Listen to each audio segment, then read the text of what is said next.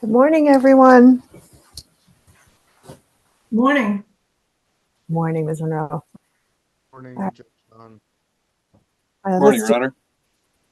Morning, Mr. Davidson. Good morning, Mr. Valentine. Good morning. All right, let's do a couple just before we get started. Before I call the case, I just want to do just a sound checks. Make sure Harriet is on and can hear me. Yes, and I can hear everybody. Thanks. Wonderful. If you have any problems, just pipe up and let us know. Okay, Harriet? Okay, thanks. You are in many ways the most important person here. Thanks, but not really. Well, I mean, without you, we'd all be in trouble. Yeah, without you, Harriet, there's no exceptions. But there won't be, will there? Come on. I do love the transcript, so thanks. It's a little pessimistic of you, Mr. Valentine. Geez. Okay. Just about everybody's got their names up there. If you haven't already, if you'd be so kind as to put up your full name so that we have that. It's easier for me and for Harriet so that we can remember everybody's first and last names. Associations are also helpful if you want to add that, like Mr. Witterstein, I saw has, Patrick Witterstein with UCA. That's helpful to everybody, to me, to Harriet, and to anyone listening. I know most of you here, so it shouldn't be too much of an issue, but it is helpful to anyone out in our audience and does help later when we're putting transcripts together or reviewing things. Okay. All right. Before I call the case, is there any pre-preliminary, off-the-record things that anybody has a question about that we need to know, like technical issues or anything like that? We're good? Okay. Then let's go ahead and get rolling. All right, I'm going to go ahead and call proceeding number 23A-0570G. This is a hearing before the Colorado Public Utilities Commission on the application of Colorado Natural Gas for approval of its cost assignment and allocation manual, which for anyone listening will probably be referred to as CAAM, C-A-A-M, throughout this proceeding, and for its fully distributed cost study, which will probably be referred to as FDC. All right, let me go ahead and get appearances. If I could have those for C and G first. Thank you, Your Honor. Mark Davidson of law firm Fairfield and Woods, appearing on behalf of CNG this morning. Also, I'm joined by Senior Counsel Andrew Hagler, in-house counsel at CNG. Andrew Hagler. Hagler, Your Honor. Hagler. Yeah, Hagler. Oh, thank you, Mr. Hagler. And this is the last time you'll probably hear me today. I'm just observing. Mark will be handling all of the examinations. Okay. Well, Mr. Hagler, I know you're here, and if something happens, please feel free to chime in if you need to. Thank you. Okay, and then I know you have representatives from the company here as well. I know Mr. Hagler, but I see Ms. Monroe, you're here for C&G as well? I am. Thank you, Your Honor. Okay. All right. Anyone else, Mr. Davidson, here with you today? Yes, we have Craig Brute, treasurer for Colorado Natural Gas, Jennifer Fallon, also with Colorado Natural Gas, and Timothy Lyons, our expert witness on the fully distributed cost study. Okay. And will they be here for the whole hearing, all of them? Because they are witnesses, just to make sure.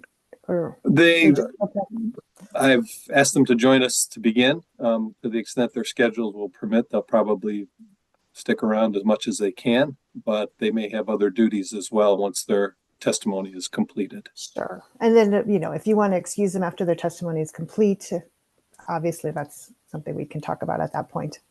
Okay, thank you. Okay, thank you, Mr. Davidson. All right, trial staff of the commission, who have we got? Morning, Your Honor. Mark Valentine, Special Assistant Attorney General on behalf of staff. With me is Ms. Segala today, and I see Ms. O'Neill is on, I assume, to monitor. Okay. Great. Thank you, Mr. Valentine. Anyone else? Just the three of you today. So Just us. Okay. All right. The Office of the Utility Consumer Advocate. Good morning, Your Honor. Can you hear me all right? I can, thank you. This is Assistant Attorney General Patrick Witterschein here on behalf of the Colorado Office of the Utility Consumer Advocate. I'm joined by Mr. Kerry Kirkendall. Okay.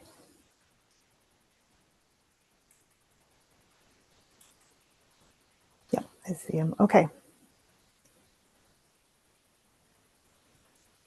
All right. Anyone else, or have we got everybody on the call identified now? I believe Mr. Domenico for CNG is also on the call this morning, Your Honor. Oh, okay. Great.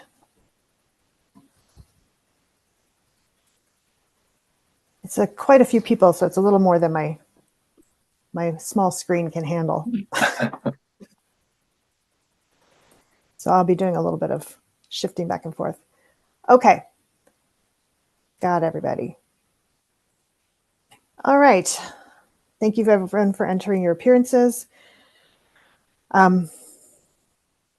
Just a quick statement, if I mispronounce your name or you prefer to be called by something other than what I indicate or just start saying, please go ahead and correct me. Mr. Hagler already did. So, chime in. I don't want to be mispronouncing names, and I don't want to be referring to anybody in a manner they might not be comfortable with. So please just let me know. All right.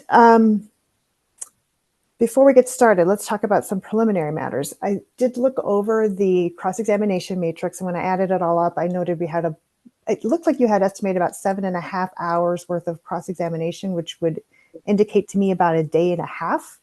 Mr. Davidson, can you give me your take on that and how long you think we're going to need? Will we be going 2 full days? I don't believe so, Your Honor. I think it's a general rule that people overestimate a bit so they don't get cut off. So I agree. think I'm optimistic that we could finish, if not by the end of today, tomorrow morning sometime would be my guess. And I think I need to apologize to Mr. Witterschein because I'm looking at the estimated lengths of cross. Unless he has just one question for Ms. Monroe, I think the 3 minutes estimated should probably be more like 30, but I'll let him speak to that. I just noticed that this morning, so I apologize. Yes, that's right, Mr. Davidson. I was assuming that was a typo. Thank you. Okay, thanks. Or he's just incredibly efficient. I mean, it's Well, and that could well be. That was what I was hoping for, was just amazingly targeted, direct question. because we don't need to repeat things, right? So who knows? That's my estimate, Your Honor. We'll see how we do. That sounds great. I would confirm that, Your Honor. I almost certainly will not be using all my time, and Okay. I do not have questions for Ms. Fallon. Okay. So let's shoot for maybe today and even tomorrow morning. I would say we'll see how things are going, but maybe we only take an hour for lunch instead of an hour and a half if it gives us an opportunity to, really finish up in a day. I think that would benefit certainly me and probably the rest of you as well. Everybody's got lots and lots going on. So the more efficient we can be, the better. Okay. I don't think we have any pending motions that I know about. Anything anybody needs to raise, Mr. Davidson? Not on behalf of the company, Your Honor. You've granted the withdrawal of ARM from the proceeding, and I think that was the only pending motion as of your order on that topic. Yes, I tried to get that done as quickly as I possibly could. And I mean, if they don't want to be here, it's fine. It's their loss. All right. Mr. Valentine, anything you think we need to address before we dive in? Yes, I would just comment that I am endeavoring to respect the company's druthers on what's highly confidential. In this case, I have really tried to limit the number of highly confidential matters that I will be asking questions on. They are towards the end of my presentation and will be with Mr. Root. I know that you would like, I assume, to try to take that chunk as one block. And so yes. That's my plan. And Mr. Davidson, please feel free feel free to interject at any moment if you think that something needs to be, the webcast needs to be closed down. I will. Thank Okay, you. great. And that'll work. Mr. Root's our cleanup witness in the order of presentation. So I think that timing should work well, Your Honor, for purposes of the record. Okay, that sounds great. And like Mr. Valentine indicated, the simplest for me and for our fabulous legal assistants, Stephanie Kunkel, I think, is on the call with us today. If you announce that, okay, what we're doing now is highly confidential, and then she can so mark it. It's definitely easier for us to manage it. All right. Anything else, Mr. Valentine? I don't believe so, Your Honor. Oh, there is one exhibit attached to Ms. Segala's testimony, FDS 9, and I had real problems uploading that given its format. It's an executable spreadsheet. So that's in my box, and I'll need to move that. Okay. I just got an email, and I was going to actually bring this up as well. Your mic's a little low, Mr. Valentine, so people are having trouble hearing you. I don't know if you can bring it closer or maybe increase that. I've tried to increase it. Is this better? Not really. No. No.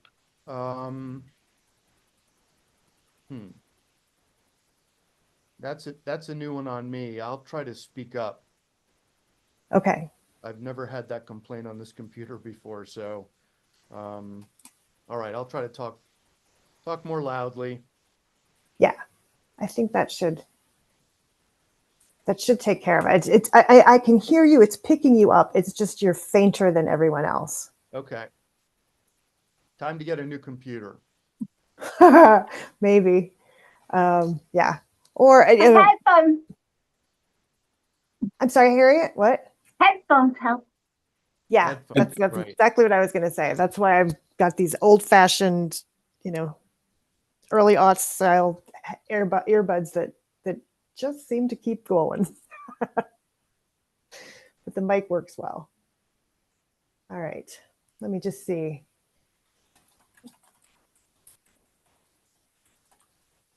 All right, anything else, Mr. Valentine? That's it, Your Honor. Thank you. Okay, great. Mr. Wittershine.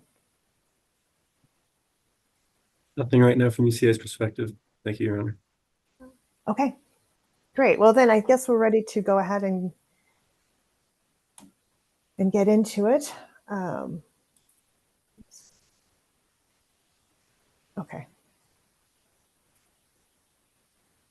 Gentlemen, does anyone want to do an opening statement, or do you want to dive right in? Company's ready to go, Your Honor. Okay. Mr. Valentine, are you ready to go? I'm ready to go. All right. Mr. Wittershine? Yes, we're all ready to go.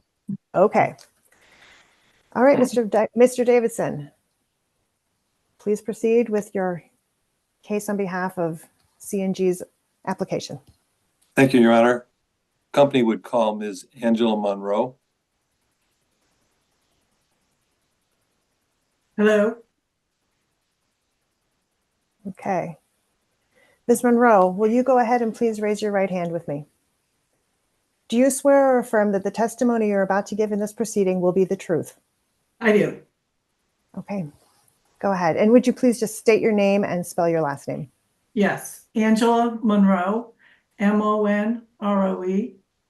Thank you so much, Ms. Monroe. All right. Mr. Davidson, your witness. Go ahead. Thank you, Your Honor. Ms. Monroe, would you please indicate who you work for and in what capacity? Yes, I work for SUI, and I am the Director of Regulatory Affairs that covers Colorado and Maine. So today I'm here on behalf of CNG. And just for purposes of the record, what does SUI stand for? Summit Utilities, Inc. Thank you.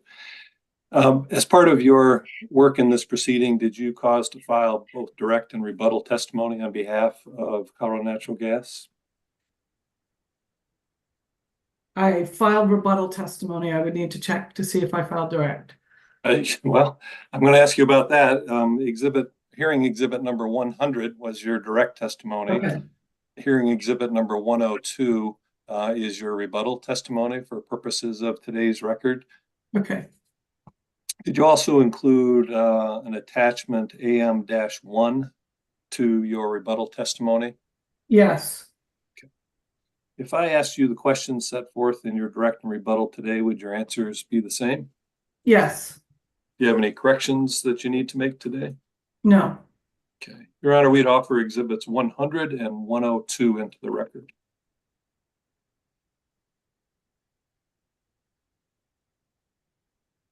You're on mute, Your Honor. Thank you, Mr. Davidson. Sorry about that. Trying to follow my own rules and then I made a mistake. Oops.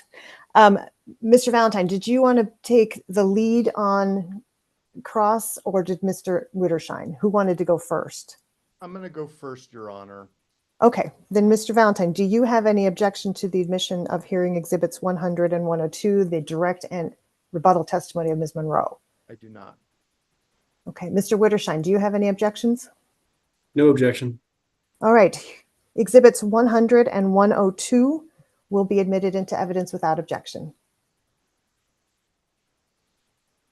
Thank you, Your Honor. Okay. Ms. Monroe is available for cross-examination. Before we do that, Mr. Davidson, did you want to just admit hearing exhibit or offer hearing exhibit 500, which is a spreadsheet, and then we can just admit all the exhibits on there? That's a great idea, Your Honor. Thank you very much for reminding me about that. Yes. To be fair, that was Ms. Kunkel's suggestion, who just she's like, you should do that. So thanks for backing us up, Ms. Kunkel. Okay. Yes, to benefit the record, I'd offer exhibit 500, which I think is the list of all exhibits and testimonies and attachments that have been pre-filed in this proceeding. Okay. Mr. Valentine, any objection to the admission of hearing exhibit 500 and with it all the exhibits listed on it? No, Your Honor. Mr. Wittershine, any objection to hearing exhibit 500 or all the exhibits listed or any of the exhibits listed on it? No objection, Your Honor. Okay, then hearing exhibit 500, which is the spreadsheet of exhibits and all the exhibits listed on that spreadsheet will be admitted into evidence without objection. Okay, Mr. Davidson, I apologize. I interrupted you. Go ahead. No, thank you very much. We'd offer Ms. Monroe for cross-examination. Thank you, Mr. Davidson. All right. Mr. Valentine, you indicated you wanted to go first. So your witness, if you want to proceed with cross of Ms. Monroe. Thank you. Good morning, Ms. Monroe. I'm Mark Valentine, and I'm here on behalf of trial staff of the commission today. And initially, I want to make sure I've got the right witnesses because the fully distributed cost study and the CAAM, the proposed CAAM, are attached to the testimony of Mr. Lyons. Who's the right witness to ask about what's in the CAAM? I guess it would depend on whether you're talking about the words in the CAAM, and I would, to try to answer that question, it would most likely be Ms. Fallon, as to if you're getting into how the actual CAAM works. I'm familiar with it in a general sense. When you say, so if I want to ask about something that's in the commission's rules vis-a-vis the CAAM, who's the right witness? Well, why don't you start with me on that? And if it isn't me, then I can push it off. That's great. Okay, thank you. So I may need to take back my waiver of of Ms. Fallon. Okay. So, and then but Mr. Lyons is the right witness then for the fully distributed cost study. That's correct. Okay. Okay. That's great. Let's turn to page 6 of your direct testimony. Okay. And if you could scroll down a bit. There we go. This is great. Just that whole inserted section there. So you list here beginning at line 13 and it goes on what the rules are, what the rules require the CAM to include. And so if I want to ask you where these are found in the CAM, are you the right person? Potentially. Okay, then let's take a look at the CAM, and that's attached to Mr. Lyons' testimony as TSL, and I think it's his second exhibit.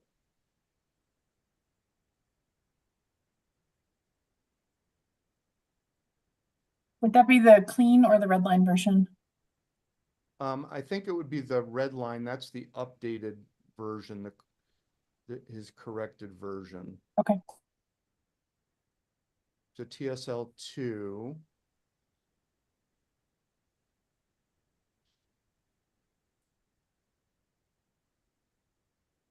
So the first thing is a listing of all the regulated or non-regulated divisions of the Colorado utility, together with an identification of the regulated or non-regulated activities conducted by each. Where do I find that in this document? I would point you, well, I think that there's a narrative description, but I would also point you to tab H, appendix 1. Okay, let's, if we could.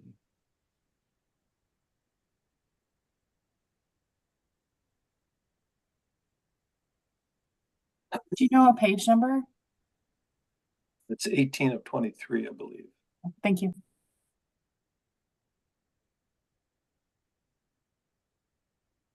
Okay, so these are all the affiliates that are under the Summit Utilities umbrella. Is that right?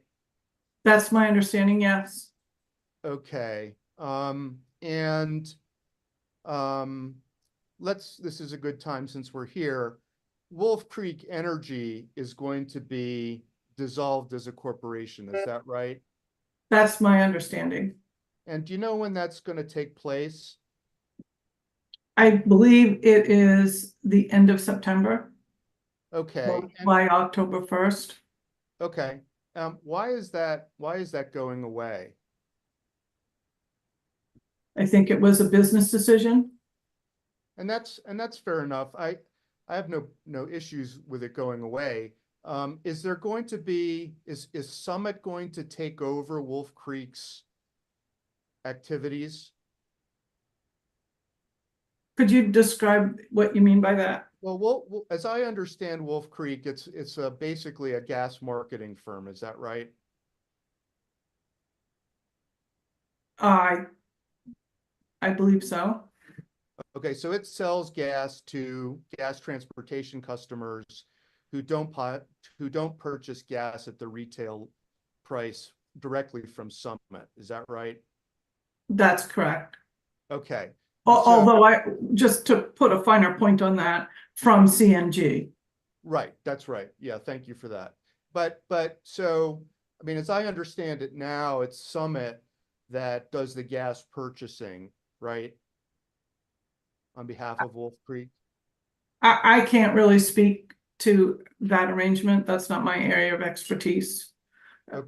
Okay, so you don't know if Summit's going to take over any of Wolf Creek's activities? My understanding, I mean, again, I'm not sure what you mean by activities, but if you mean the primary activities of selling gas to transportation customers, my understanding is that no. Okay, so Wolf Creek's customers then are going to have to find alternative sources of gas. That's correct. Okay, that's helpful. All right, I would like to ask some questions about the current CAM. Does the current CAM require service agreements? No. No. Well, Okay. let me be clear. The current CAM indicates that there are service agreements. So whether that is the same as requiring it, I'm not sure. But as we noted in our testimony, when we reviewed the CAM, and described that there were service agreements, we came to understand there were not service agreements, which is why we modified that language. Right, and that's why you took out that language in the new one, because there just weren't any. That's right. Okay. I still would like to take administrative notice of the current CAM. That's hearing exhibit. It's marked as hearing exhibit 208. And we can call that up. It's in the commission's files. I don't know how Your Honor likes to handle administrative notice.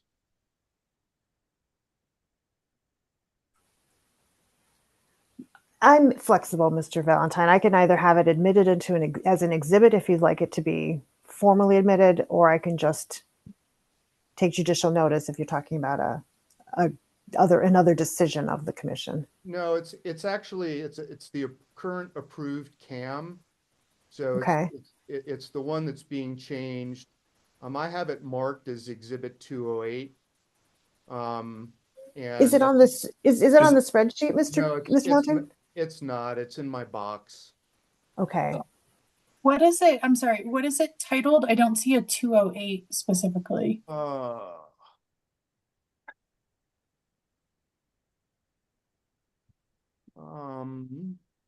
Is it titled something different? Hang on just a second here. Box. I tried to upload this and it said it was uploaded. I understand. Technology is. Let me see. Let me try again. Get frustrating.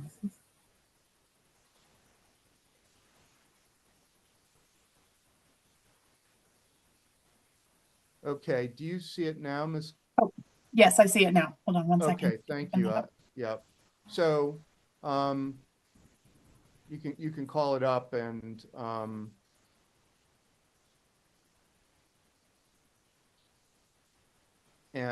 I would just ask that you take administrative notice of it so that I can refer to it in my statement of position. Certainly. This was the CAM that was approved in which proceeding? This was the company's last rate case, and I don't remember the proceeding, but I would certainly refer to that in my SOP. Okay. It's 18 AL something or other. Okay. Mr. Davidson can help me out. I'm looking for it. I'm not finding it offhand, but to maybe short circuit this. We don't object to your taking administrative notice of the existing cost allocation manual, Your Honor. Okay, let's go ahead and I'll take administrative notice of hearing exhibit 208, which is the existing CAM that looks like it was dated May 14th, 2018. Right. Okay. Thank Go ahead, you. Mr. Valentine. Thank you, Your Honor. So another change that you made, Ms. Monroe, is you took out language in the current CAM that relates to the marketing materials, and you have a discussion about this in your testimony, right? That's correct. Okay, but that's in the current CAM, and you just looked at the commission's rules and felt that it was better left out. Is that right? We looked at the commission's rules and felt that they were slightly different, and that in order to not run afoul of whatever the commission rules require and or whatever changes might happen in the future from the commission's rules, we felt that it would be appropriate to take it out, in addition to the fact that it is really more of like a standards of conduct type thing than actually cost allocation. Okay, and I think that the reason that it's in the current CAM, though, is because it is about affiliates, right? It's about avoiding customer confusion between affiliates. It is about affiliates. Okay. All right. I have a sort of more general question about corporate structure, and if you'd like to defer this to someone else, let me know. But is it CNG's position that Summit is not a regulated entity in this case? I think if you look at tab H, appendix 1, it identifies the regulated and the unregulated entities. And I believe on that exhibit, it shows Summit Utilities Inc. as an unregulated entity. Okay, but I think you would concede with me that there is just a huge amount of effort that is put into CNG by Summit employees, right? I don't know what you're defining as huge, but there are Well, I certainly mean, Summit employees that work for that do work for CNG, most okay, definitely. so let's turn to page 7 of your testimony. With direct. Yep.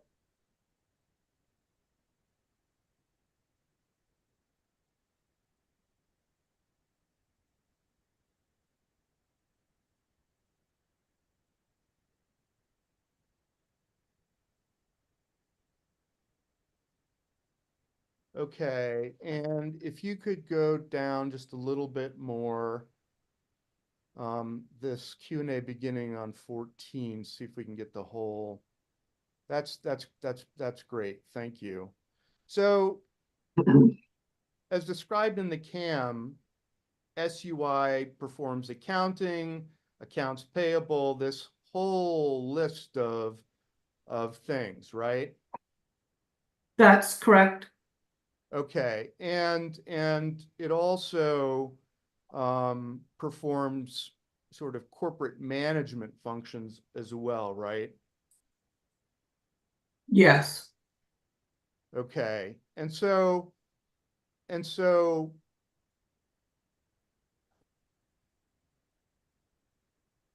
seems like there is a wall between most of the operations conducted as far as all of this stuff that goes on in your testimony, and the regulated utility, right? Because all of this stuff is performed by Summit. I guess you're going to have to be a little more clear. I'm not sure I understand your question, what you mean by a wall. Yeah, that's fine. Well, I mean, these are all things that Summit does for Colorado Natural Gas. And the way you've described it, these are beyond the commission's jurisdiction, and that's a legal question. But as the director of regulatory, I'm asking you if the commission has jurisdiction over human resources, and regulatory compliance performed by Summit on behalf of CNG. Your Honor, I'd object. I mean, Mr. Valentine acknowledged at the outset it was called for a legal question, but the question of jurisdiction over an entity, I don't think is something that's within the subject matter area of Ms. Monroe today. I'll rephrase, Your Honor. Thank you, Mr. Valentine. So suppose, Ms. Monroe, that staff were to ask a discovery question relating to how Summit conducts facilities management for CNG on behalf of CNG. Is that a question that that you think is properly handled by CNG? Can CNG answer that question? I mean, that would definitely, if I received that question, I would definitely consult with my lawyers to determine whether or not they could answer that question. And I think to the jurisdiction that the commission has is what's laid out in the statute and rules for its jurisdiction. Okay, all right, that's fair enough. I'm not going to ask any more questions about this. We talked about corporate we talked about corporate oversight and management that's performed by Summit. Now, Summit does that for all of its regulated entities, right? I believe so, yes. and it's unregulated entities, everything that's under the umbrella that is in your, that we just talked about in the org chart. Yeah, I mean, I can't speak to whether any of the other entities do any of their own pieces of those functions, but I think generally that's correct. Okay, and do you know if Summit holds joint board of director meetings for Summit, for CNG and Maine, for example? I do not know. You don't know how those are conducted? I do not. Okay. All right, so how are board of directors meetings that are done on behalf of CNG allocated cost-wise? I do not know. Jen might be able to answer that question.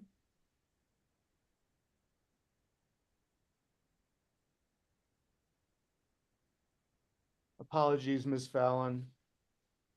And I will also note that I do know that there has been some legislative change that may cause some change with respect to that, but I'm not familiar enough with how it's done now to know whether that would be true. Okay. Okay. So I have a bunch of questions now about, and let me give one example. And if you just want to defer to Ms. Fallon, that's fine. Let's turn to page 14 of the CAAM.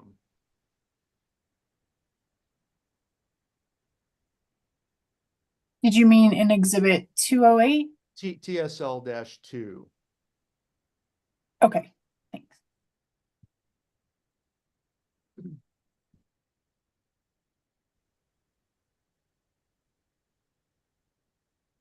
I'm sorry, the page number again? Page 14, please.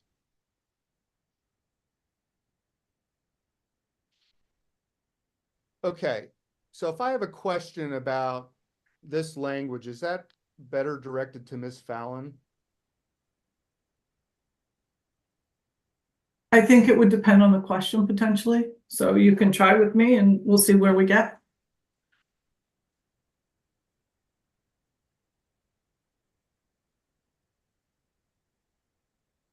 Well, let me ask then. So tab F at the top here, it says that CNG will act in its best interests as a regulated utility when dealing with affiliates or any non-regulated activities. Now, we just had a conversation that Summit conducts almost all of the activities, including regulatory compliance, on behalf of CNG and then bills CNG. Is that fair? I think that is fair. Okay, so it's the case then that really it's Summit that's acting as far as the interests of CNG are concerned. Isn't that right? It's Summit that allocates the costs. I think that's correct. Yes. Okay, so Summit has to act in the best interests of CNG then, is that right? Yes. Okay.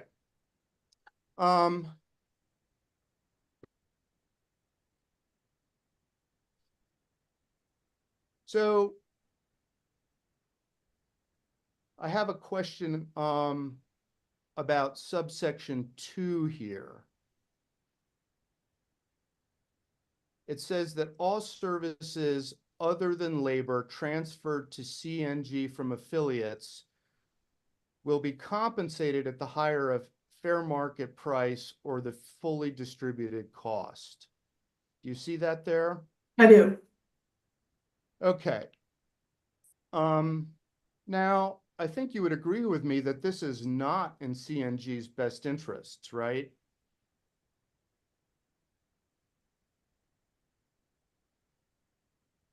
Because if it were in CNG's best interests, it would say be compensated at the lower of fair market price or the fully distributed cost.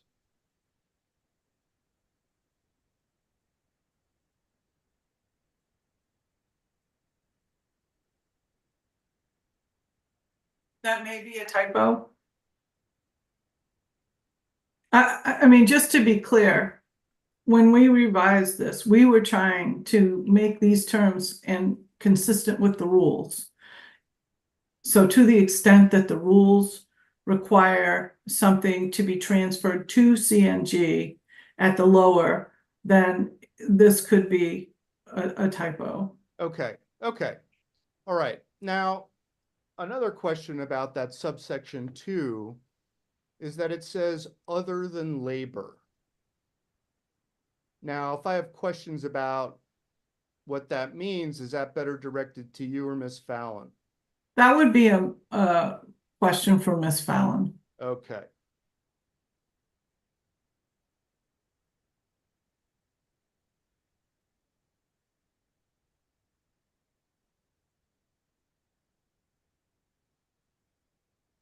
I have, if you could scroll down a little bit more. I have a question about this language regarding fully distributed costs. Is that best addressed to Ms. Fallon? Well, why don't we start again and see if I can answer it? And then if it should go to Jen, I will let you know. This is a very awkward way to do this, Your Honor. I would prefer to just, this is attached to neither of their testimonies. It would be great if I could address these questions to one witness rather than hop, skipping, and jumping. Really, it should be the sponsor of the exhibit, but apparently that's not the right person. If Mr. Davidson could give me a better way to handle this, that would be helpful. Well, I would say, Your Honor, that Ms. Monroe is our policy witness, broadly speaking on behalf of the company in general on the issues presented in this proceeding in both her direct and rebuttal. To the extent that this line of questioning is better directed to a different witness, she's trying to do the best she can answering Mr. Valentine's questions at this point, and she'll refer them as necessary. I mean, as he's just observed, this is an exhibit that's in Mr. Lyons' testimony, who conducted the fully distributed cost study on behalf of the company and produced the document we're talking about here. So, it may be better for either Ms. Fallon or Mr. Lyons to answer specific questions about fully distributed costs that Mr. Valentine may want to get into, but it's up to him if he wants to ask Ms. Monroe first. I'm inclined to agree with Mr. Davidson, Mr. Valentine. I mean, Ms. Monroe is doing the best she can, and you can move on and ask all these questions of Ms. Fallon, but I think you risk not being elucidated with Ms. Monroe's take on things. I really don't think I have a good answer for you. It's just fair enough, Your Honor. We are where we are. All right. So it says that for fully distributed costs, it says, for the purposes of this CAAM, it says FDC examines all costs. Should that read CNG? I think what it's referring to is that it's describing what a fully distributed cost study does. Okay. And so then it goes on to say that labor costs that are directly assignable to a good or service of an affiliate are billed to that affiliate based upon its use of that good or service. And I'm wondering exactly what that means.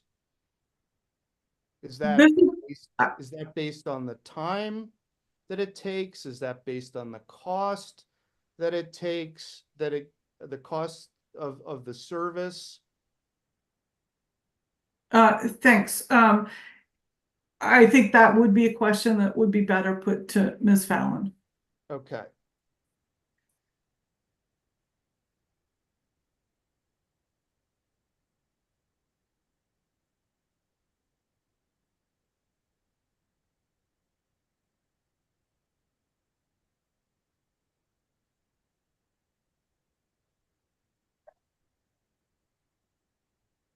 I have a question about how CNG calculates fully distributed costs. Is that something that should be directed to you or Ms. Fallon? I think probably Mr. Lyons. Mr. Lyons, okay, I think he was the one who presented the fully distributed cost study. okay.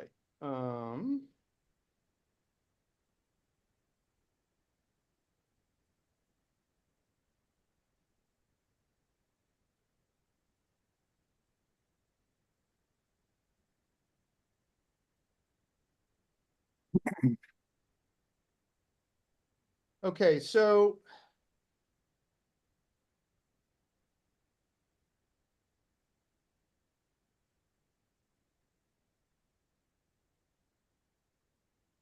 if I have a question about how the costs of something are allocated, a joint activity, who should I direct that to? Most likely Ms. Fallon. Okay. Okay. Okay. All right. If we could turn to page 10 of your rebuttal testimony.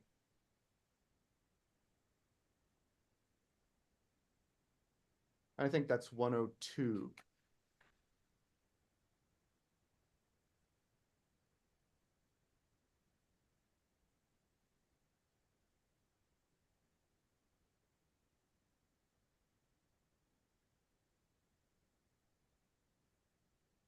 Okay, if we could scroll down. Now, I think it's fair to say that CNG and staff disagree over the transparency issue. You indicate on line 14 that you responded to nearly 150 data requests, some with multiple parts, provided full work papers, and so forth. You are aware that your lawyer objected to a significant portion of those data requests, right? Yes, and I will also, I didn't, you can tell me whether this rises to the level of a correction, but there were more data requests after this testimony was filed, I believe, because when I looked, I thought there might be as many as 180. But to your point about the objections, I will note that if you go down to line 17 and 18, we did provide 95 files with 46 of those being spreadsheets. And again, those numbers are probably some slight underestimation. Okay, and in fact, we had to file a motion, staff had to file a motion to compel to get some of those, isn't that right? I don't know whether those files were subject to the motion compel or whether those were not. Okay. Now,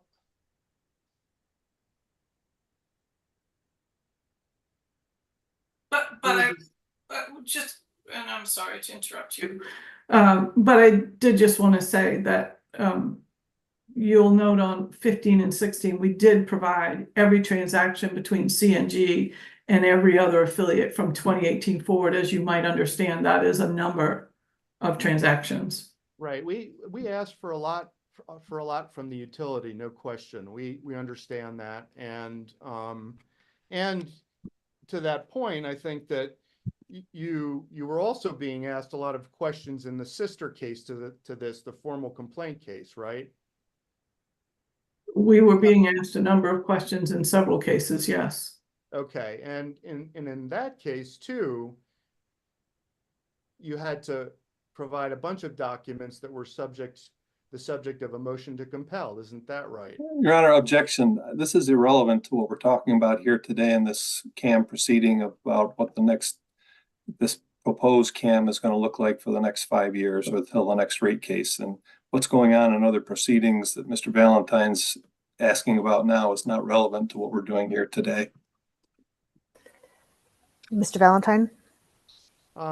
Your Honor, it goes to the company's willingness to provide documents that are relevant under the discovery rules. And that's why I'm asking about it. Well, to the extent that we file objections that we think are well taken, Your Honor, that's within our legal right from a technical matter with respect to responding or objecting to discovery. Yes, thank you, Mr. Davis. And Mr. Valentine, I would just add, the discovery disputes, I addressed them based on, when I ruled on the motion to compel and the motions to protective orders and whatnot. So, I mean, to the extent we want to rehash discovery, I think it's a little late in the game to be doing that right now. I'm not rehashing it, Your Honor. It goes to the transparency of the company. That's all. And I'll move on. Okay. Go ahead. Okay, thank you.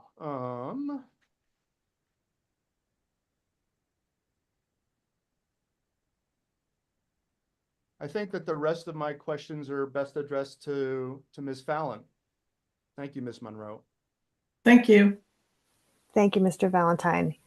Mr. Wittershine, do you have any cross-examination for Ms. Monroe? Yes, I do. Okay, you may proceed. Thank you, Your Honor. Thank you, Ms. Monroe. My name is Patrick Wittershine. I think we've met, but I'm an attorney for the Utility Consumer Advocate. Can you hear me all right? I can hear you. Nice to see you. It's good to see you too. Thank you for joining us. Do you have a copy of your testimony in this case, your direct and rebuttal? I do.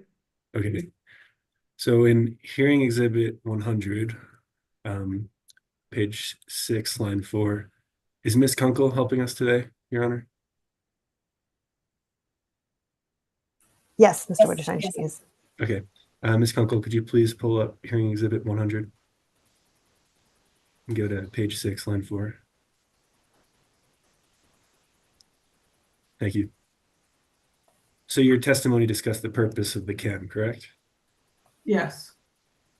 And you testified that the CAAM is developed pursuant to commission rules, and it presents the methods used to segregate the costs between and among jurisdictions and between regulated and non-regulated activities. Did I get that right? I think generally it's not a direct quote, but yes. Okay. And are you familiar with Rule 4500? It explains the overview and the purpose of the Commission's CAAM rules. Generally, yes. Ms. Kunkel, could we please pull up hearing exhibit 307 from UCA's box folder?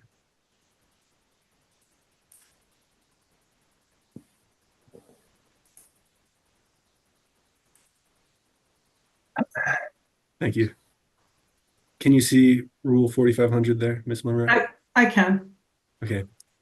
So the commission rules here say that the purpose of these rules is to establish cost assignment and allocation principles to assist the commission in setting just and reasonable rates, correct?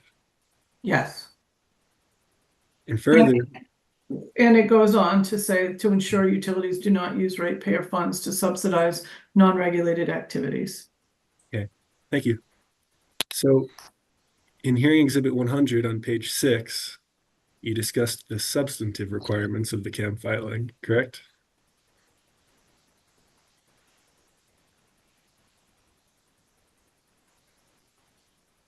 Yes.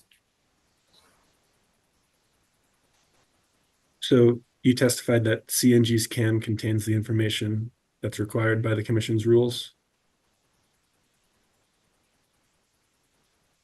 Yes. So part of the CAAM requirement is a listing of all regulated or non-regulated affiliates of the Colorado utility, together with an identification of which affiliates allocate or assign costs to and from the Colorado utility, correct? Yes. I think that's the second bullet point there in your answer. So can you tell me where CNG's listing of all regulated or non-regulated affiliates is within the CAAM? Yes. That is tab H, appendix 1. Okay. I think that's hearing exhibit 101, exhibit TSL 2.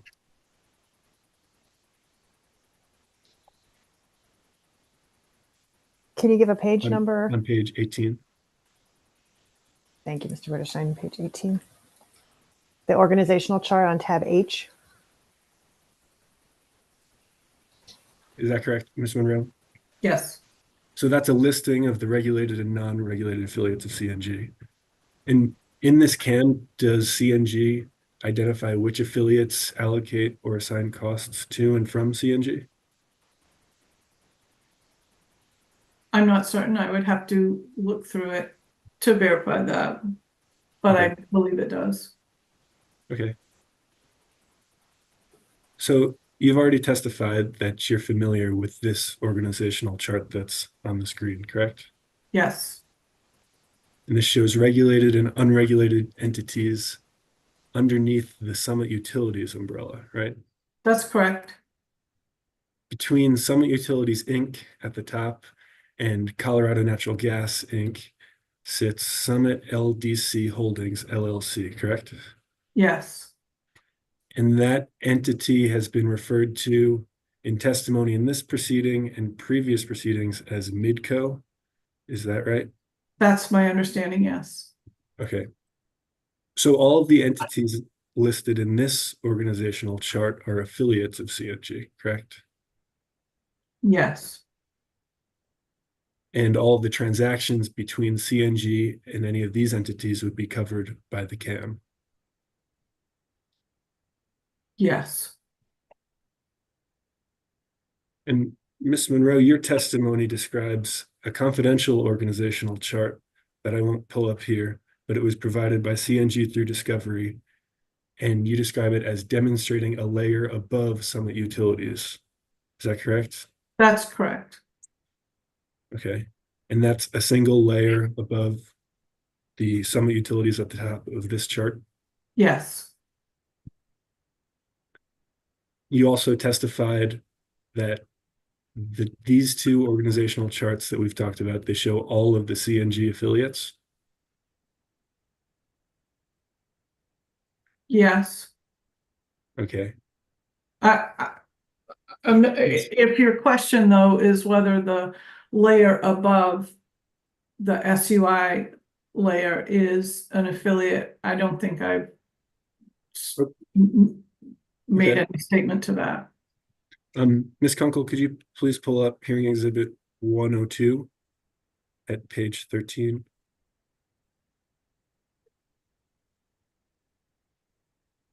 Line 2.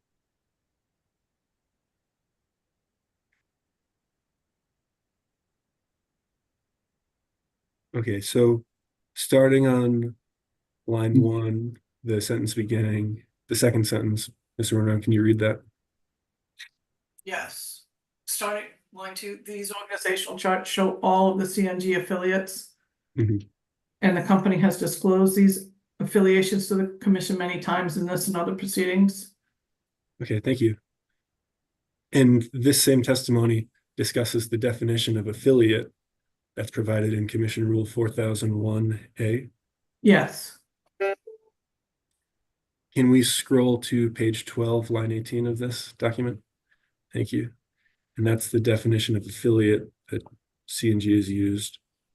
So Got it. affiliate means, among other things, a parent corporation of a utility.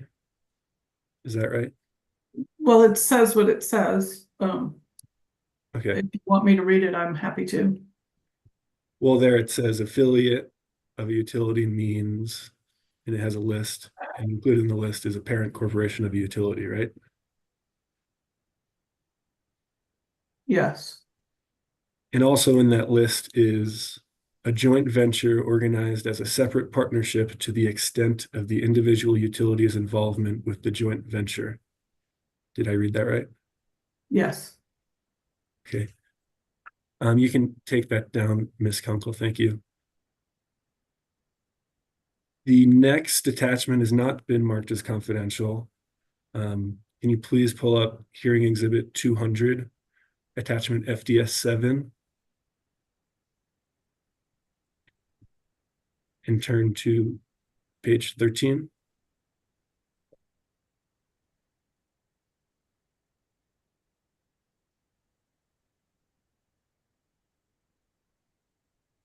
Thank you. Ms. Monroe, are you familiar with this ownership chart of U.S. investments under IIF U.S. Holding 2 LP? I have seen this. So if we follow from the top or the large triangle, can you zoom in there, please, Ms. Kunkel, to the triangle in the center? It says IIF US Holding 2 LP. Thank you. Can you see that all right, Ms. Monroe? I can. Okay. So if we follow from the top, investors fund IIF US Holding 2 LP, the triangle at the center of the chart. And IIF CNG Investment LLC is a subsidiary of that triangle at the center. Are you tracking that? It appears to be. Okay. So the first diagonal down and to the right from IIF US Holding 2 LP shows IIF CNG Investment LLC. And below that is Summit Utilities, Inc. And below that is an oval that's described as a chain of subsidiaries. Can you see those? I can. Okay. So in CNG's CAAM, it submitted an organizational chart that only depicted Summit Utilities, Inc. and the oval labeled here as chain of subsidiaries. Is that right? Could you say that again, please? In the CAAM, the organizational chart that we discussed earlier, it showed only Summit Utilities, Inc. and the oval labeled chain of subsidiaries here. That was the extent. Yeah, yes, but the chain of subsidiaries, of course, was broken out. Okay, thank you. Ms. Kunkel, could you please pull up hearing exhibit 306?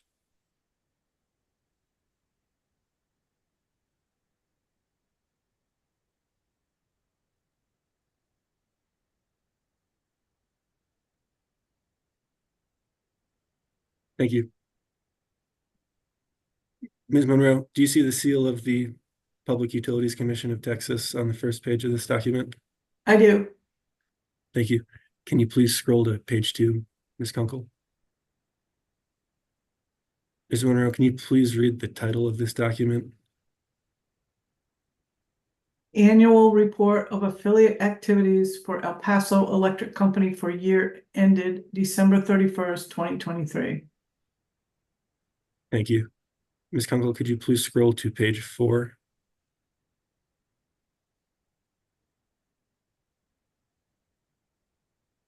Ms. Monroe, do you see the signature attesting to the accuracy of this annual report?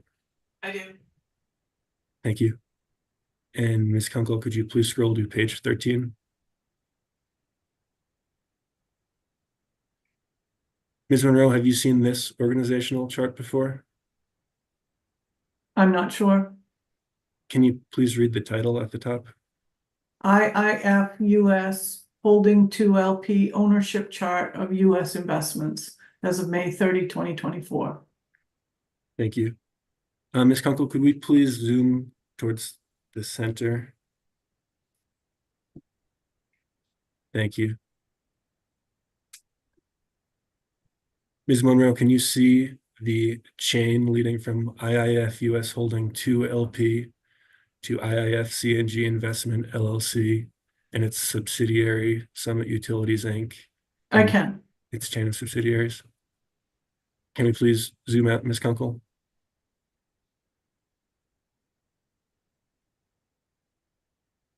Thank you. Your Honor, I'd move to admit hearing exhibit 306 into evidence. Okay, thank you, Mr. Witterschein. Mr. Davidson, do you have any objection to the admission of hearing exhibit 306?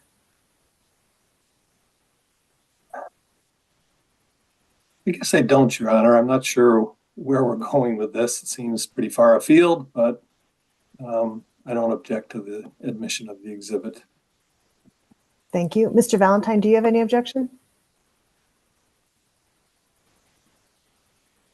No objection, Your Honor. Thank you. Okay, thank you both. So hearing exhibit 306 will be admitted into evidence without objection. Thank you. Ms. Kunkel, could you please pull up hearing exhibit 304? It is a discovery response.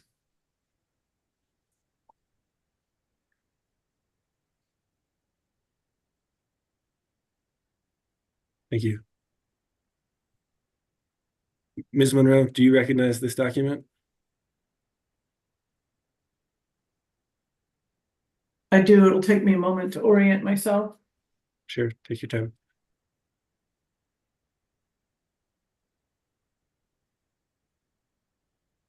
Yes. So is this CNG's response to UCA discovery request 1-2? It would appear to be, yes. And you're listed as the sponsor of this discovery request? Yes. Your Honor, I move to admit hearing exhibit 304 into evidence. Okay, thank you, Mr. Witterschein.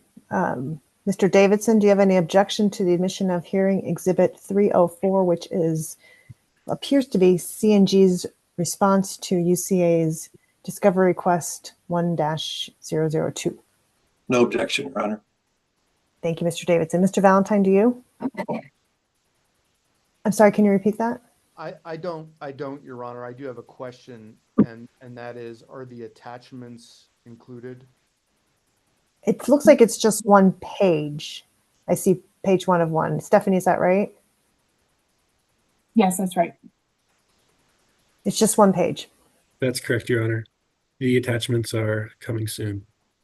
Okay. All right. This is just the preview. This is a preview, and we'll get into this. Okay. Ms. Monroe.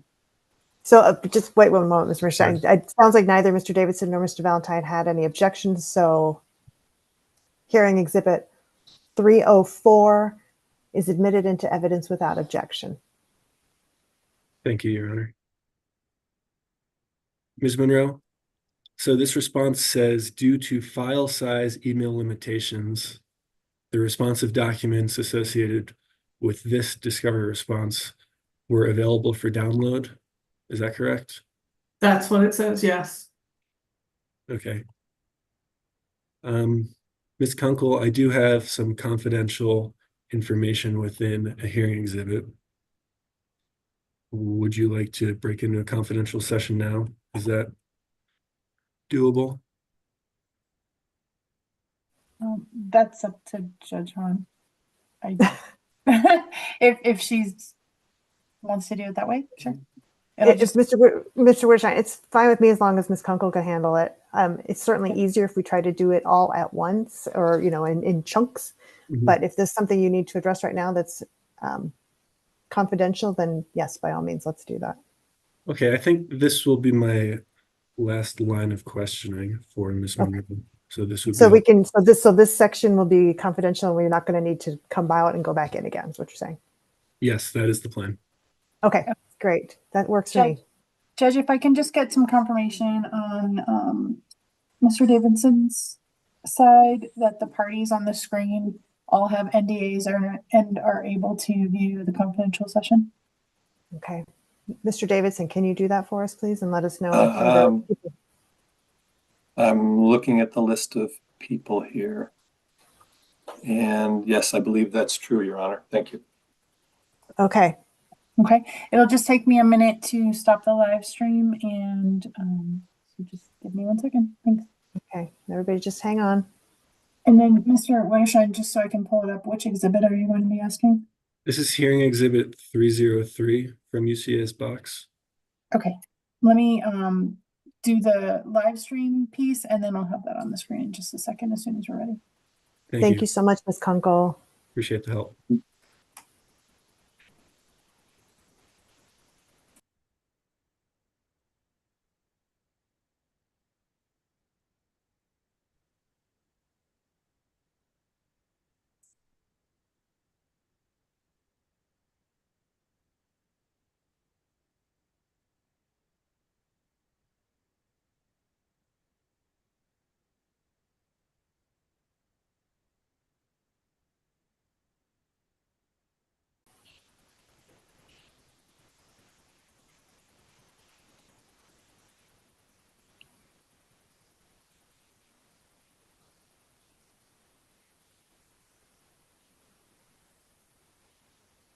Okay, we're back online. All right. Thank you, Ms. Kunkel. Mr. Witterschein, go ahead. Thank you, Your Honor. I have just a few more questions for Ms. Monroe. Is that all right? Of course. Thank you. Now, Ms. Monroe, in hearing exhibit 100, you testified that Summit Utilities financial records are independently audited by PricewaterhouseCoopers. Is that correct? Yes. Ms. Kunkel, could you please pull up hearing exhibit 308 from ucsbox.com?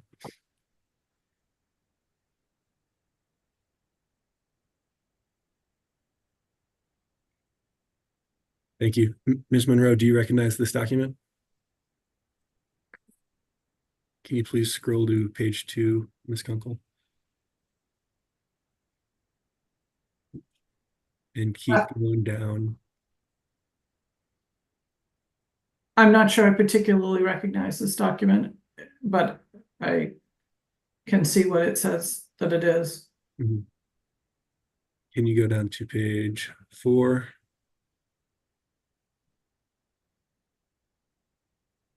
So is this the same financial audit that you discussed in your testimony? I don't know. I don't know whether there was. Could you go back up and see what this is?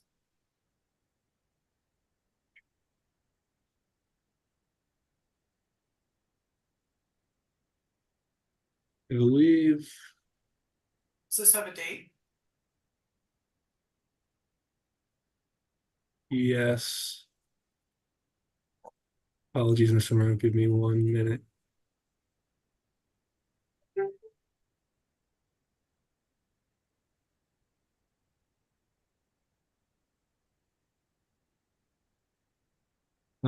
Ms. Kunkel, could you please pull up hearing exhibit 100? And at page 8, line 9.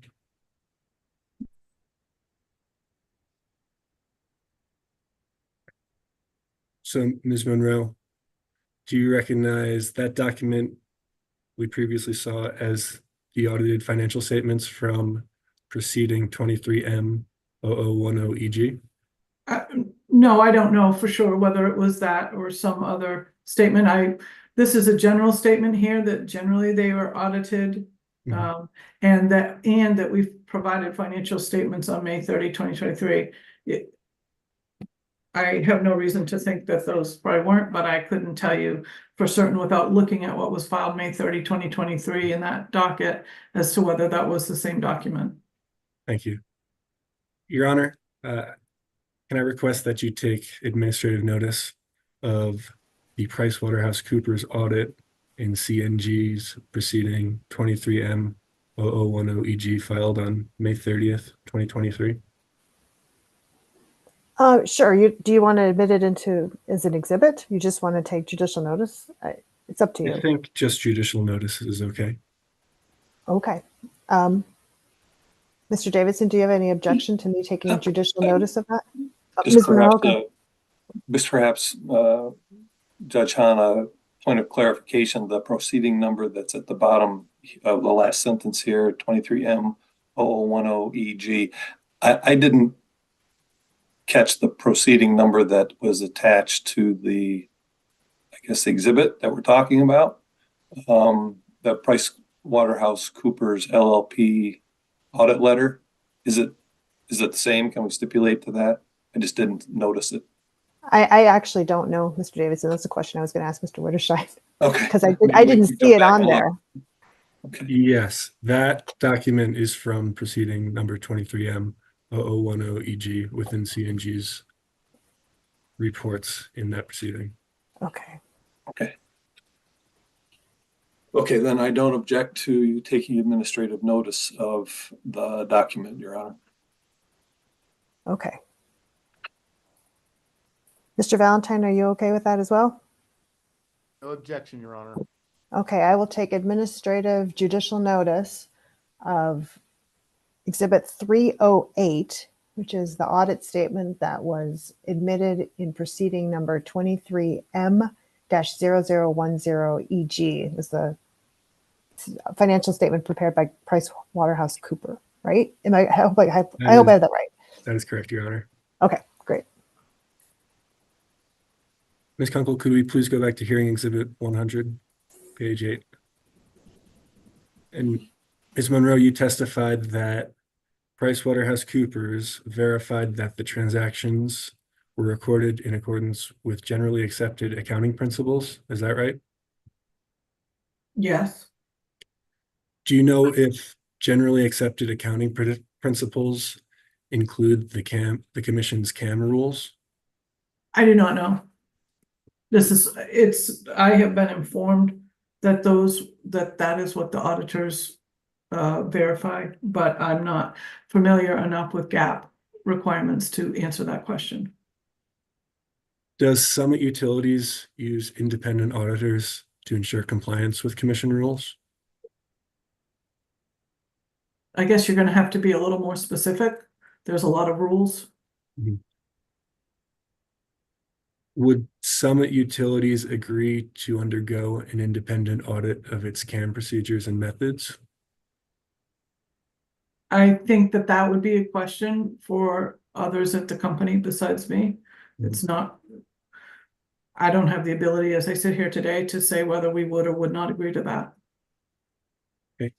Thank you, Ms. Monroe. No further questions. Thank you, Mr. Witterschein. All right. Mr. Davidson, do you have any redirect of Ms. Monroe? Just a couple of questions, Your Honor. Okay. Ms. Monroe, you've had a number of questions from council this morning, and we've clarified a few things. But bottom line, to the best of your knowledge, did the company, Colorado Natural Gas, file a CAM in compliance with the commission's rules that initiated this proceeding? Yes. And to the extent that there are services performed on behalf of Colorado Natural Gas by Summit Utilities, is there any prohibition of those services being performed on behalf of CNG by others? Not that I'm aware of.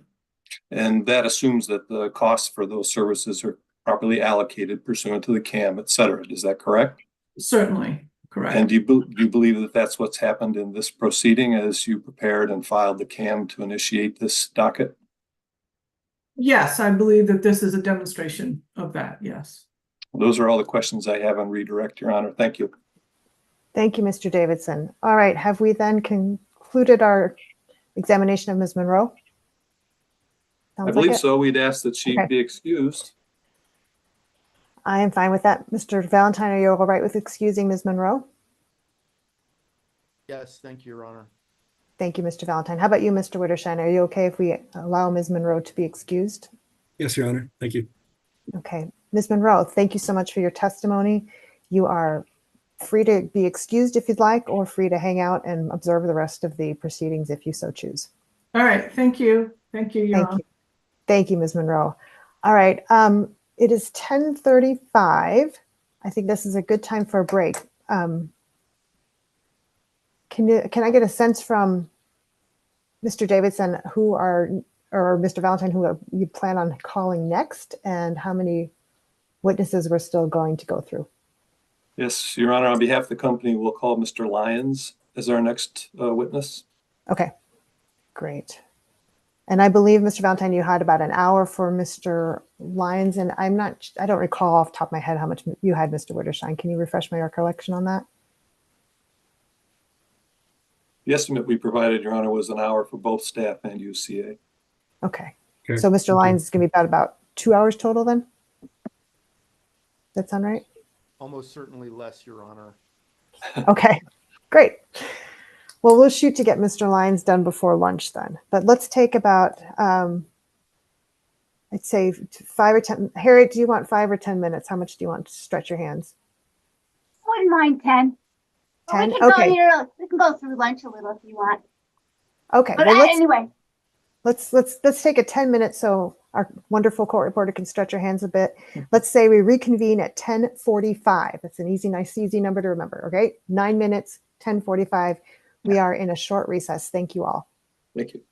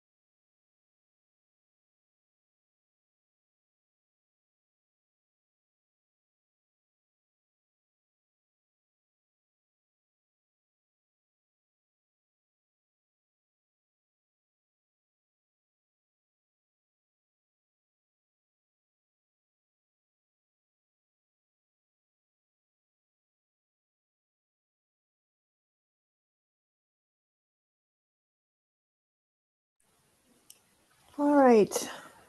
We took a nice break. It's now 10:45. That was the appointed time for the end of our recess. Is everybody ready to proceed? We Harriet, are on behalf of the company, Your Honor. Thank you, Mr. Davidson. Harriet, are you ready?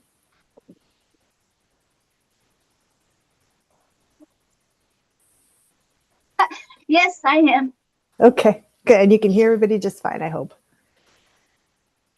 Yep. Okay. Mr. Valentine, you ready? I am, Your Honor. Awesome. Mr. Wittersheim? Yes, Your Honor. Thanks. Okay.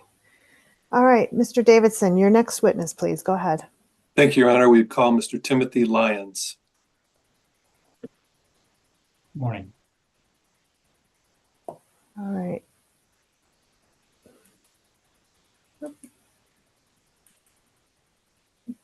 Mr. Lyons, I don't see you. Do you have, are you on video or just on a call?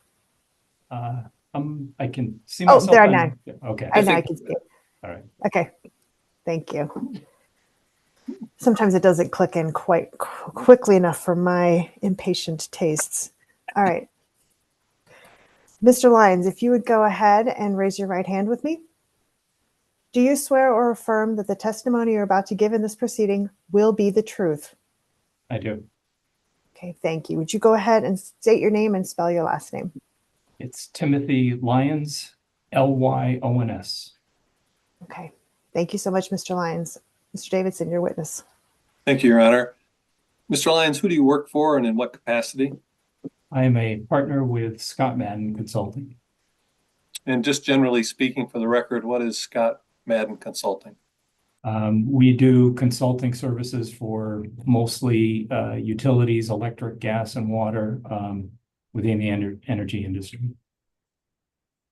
Did you cause to file on behalf of Colorado Natural Gas in this proceeding direct testimony, which was marked as hearing exhibit 101? Yes. Okay. Excuse me. And as part of that testimony, there was an attachment A, which is the cost assignment and allocation manual. Is that correct? Yes. Okay. If I had asked you the questions that are set forth in hearing exhibit 101 today, would your answers be the same? Yes, I would. Any corrections to that exhibit or to your attachment that you're aware of today? No. Okay. Your Honor, I think we have already admitted this exhibit as part of exhibit 500, but if that's the case, we would offer Mr. Lyons for cross-examination. Thank you, Mr. Davidson. And yes, and correct me if I'm wrong, Ms. Kunkel, but hearing exhibit 101 should already be admitted. Yes, on all attachments. Okay. All right. Thank you so much, Mr. Davidson. Mr. Valentine, any cross-examination of Mr. Lyons? I do. Okay, go ahead. Thank you, Your Honor.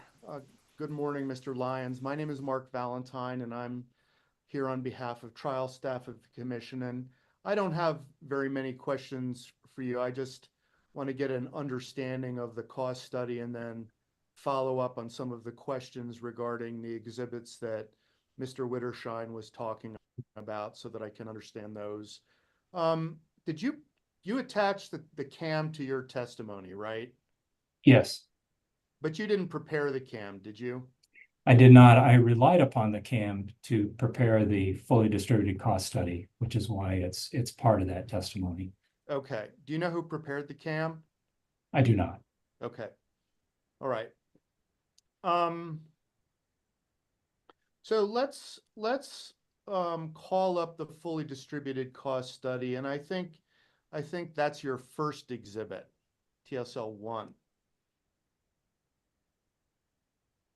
There are two on the spreadsheet. It says it's a Rev clean, Yeah, Rev.1 is fine. Thank you. but it's the clean or the red line. Oh, the clean's fine. Thanks. Okay.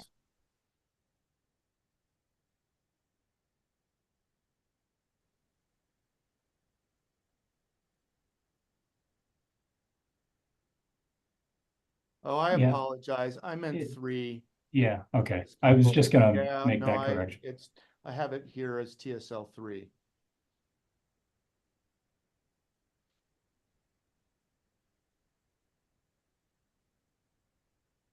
Same clean version or the red line? Clean, thank you.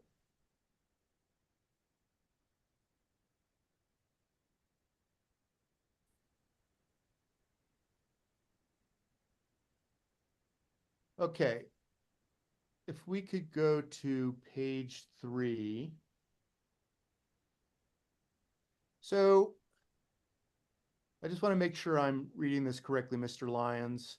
So this shows that just over 7 million was directly assigned pursuant to the CAAM to CNG.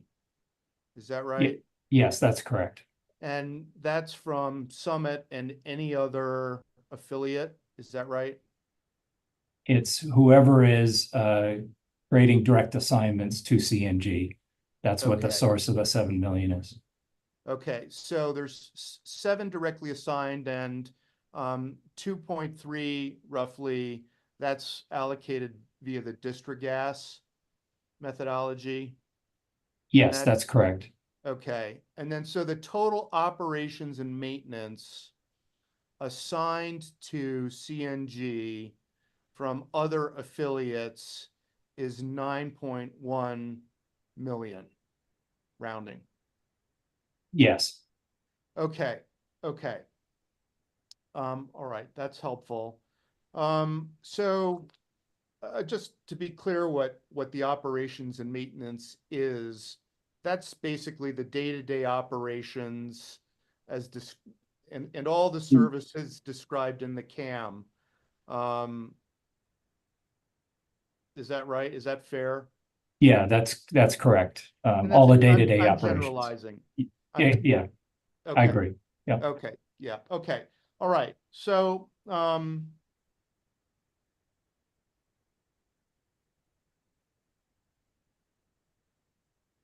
that's helpful. Let's turn to page 8.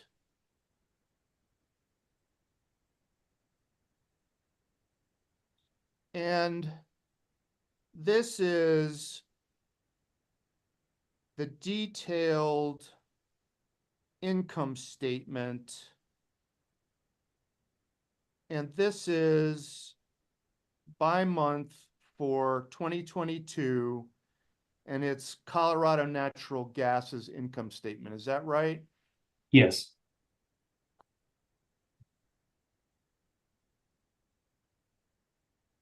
Okay.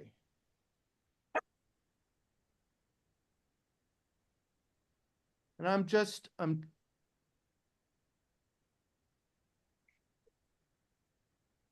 so if you go to the far right column and whoops. Thank you. Yeah, we see that 9.115433 million there, right?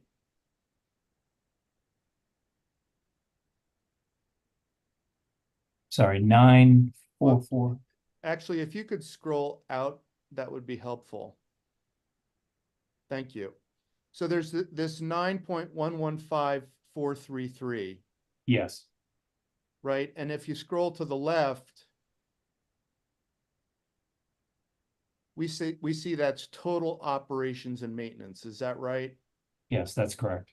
Okay, so from the first page that we looked at, am I reading this right that the total operating and expenses, operations and maintenance for CNG was allocated through the CAAM to CNG? Is that right?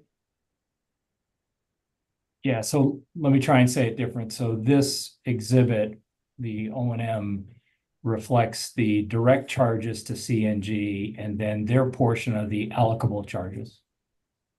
And then their portion of the allocable charges, but this number matched the one on the first page we looked at, right? Yes. Okay. All right.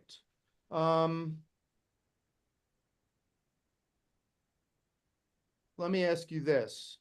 Is the cost of debt allocated through the CAAM to CNG, if you know? I do not know that, Okay, the answer to that. okay. Okay, let's go to hearing exhibit 301, which Mr. Wittershine was talking about. So, Mr. Valentine, as I recall, 301 is a confidential exhibit. So do we need to go into confidential? Yes, and these are the only confidential questions I have, and then I'll be done. Okay, so Ms. Kunkel, if we could go into another confidential session, that would be great. Sure, just give me a second. I'll let you know when the live stream stopped. Perfect. Thank you so much.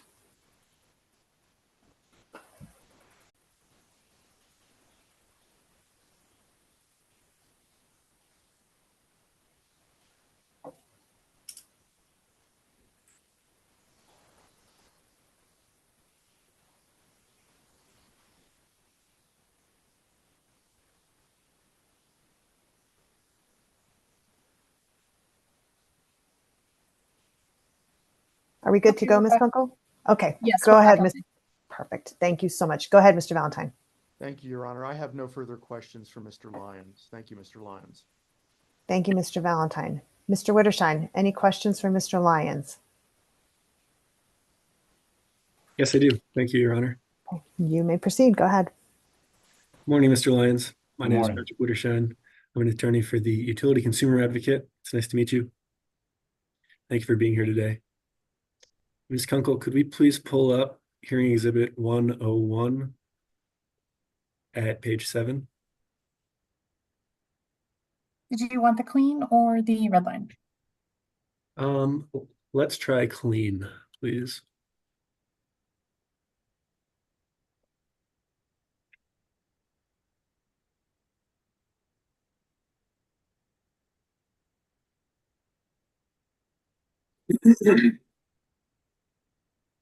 Thank you. So, Mr. Lyons, in your testimony, you discussed the types of costs that were assigned and allocated to CNG in the FDC study. Is that correct? Yes, that's correct. Okay. So the assigned costs, they're different and distinct from the allocated costs. That's right. Yes. How are assigned costs different from allocated costs? Can you help me understand that? Yes, these would be related to services that are specific to CNG. And I know the Ms. Fallon's going to be on later, and I'll have some great examples, I'm sure, of those that would be specific. But if there's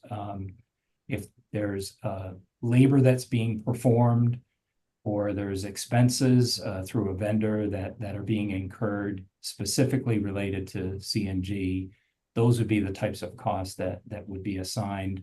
There'd be a specific work order designed specifically for CNG, and the cost would flow through that. Okay.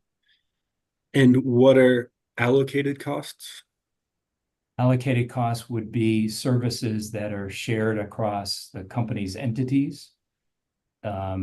And those would be, for example, and I think earlier there was the discussion about, accounting services or treasury services, legal services that would be provided across a number of the companies. Okay. So there's a difference practically in their treatment in the CAAM, and there's also a difference in the type and the nature of the costs between assigned and allocated costs. Is that right? Yes. So CNG's CAAM has two approaches. One is assigning costs to affiliate companies to the maximum extent practicable, and two, allocating corporate support or shared services to regulated affiliate companies via the Distrigas method. Is that right? Yes, and then there's a third method, which would be for the non-regulated, for them to have a portion of the shared service costs. Those are assigned through what's known as a specific assignment method. And so all of the shared service costs are allocated to the utility companies through the Distrigas, and then they're assigned to the non-regulated companies through the specific assignment method. Can you tell me about what some of the typical assigned costs to CNG look like? You mean just in general of what would be assigned to CNG? Yes, please. It might be, again, I think company witnesses would handle this, but let me just say in general, costs that are assigned to a utility might be an engineering study, for example, specific to an expansion project. Or there might be some other service that's directly related to the CNG.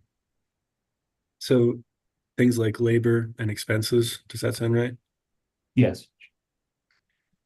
And can you tell me about what types of costs are allocated among CNG and other subsidiaries?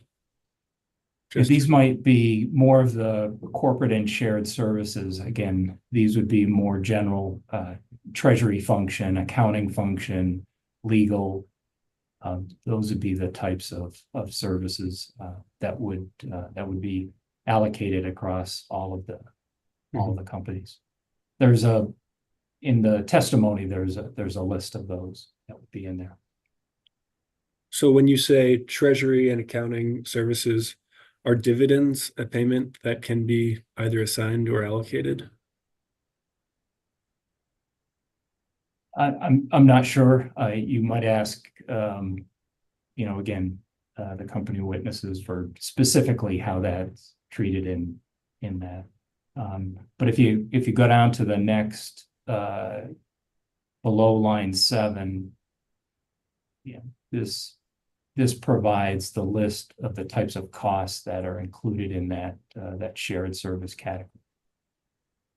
Okay, and generally, is debt service something that can be assigned or allocated?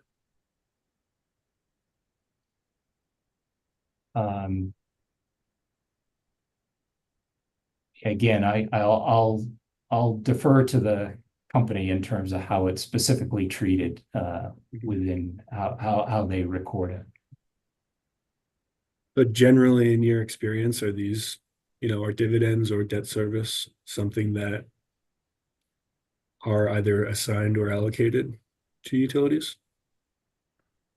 I'm not sure because it would really follow the plan.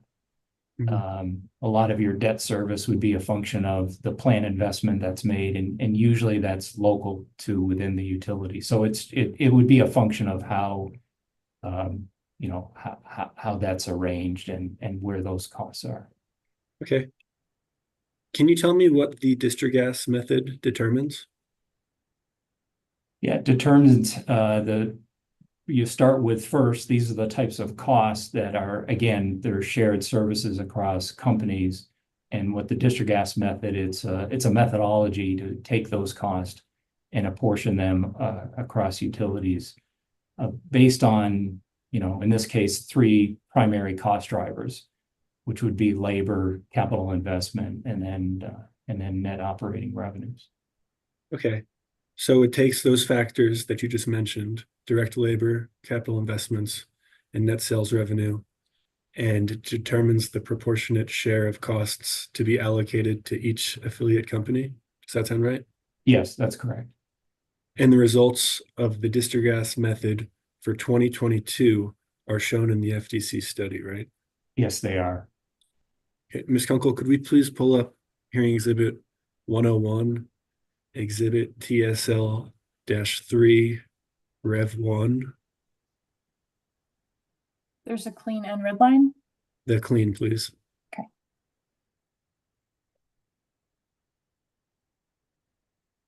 And go to page 6, please.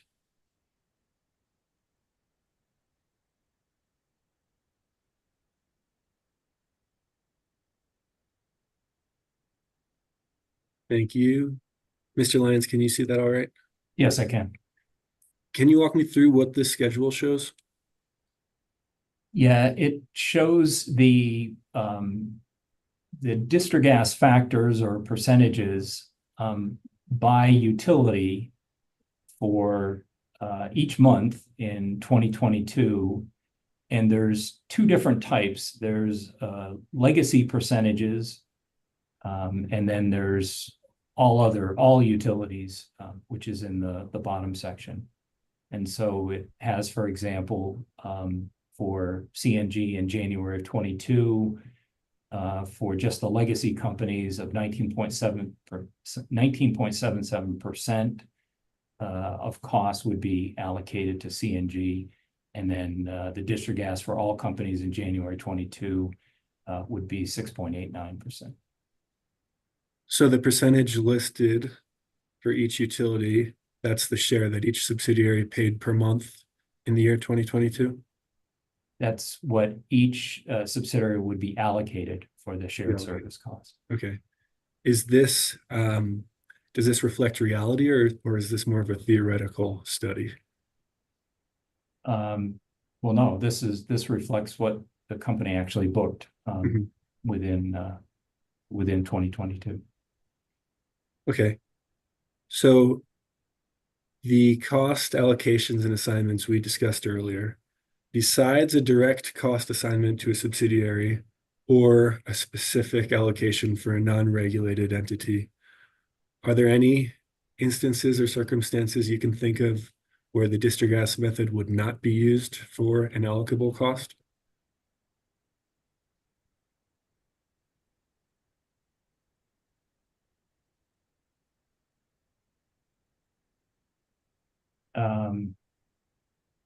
Again, I think it's a methodology to allocate shared service. So to the extent that there's shared service costs, then district gas would be an appropriate method to be able to allocate those shared service costs.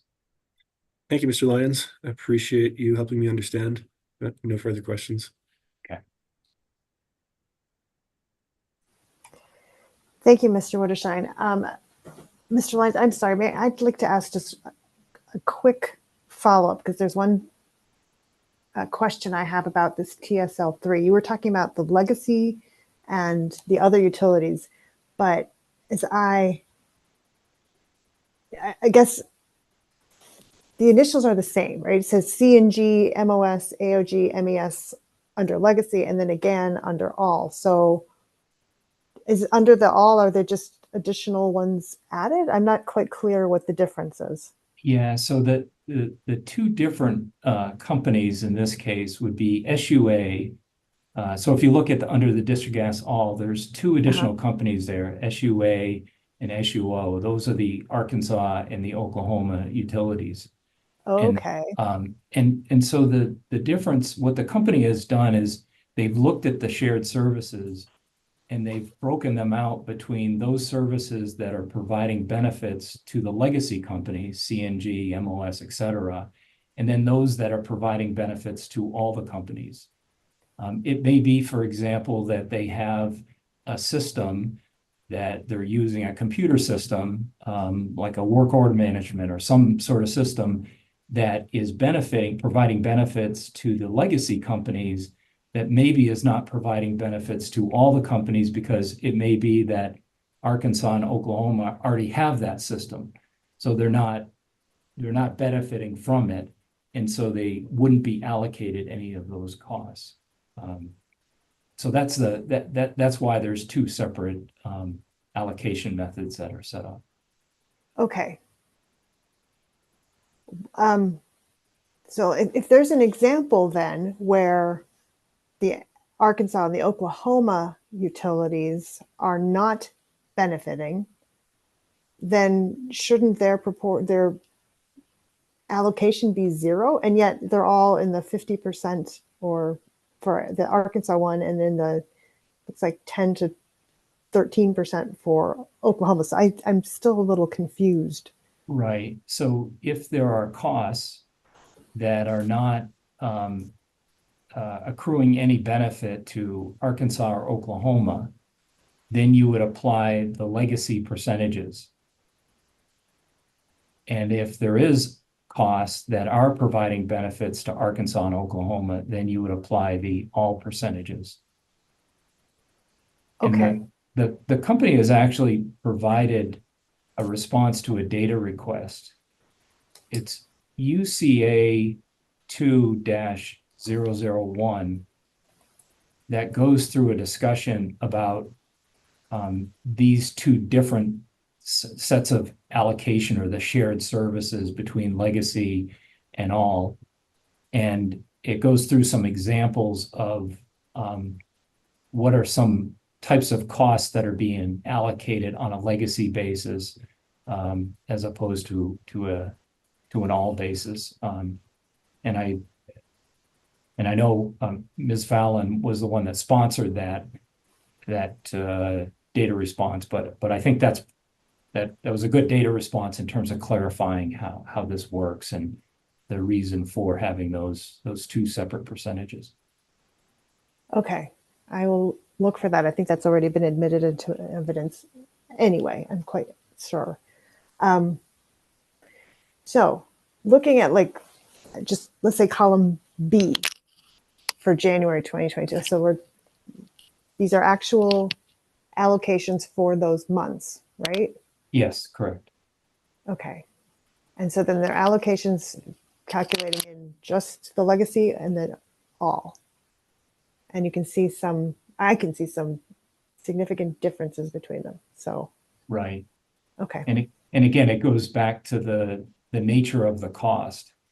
If the cost is being incurred or it's benefiting only these 4 legacy companies, then it's only being allocated to those 4 legacy companies. And then conversely, if it's providing benefits for all the companies, all the utilities, then that's where the all percentages come from. Okay. And this is for all the costs, not for all the service costs, all the costs that could be allocated across different entities and not Right. broken down in any way by different expenses. So it doesn't really show me then what might be a cost that Arkansas, for example, doesn't need to incur. Is that Right. fair? Okay. Yeah. So, and again, I think Ms. Fallon can go into this in much better detail, but as I understand it, there are work orders related to costs. And so some of these, whether it's expenses or it's direct labor, employees will charge time, or time will be allocated depending on the project to whether it's a shared service that's legacy related or it's a shared service that it's all related. So I think how they do it is there's 2 separate work orders, and then from that work order, they're then able to identify what gets the legacy allocation as opposed to what gets the all allocation. Again, this is my understanding, but you'll have an expert on the phone later on that will be able to explain. Okay, and I will definitely see if I can get that clarified if it's not already clarified by others before me. All right. Thank you, Mr. Lyons. I appreciate that. I wasn't quite understanding it and I needed a little more clarification. Certainly. Mr. Davidson, do you then have any redirect for Mr. Lyons based on what Mr. Valentine, Mr. Witterstein, or I asked?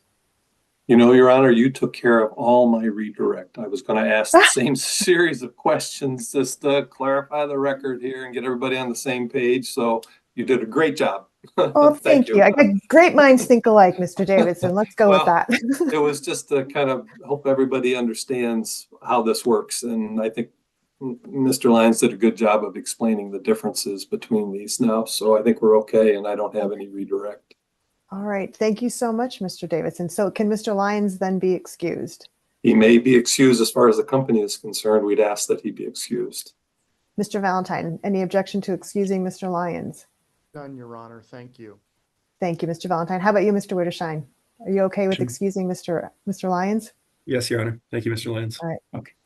Thank you so much.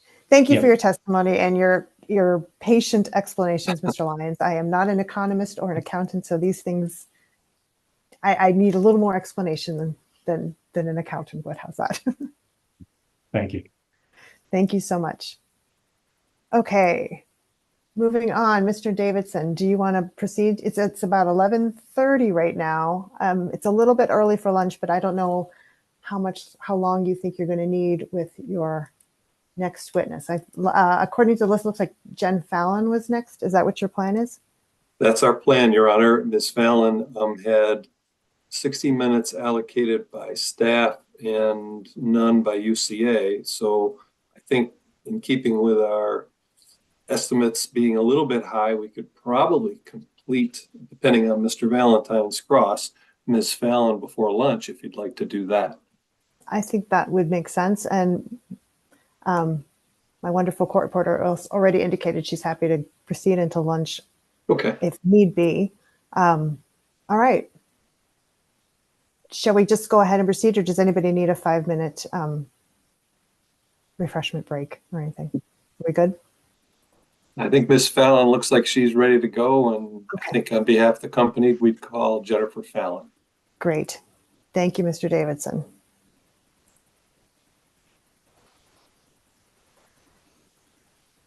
All right. There you are, Ms. Fallon. Okay. All right, Ms. Fallon, would you go ahead and raise your right hand with me? Do you swear or affirm that the testimony you're about to give in this proceeding will be the truth? Yes. Okay. Thank you so much, Ms. Fallon. Can you please state your Thank name you. and spell your last name for the record? Yes. My name is Jennifer Fallon, and my last name is Fallon. Thank you so much, Ms. Fallon. All right, Mr. Davidson, your witness. Thank you, Your Honor. Ms. Fallon, who do you work for and in what capacity? I work for Summit Utilities, Inc., also referred to as SUI, and I'm currently a senior financial manager at the company. And you're testifying today on behalf of Colorado Natural Gas? Yes, I am. Okay.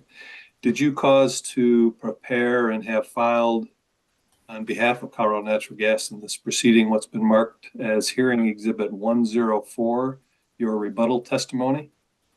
Yes, that is correct. All right. I ask you the questions that are set forth in that testimony today. Would your answers be the same? Yes, they would. Do you have any corrections to what's marked as exhibit 104? No, I do not. Okay.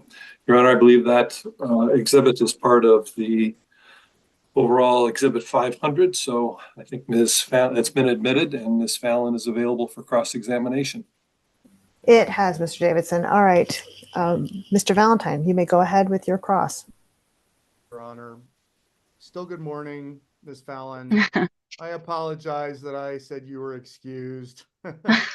I'm Mark Valentine, and I'm here on behalf of trial staff. And I guess I'll start out with a sort of a preliminary question. Did you prepare the CAAM? I helped prepare it. So what we did is we took our prior CAAM, and a group of us reviewed and made adjustments that we deemed necessary. Okay, thank you. And I had some questions that were deferred by Ms. Monroe. Mm-hmm. So I'm gonna run through those. I think it's the case that Summit holds joint board of director meetings for it and the other utilities that are subsidiaries of Summit. And I had a question about how those costs are allocated amongst the utilities. So the board of director meetings that are held and the cost associated with those meetings, those are not allocated down. Those stay at the SUI level. And then the board of director fees, which are quarterly fees that we pay for our board of directors, those are allocated down using the district gas percentages. And as we saw on the last Tim Lyons testimony, they would be using the all district gas percentages because they affect all those companies. Right. Okay, that's helpful. And so when you talk about fees, Mm-hmm. what do you mean by fees? So with the fees, it's just the fee we pay for that board of directors. So that we're using. What's in that fee? I would have to look at the language of the contract. I do not know specifically. So there's a contract between each utility and Summit regarding the amount of fees and how they're calculated? No. So what I'm referring to is just the contract between Summit Utilities and its board of directors that it pays for. Okay. And does that, let me ask you this, do you know if that fee is paid quarterly? Mm-hmm. Yes, it is paid quarterly. Okay. And does that fee vary at all from quarter to quarter, do you know? It shouldn't. It should be a set amount that we, yeah. Okay. And it should be the So- same quarter to quarter, unless we have an additional member added, then the fees would go up for that member. Okay, an additional member of the board. Correct. Okay. Mhm. Okay, all right. So that fee includes basically it pays for every service provided by the board to CNG. Is that right? I believe so. Again, anytime they hold the board meetings, like at a specific location, any like travel expenses or anything related to that actual meeting is not allocated down. Okay. And if you know, do any of those fees get allocated not to, let me ask that differently. Are all board fees paid directly to Summit? I would have to double check that. I assume so. I believe Summit would pay them. Yes, they are. Because Summit pays them and then the costs are allocated down to the subsidiaries. So yes. Okay, all right. Okay. Let's pull up the CAM if we could. That's Mr. Lyons' second exhibit. Do you want the clean version or the red The line? clean version, please. Thank you.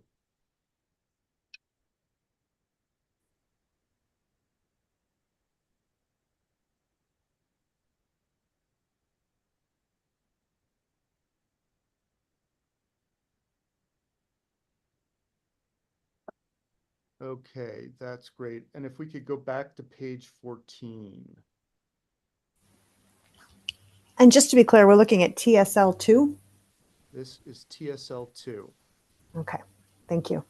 So in subparagraph 2 there, it says other than labor are transferred according to the commission's rules at the higher or lower of FMP or FDC. How does the company treat labor? So all labor, as Mr. Lyons had mentioned as well. So we try to direct charge the labor, as much as we possibly can. And so that labor would be direct charge to the utility that it is benefiting for whichever project they're working on. And that would be the actual labor that is paid. So there wouldn't be any markup or anything like that. It would just be the cost of the actual labor. Okay, and is that cost the fair market price or the fully distributed cost? I guess it would be the fair market price because it's just the actual price that we're paying for that employee time. Okay. Okay. All right. That's helpful.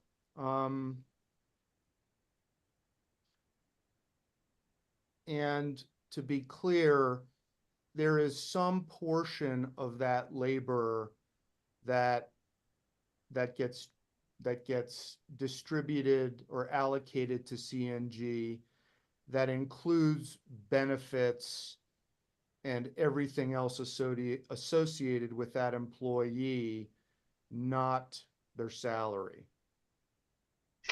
Yes, the benefits associated with that labor. And that's Yes, and that's actual, again, that's actual numbers, right? That's okay. okay. Yeah, the payroll taxes and medical costs and PTO and stuff like that. Okay. Okay. All right. One thing I will add is all labor in our system that is direct charged or indirectly charged is burdened with the cost we just talked about. Right, and that's, So there's I guess, yeah. yeah, that's what I mean. Okay, thank you. Yep. Could you scroll down a bit, please, Ms. Kunkel? Now, here it speaks to fully distributed costs. The CAM does. And when you say for purposes of this CAM, FDC examines all costs incurred. What do you mean by examines? So I think, Go ahead. yep, go for it. No, you go for it. So in Ms. Monroe's when you were questioning her about this as well, I think this is just explaining what the FDC is doing. So the FDC that we provided is showing all the costs incurred, all the direct and indirect costs that are incurred. Okay. And so my understanding of the commission's rules is that fully distributed cost is the cost that the utility would incur if it did it itself. Is that right? I don't know for certain. Okay. Do you know if the CAM speaks to how fully distributed costs are determined?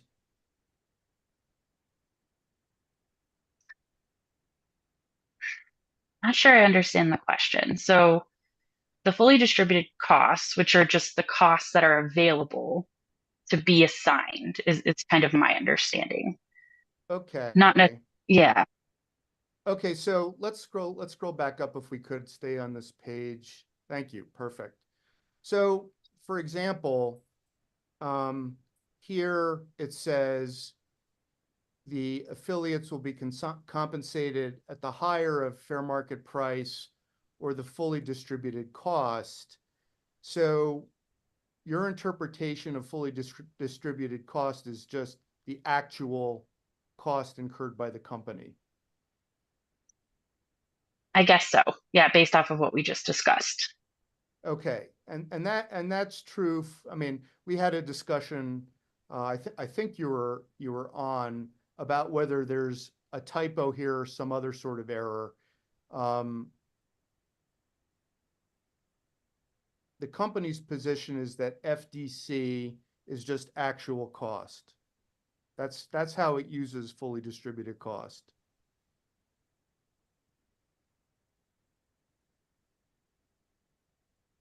I believe so. Okay, all right. That's helpful.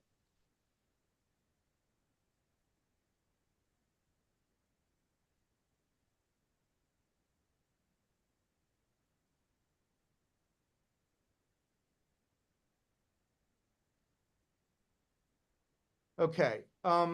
Now, if CNG performs a service for Wolf Creek, how is that cost allocated? So if CNG were to perform anything for Wolf Creek, we have a Wolf Creek work order set up that they could directly charge their time to.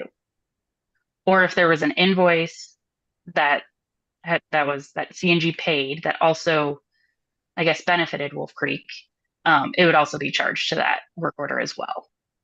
Okay, and is that the case for all of the unregulated entities under the Summit umbrella? Yes. We have Okay. work orders set up for, that you can charge for all of those entities. Okay, so I guess that means that all of the amounts that are allocated to unregulated entities are directly assigned? From CNG, yes, they would be.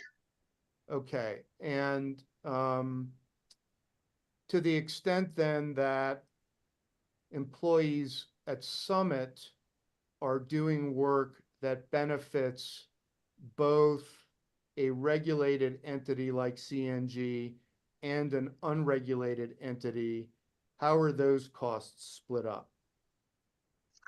So ideally, we would like the employee to split their time spent on each entity as best as possible. But if they can't split it and it does benefit all entities, they would charge the shared service work order. And then those costs would be indirectly charged to those companies. Okay.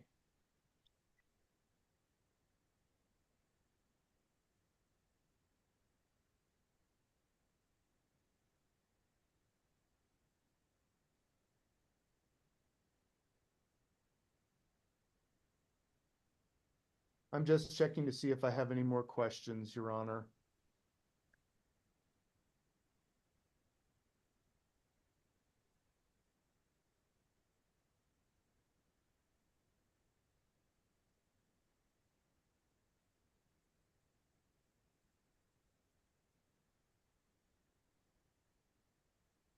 That's all I have, Your Honor. Thank you.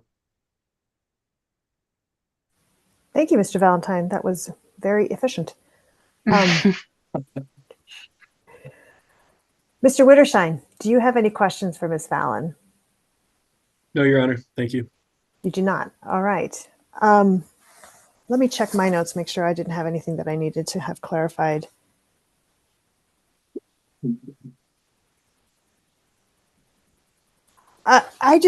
One thing I think I misheard, and I wrote it down wrong. Mr. Valentine had asked you about board fees being paid directly, and I thought you said to Summit, but I wrote down CNG, so I wanted to make sure I got that right. So the board, go ahead. The board fees are paid by Summit, and then they are allocated down to the subs using that Distrigas all percentage. Okay. Sorry, I just jotted that. Go ahead. Judge Hanna, I apologize. I forgot, just because of how this has gone. I forgot to ask one line of questions that I wanted to ask. Okay, let me just make sure I've got this clarified, and then I'll have you jump back in. Is that all right, Mr. Valentine? Yeah, thank you. Okay, so you said the board fees are paid directly by Summit and then allocated down to the affiliate companies. Yes, okay. Affiliate. Yep. Mm-hmm. Got it. All right. Mr. Valentine, do you want to, that was the point I needed to clarify. I'll check my notes further, but why don't you proceed in case I have any questions about your other line? Is that all right with you, Mr. Davidson? I'm Yes. most efficient. Okay. Yeah, yes, Your Honor, that works for me. Great. Thank you. Go Judge. ahead, Mr. Valentine, of course. Yep. I had a question I thought perhaps you were the best person to answer. Is debt allocated from affiliates to CNG? No, it is not. Okay. So there's been a lot of talk in this case about Midco and the Midco financing. So none of that debt is allocated to CNG? Not that I know of. I don't believe so, but I would defer to Craig Root or Mr. Root on any of the Midco specifics, just because his department handles the debt. Okay, that's fine. No, that's Mm-hmm. great. All right, thank Mm-hmm. you. That's Absolutely. it.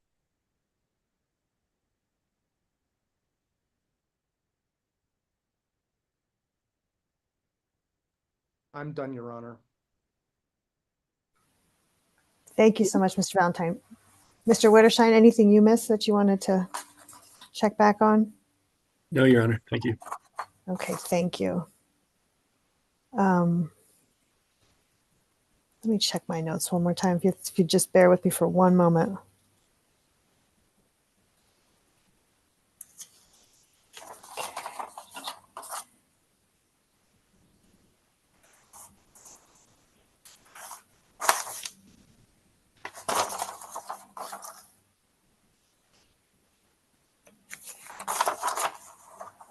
Okay, I think that's it. I'm not seeing any other questions for me. Mr. Davidson, any redirect of Ms. Fallon? Just a couple questions, Your Honor. Ms. Kunkel, could we go back to TSL 2 tab F, page 14 that we've been having a lot of conversation about? Yeah, I may regret this, but I'm going to give it a try. In subparagraph 2, the questions to Ms. Monroe earlier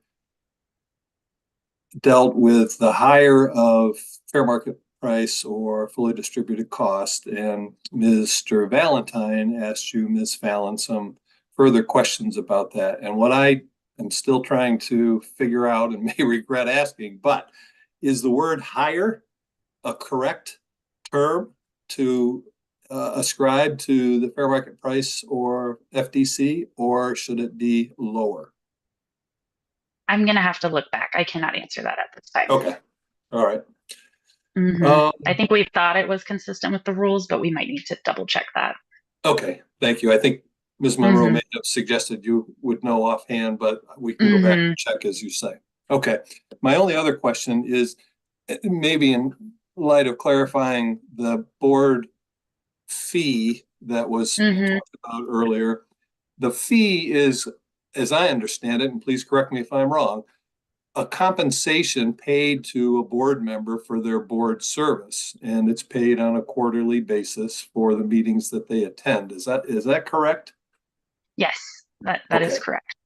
All right, and then it's allocated the way you described down directly through the all allocations of district gas. Okay, so the fee, as I think you distinguished it from travel expenses and things like that. The fee is directly allocated through district gas, and the other travel expenses and whatever it takes to get board members to meetings and back home is a separate type of allocation. Do I understand that correctly? So those separate costs are not allocated. They just stay at Summit Utilities expense. At the Summit level. Great. Those are the only questions I have on redirect. Thank you, Your Honor. We'd ask that Ms. I wanted to ask a quick follow-up question based on that, because that is not what I had written down earlier when you were talking about board fees. I had jotted down that the board fees, the compensation was allocated, but the travel expenses, those went to just Summit. Did I get that right? I just want to make sure. Okay. And then my other question based on what Mr. Davidson just asked, talking about point 2 on tab F of TSL2, you said you wanted to check about whether it should say higher or lower. Is that something you could provide, an information you could provide for us today? Or is that information you can ascertain during the course of this hearing and enlighten us on that, do you think? Or is that too difficult a determination to make, to be done within the time frame we have? I believe we can get it today. Yes. Okay. I'm going to ask you if you could do that, because I was wondering about that and wasn't clear. So thank you, Mr. Davidson, for asking that other question. All right. I don't have any other questions for Ms. Fallon. Then Mr. Davidson, you indicated she can be excused. Mr. Valentine, any objection to excusing Ms. Fallon? No, Your Honor. Great. Mr. Wittersheim? No objection. Thank you. Okay, Ms. Fallon, you are excused. Thank you so much for your testimony and for explaining all that to us. I appreciate it very much. Absolutely. Thank you. Thank you. All right. It is 11:51. I would suggest that this might be a good time to take our lunch break. I don't think, I'm trying to think, Ms. Fallon. So we still have Mr. Root. Mr. Davidson, do you have a sense? Looked like Mr. Root was going to be a little bit shorter. Oh, I'm sorry. Mr. Root's going to take a little bit longer than Ms. Fallon. Is that fair? That's what my note on the estimated length of cross says. 60 minutes for staff, 30 for UCA for Mr. Root. Okay. Mr. Valentine and Mr. Wittersheim, does that sound about right to you? We're going to need about an hour and a half for Mr. Root. I guess based on how things have gone, Your Honor, I expect it to be less, but I think you're right. Yeah. But still, I think, do you agree that this is a good time to take lunch? That works for UCA, Your Honor. Okay. It's 11:52. Does it make sense to just reconvene at 1 p.m. on the dot, or do you want to have a little less time so that we can really push through and maybe have a good chance of getting done today? What are your feelings on that? Mr. Davidson? I would suggest we start up again at 1. I'm very optimistic, Your Honor, that we'll finish today, given the length of cross that I have reserved for staff and UCA's witnesses. Even if we take the full amounts of time, it's a total of 3 hours or thereabouts. So I think if we start at 1, we can hopefully finish before the end of the business day. That sounds good to me, Mr. Davidson. Mr. Valentine, resuming at 1 o'clock sound good to you? Mr. Valentine, you okay with taking lunch until 1 o'clock? Yes. Okay, Can you great. hear me? I apparently blanked out. Yeah, yeah. You like I said earlier. I think when you lean back far from your microphone, it doesn't Yeah. pick it up as well. Yeah, So 1 o'clock's fine. Thank you. okay. And Mr. Witterstein, 1 o'clock is okay with you too, I take it? 1 o'clock works. Thanks. All right, let's be in recess. It is 11:53. Let's be in recess until 1 o'clock p.m. for our lunch break. Thank you all. See you Thank you, back Your at Honor. 1.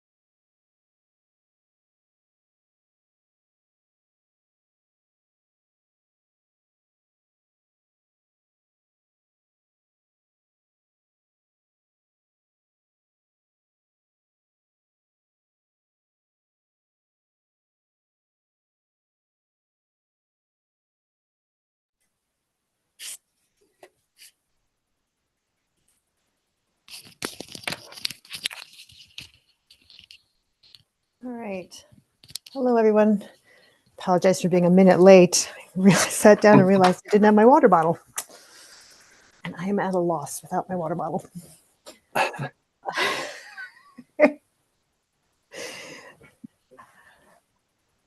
Okay. Is everybody ready to proceed? Harriet, are you ready? Yes. Right. Mr. Davidson, I saw you. You look ready. Company's ready, Your Honor. Mr. Valentine, you too? I am, Your Honor. Thank you. Oh, you sound better. Do I sound Yeah. better? I rebooted and shut everything down. Well, that's good. Oh, yeah. No, it's much, much better. Okay. There we go. Now I can hear. I was getting worried there for a minute. Mr. Witterscheid, are you ready too? Yes, Your Honor. All right. And just for the record, Mr. Valentine, that's my husband's solution every time. He's like, if it doesn't work, just reboot it. Yeah. It really works. All right. Mr. Davidson, ready to call your next witness? We are. Thank you, Your Honor. CNG would call Craig Root. Good afternoon, Your Honor. Good afternoon, Mr. Root. If you would go ahead and raise your right hand with me. Do you swear or affirm that the testimony you're about to give in this proceeding will be the truth? I do. All right. Go ahead. Can you first state your name and spell your last name for the record? Craig Root, R-O-O-T. Okay. Go ahead, Mr. Davidson. Thank you, Your Honor. Mr. Root, who do you work for and in what capacity? I am the Vice President and Corporate Treasurer for Summit Utilities, Inc., here to speak on behalf of Colorado Natural Gas. And in that capacity, speaking on behalf of Colorado Natural Gas today, did you cause to have filed in this case what's been marked for identification as hearing exhibit number 103, your rebuttal testimony? Yes, I did. Okay. If I asked you the same questions in there today, would your answers be the same? Yes, they would. Do you have any changes or corrections at this moment? No, I don't. All right. I think this exhibit has already been admitted, so I tender Mr. Root for cross-examination, Your Honor. Thank you, Mr. Davidson. Yes, 103 is admitted. All right. Mr. Valentine, are you ready to proceed with your cross-examination of Mr. Root? I am, Your Honor. Thank you. Okay, go ahead. Good afternoon, Mr. Root. My name is Mark Valentine, and I'm here on behalf of trial staff. If we could turn to page 7 of your rebuttal testimony, please. Yes, sir. Okay, and I'm going to focus on the question that begins on line 9 and your answer. Thank you. Now, you disagree with Ms. Segala's recommendation to ensure that no cross subsidies will occur among or between subsidiaries of Summit or other entities under the larger Infrastructure Investments Fund. And, you know, I guess I would say your jurisdictional point is well taken, but I think that you would agree that CNG is under the Commission's jurisdiction, right? I think that calls for a legal opinion, but I would assume so. Okay, and that's the utility that's at issue here, right? Yes. Okay, and so it seems like one of the purposes of the CAAM is to prevent CNG from subsidizing the other utilities, right? I would seem so. Okay, so you don't really have a problem with Ms. Segala's recommendation as far as it pertains to CNG, is that right? Objection. What recommendation are we talking about? Well, it's the recommendation that no cross subsidies occur. Right. I think it's incumbent. Well, I'll let you rule, I guess. But I think Miss, I okay? provided the clarification. I don't know if Mr. Davidson is satisfied. No, that's fine. I just wasn't sure where we were going. Where we okay. All right. Thank you. I didn't want to speak out of turn. So Yeah, I mean, I think as a regulated utility, we are subject to the commission's rules and we need to follow them. Okay, okay. So on page 7, let's go down to the bottom, and then the next page. This is the question that continues there, and you suggest that Ms. Segala is attempting to relitigate issues that came up in the securities case, right? Yes, sir. Okay, so suppose that staff found, as a hypothetical, suppose that staff found an issue regarding the allocation of the debt that's at issue, was at issue in that securities case. Are you suggesting that that's off limits for this proceeding?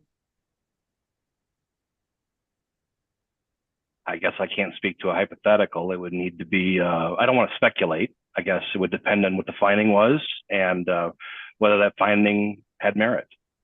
Okay, all right, so it depends, right? I suppose, yeah. Okay. Have you reviewed the decisions in the securities case to prepare for this proceeding? Yes, I was part of those proceedings. Okay.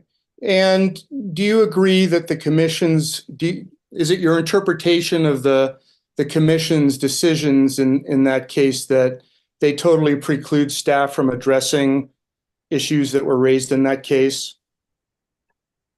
No, maybe it's my understanding that the commission said that these issues are more appropriately addressed in a rate case. Okay. Okay.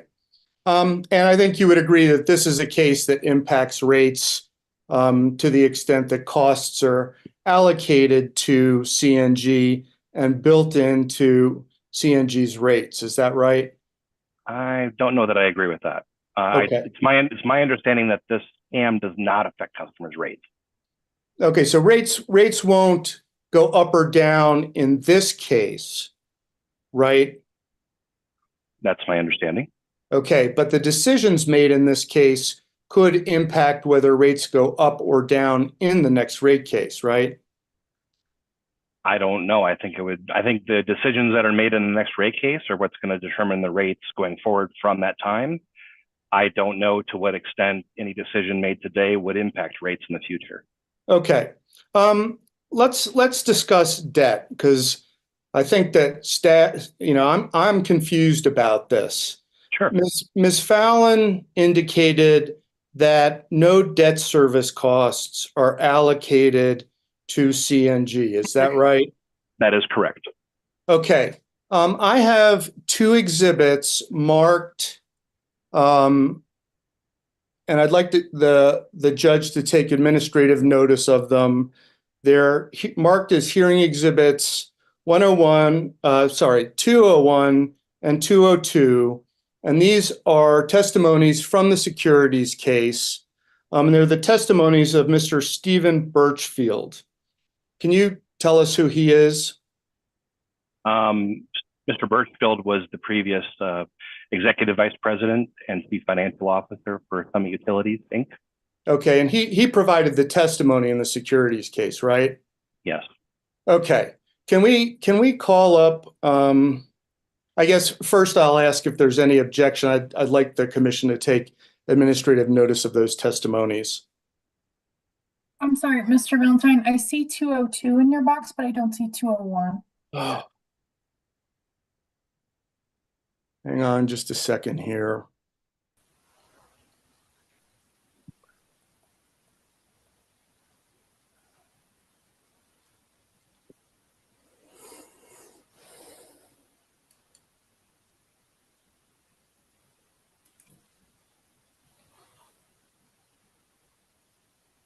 There is, yeah. I'm realizing there's a few things here that were not uploaded. I'm gonna. Okay, I'm sorry. I thought these were tried. We could start with 202. That's in Yes, the box. please. That's Okay. fine.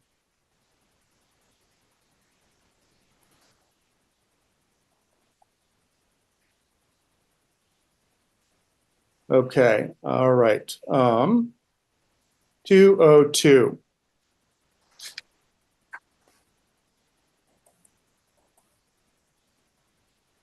So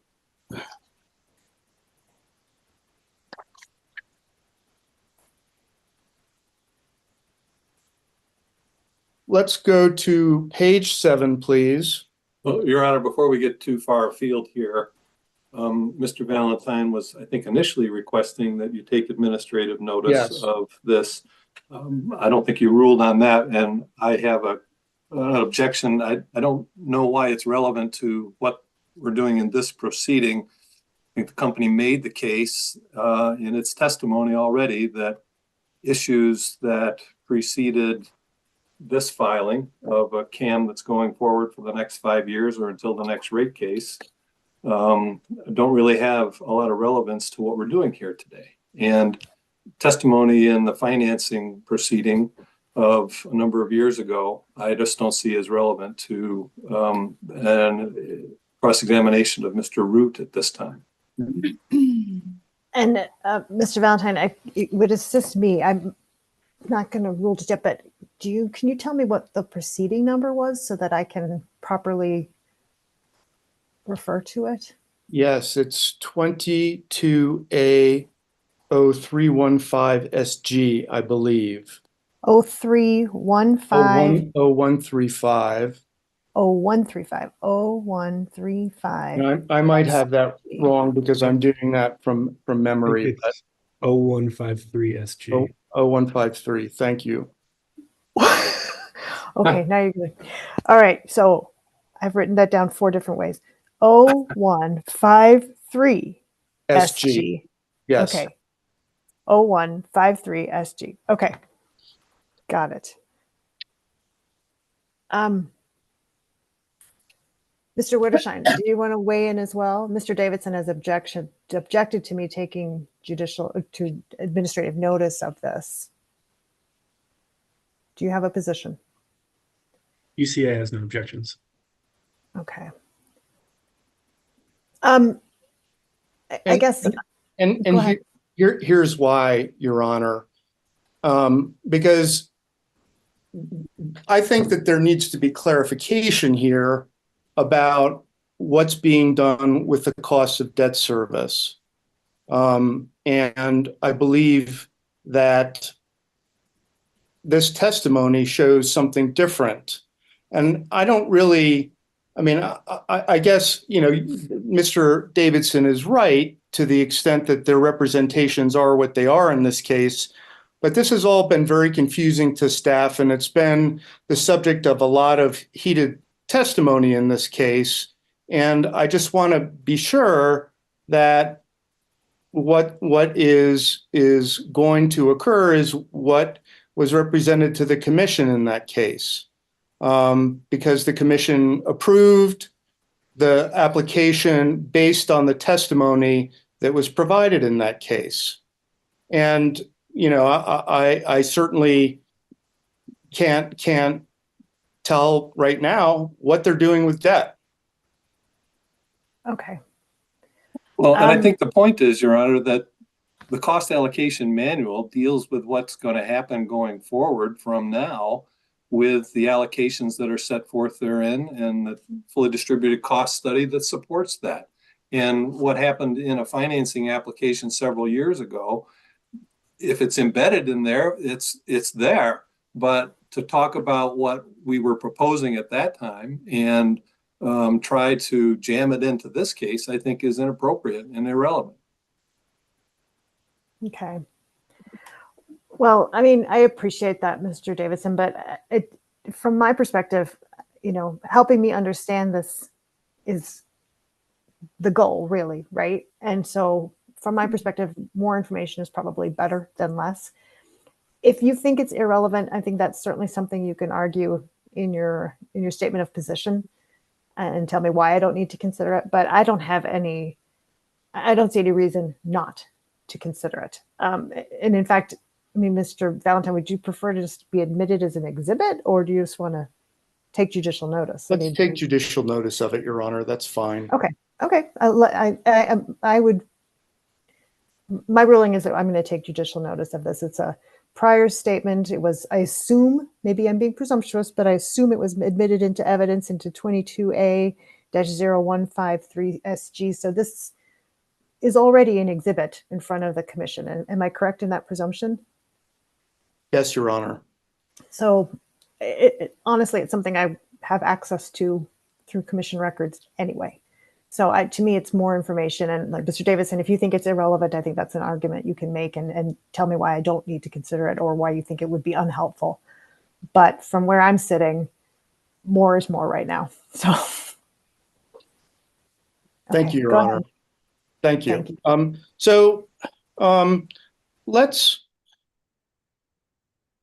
Let's go down to page 7. Line 22. Okay, so here it says that the servicing of the debt at Midco is allocated to the 3 operating companies based upon a combination of the net assets at each utility as well as the earnings and cash flow generated by each utility. Now, I think, sir, that what you're telling me is that this is not correct. That's not what's happening. Is that right? I would say that allocation is the incorrect word to use. You mean allocation as used in this testimony? Allocation in the context of a CAAM is not what is intended by this statement. When we say that the servicing of the debt is allocated, maybe a better way of saying it is that it's funded based on a combination of the net assets of the utility as well as earnings and cash flow generated by each utility. It's not that it's allocated. We don't have a formula for doing this. It's more based on the profitability of each entity and cash available on hand. Okay, so it is a cost that CNG incurs at some point, though, right? Not directly. No, I would say no. We do not allocate interest expense to Midco. If you look at our financial statements, you will see that there is no interest expense on CNG's financial statements. That is not an expense that's pushed down. However, it is an expense that needs to be paid. So to the extent that each entity under Midco generates cash flow, we use those funds to service the debt. Okay, so the debt service then really does not have anything to do with the use of the debt by a particular utility. Not directly, no. The debt that's created by Midco is used to finance all 3 organizations underneath Midco, but we do not directly allocate debt. We do not directly allocate interest expense. Rather, it is the cash flow that is generated by the 3 entities underneath that generate the funding to provide payment for the debt. Okay, and so that means, for example, that revenues generated by CNG can be used to pay the debt of other utilities. No, it's used to the cash flow that's generated by Colorado is used to pay a dividend to its owner, which is Summit LDC. Summit LDC then has to use its cash to pay debt service and, if it has excess cash left over, to its investors. There's no obligation on behalf of Colorado Natural Gas or its customers to service debt. We do not have any formal arrangements in place to do that. So if Colorado didn't make any money, there would be no obligation for them to pay debt service. Okay.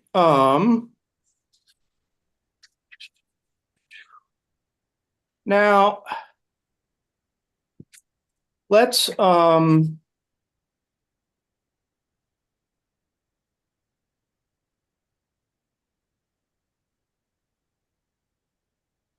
call up exhibit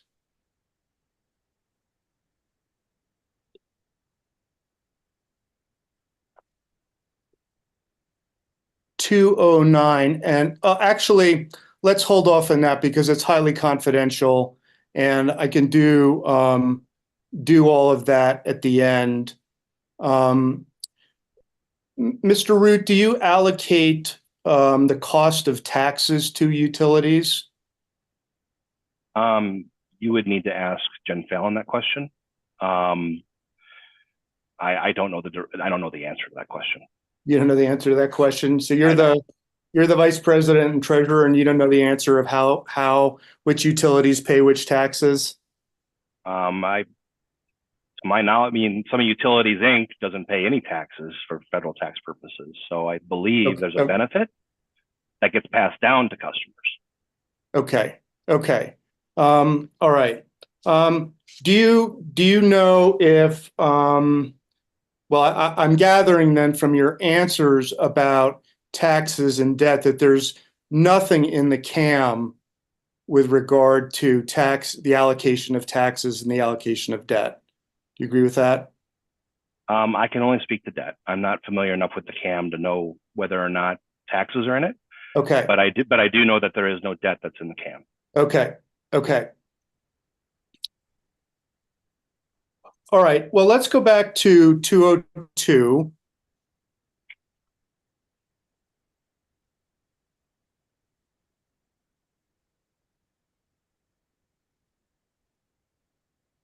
And let's go to page 6. And I can just ask this generally too, but one of the appeals of the securities case was that it was going to lower the company's cost of debt, right? Lower, which company are you talking about? CNG's cost of debt. I don't recall that.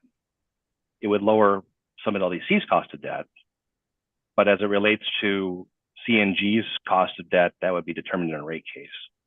Okay, so and I think that, you know, let's look at lines 4 through 10 on page 6, and it says on line 7 that these transactions benefit customers by reducing the company's cost of capital through a more efficient capital structure. You see that? Yes. And so if that were the case for CNG, what would happen is a rate case would be filed, and those savings would be credited to customers. The cost of debt would go down, and therefore a lower amount would be built into rates. Is that fair? I would say whatever the outcome of the rate case would determine the impact of all that. Okay, so if there's a reduced cost of debt service through lower interest rates, that would be passed on to customers. Presumably, yeah. Okay, and do you know when the company filed its last rate case? I do not, off the top of my head. Okay. Does 2018 sound about right? Oh, yeah, that sounds right. Yep. Okay. Let's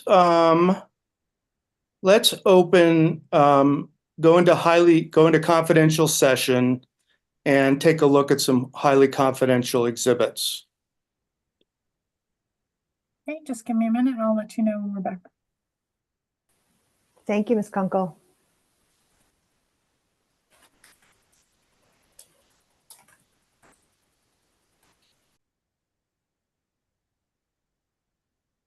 Okay, we're back online. Okay. Thank you, Ms. Kunkel. Go ahead, Mr. Valentine. Thank you, Your Honor. Thank you, Mr. Root, for your testimony here today. I don't have any questions. Thank you, Mr. Valentine. Thank you, Mr. Valentine. All right, Mr. Wittershine, do you have any further questions of Mr. Root that are non-confidential? No, Your Honor, I believe Mr. Root covered them with Mr. Valentine earlier. Thank you. Wonderful. Okay, thank you very Thank you. much.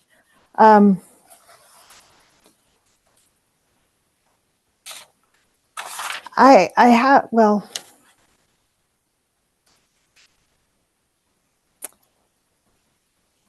I don't think I have any specific questions. I'm not sure. I may need to go back and re-listen to some of this to make sure I understand it completely, but I don't have a discrete question to ask specifically. So, Mr. Davidson, do you have any redirect of Mr. Root? I do not, Your Honor, but if there's a subject matter area you want to describe, I could ask Mr. Root some questions about it to try to help.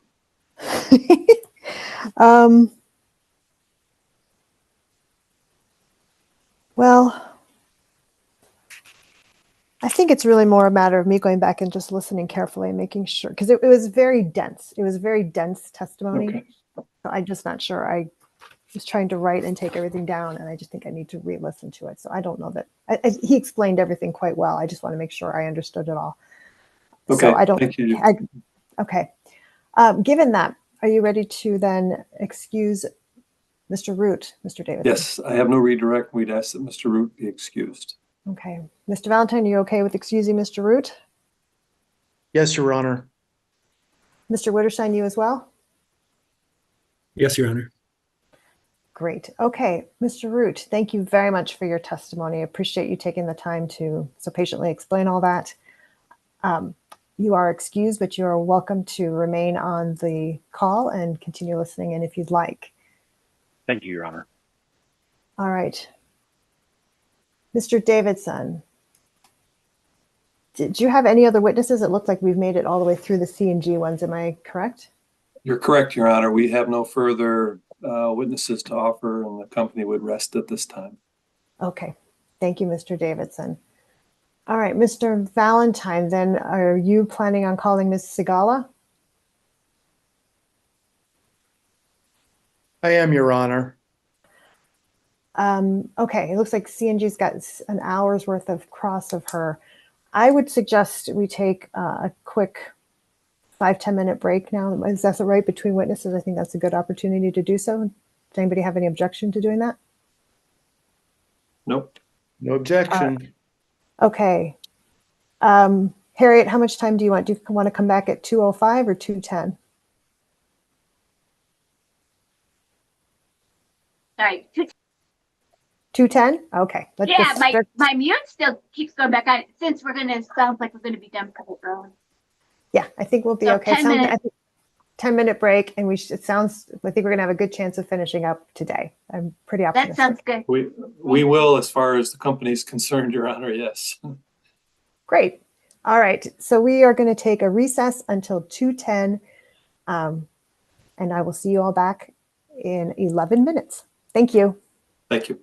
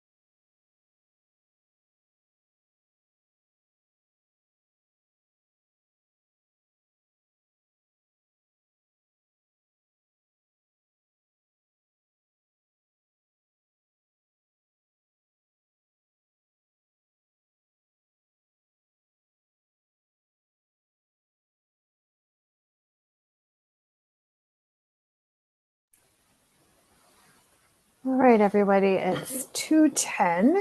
We're going to take a break until right about now. Just want to see if everybody's back and ready to get going. Yeah. Thank you, Harriet. Your Honor, would you like to take care of the public documents when you're ready to go? If you've got them ready, Mr. Witterstein, we could do that before we get started. That sounds like a great plan. Sure, it is now good. Sure, go ahead. Do what you need to. So, Ms. Kunkel, the public-facing versions of Hearing Exhibit 301 and Hearing Exhibit 302 are in UCA's box. And these are just a cover sheet with the redacted spreadsheet.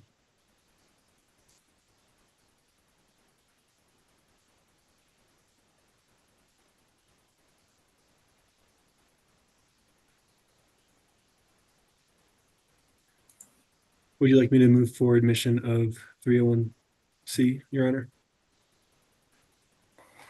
Yes. Okay. I thought go ahead. You want to move to 301C or 301 public? It's public. Okay. I believe Because that was 301C, I think, is already in. Am I wrong? No, you're correct. I Okay. misspoke. This Hearing Exhibit 301, the public-facing confidential document. Okay, and just to be clear, Mr. Davidson, do you have any objection to that? To the No public objection, face? Your Honor. Thank you, Mr. Davidson. How about you, Mr. Valentine? You okay with that? No objection, Your Honor. Okay, 301, Exhibit 301, the public version is admitted into evidence without objection. And Ms. Kunkel, Yeah. could you please pull up Hearing Exhibit 302? Nope, that one says 301C. There it is.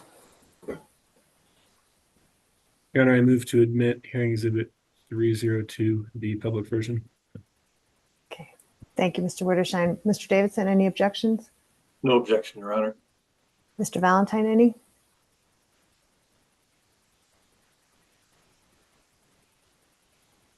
No objection, Your Honor. Thank you, Mr. Valentine. Okay, so the public version of Exhibit 302 is also admitted into evidence without objection. Thank you, Your Honor. Thank you, Mr. Witterstein. Anything else, or are those the only two we needed to worry about? I believe those are the only two from UCA. All right. Thank you, Mr. Witterstein. All right, prior to the break, Mr. Davidson indicated that CNG rests and has concluded the presentation of its case. So we are ready to proceed with staff's case. Mr. Valentine, is that right? We're open, Your Honor. The matrix indicates CNG next, but I'm sorry, UCA next. But I'm happy to call Ms. Segal. It's entirely up to you. I was trying to keep it in the same order that we were doing objections to, but if you would prefer to have UCA go first, I'm fine with that either way. It's up to you. Let's do that, Your Honor. Thank you. Okay, sure. Mr. Witterstein, are you ready to proceed then with UCA's case? Yes, I believe so. Okay. Everyone else I will is let ready? you. Okay. Thank I'll you. let you proceed when you're ready. UCA calls Mr. Kerry Kirkendall to the stand. Okay. Mr. Kirkendall, are you present and ready? Yes, Your Honor. There you are. I didn't have you on my screen a minute ago. Okay. Mr. Kirkendall, would you go ahead and raise your right hand with me, please? Do you swear or affirm that the testimony you're about to give in this proceeding will be the truth? Yes, I do. Thank you. If you would go ahead and state your name and spell your last name for the record. Kerry Kirkendall, Kuykendoll.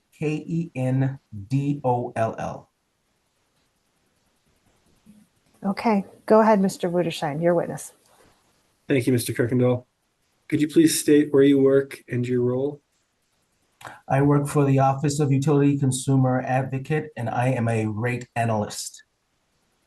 And did you develop the answer testimony and attachments included in Hearing Exhibit 300? I did. If I asked you the questions contained in your written testimony today, would your answer still be the same? Yes. And as your testimony has already been admitted into evidence, Your Honor, Mr. Kirkendall is available for cross-examination. Thank you so much, Mr. Wittershine. All right. Mr. Davidson, do you wish to proceed with your cross-examination of Mr. Kirkendall? Yes, thank you, Your Honor. Good Go afternoon, ahead. Mr. Kirkendall. Good afternoon. We haven't met before. I'm Mark Davidson, counsel for Colorado Natural Gas in this proceeding. It's good to meet you, Good to meet virtually you. at least. So I'm just going to walk through your testimony. I have a few questions for you about certain aspects of it, and we'll start at page 4 of Exhibit 300 at the summary of your testimony. Did you want the clean or the red line version? There's two. The clean version's fine. Okay, and then I assume we're doing public, right? Correct. Okay, and it was page 4? Page 4.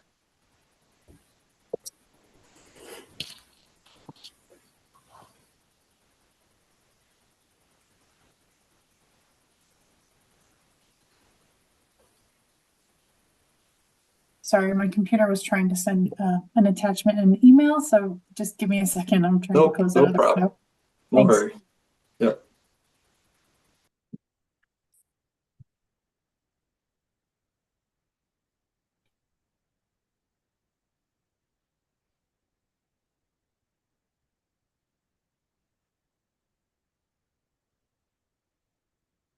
All right, Mr. Kirkendall, down a little bit further on this page at line 15, you have a summary of the UCA's recommendations in this case that goes over to the top of page 5. And in that summary, you suggest that the commission should require CNG, I'll refer to the company as CNG or the company for our conversation today, to provide certain additional information. Do you see that portion of your testimony there? Yes. All right, and you're concerned that without additional requirements from this CAAM proceeding, the commission will have difficulty setting just and reasonable rates. Do you see that reference? Yes. Okay. Now, would you agree with me that there is no rate setting involved in this proceeding? Yes. In fact, CNG will need to file another CAAM and another fully distributed cost study at such time as it files a rate case to set rates in the future. Isn't that true? I believe that to be true. But when reviewing this CAAM, we have to make the assumption that this CAAM is to be used for any rate case that may be filed. Correct. Gotcha. So for any rate case within the next 5 years, this would be the CAAM that applies with an accompanying fully distributed cost study. Is that your point? Yes. Okay. And that's because Rule 4503 requires the filing of a CAAM either every 5 years or when the company files a rate case, correct? Correct. All right.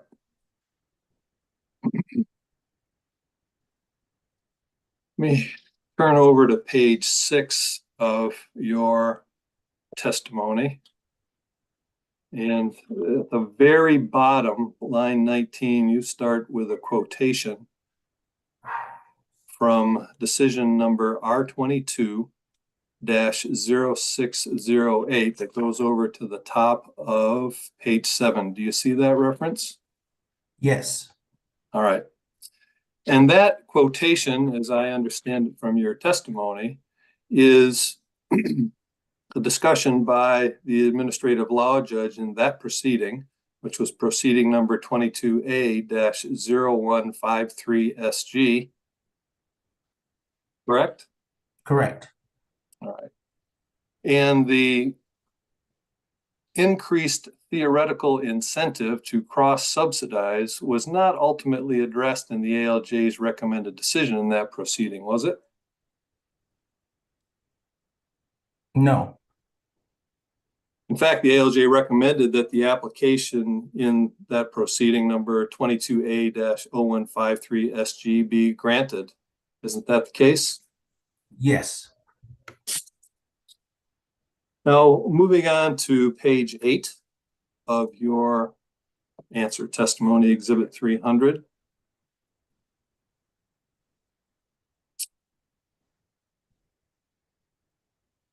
At the top of that page, you indicate that the company hasn't provided sufficient facts to support its request for approval here. Do you see that reference? Yes. Now, do you agree with me that the commission deemed this application complete after it was filed? Yes. And the CAAM itself provides information in compliance with all of the individual provisions of the commission's rules regarding the filing of a CAAM. Isn't that true? Well, I think that whether it follows all the rules, I think that is what we're talking about here. So my question, I guess, is did they check all the boxes, let's say, that are set forth in the CAAM rules and provide information with respect to each of the provisions set forth in the CAAM? Yes. Sorry about that. Okay. We may disagree about the information that was provided in support of the checking of the boxes as I characterize it, but they did complete the filing, and the commission, in fact, found the application to be complete, correct? Yes. Okay. So as I understand it, the UCA would like more information for Summit Utilities Inc.'s activities, correct? Correct. Now, Summit Utilities Inc. is not a Colorado jurisdictional utility like Colorado Natural Gas, is it? Yes, Summit Utilities is not regulated. Okay. So you're asking for information not directly related to CNG's CAAM requirements in seeking information about Summit Utilities Inc. Do you agree with me? Restate the question again. Sure. You're asking for information about Summit Utilities Inc., which is not regulated by this commission, and you're asking the commission in this proceeding to add requirements regarding a non-regulated entity into Colorado Natural Gas's CAAM, correct? Yeah, insofar as it relates to the dollars that CNG is required to give to the parent company for debt service or payments to investors. All right. And were you present during Mr. Root's testimony earlier this afternoon? Yes, I was. Did you agree with his testimony? I agreed with some pieces of it, and other pieces conflict with testimony and other proceedings. I didn't understand some of it. It was confusing, but I agreed with some of it. I disagree with other parts of it. Let's put it that way. Okay. At page 10 of your answer testimony, lines 5 through 8, you see that reference? You discuss CNG's capital structure and return on equity there. You see that reference? Yes. Okay. Now, you'd agree with me that as a result of this proceeding, there is not going to be any change in CNG's return on equity or its current capital structure, correct? Yes. Now, at the end of your testimony, let me get the page here. We're all the way at the back, page 19. Yep. You recommend to the commission that CNG not be allowed to object to certain discovery requests. Do you see that reference at lines 2 through 4.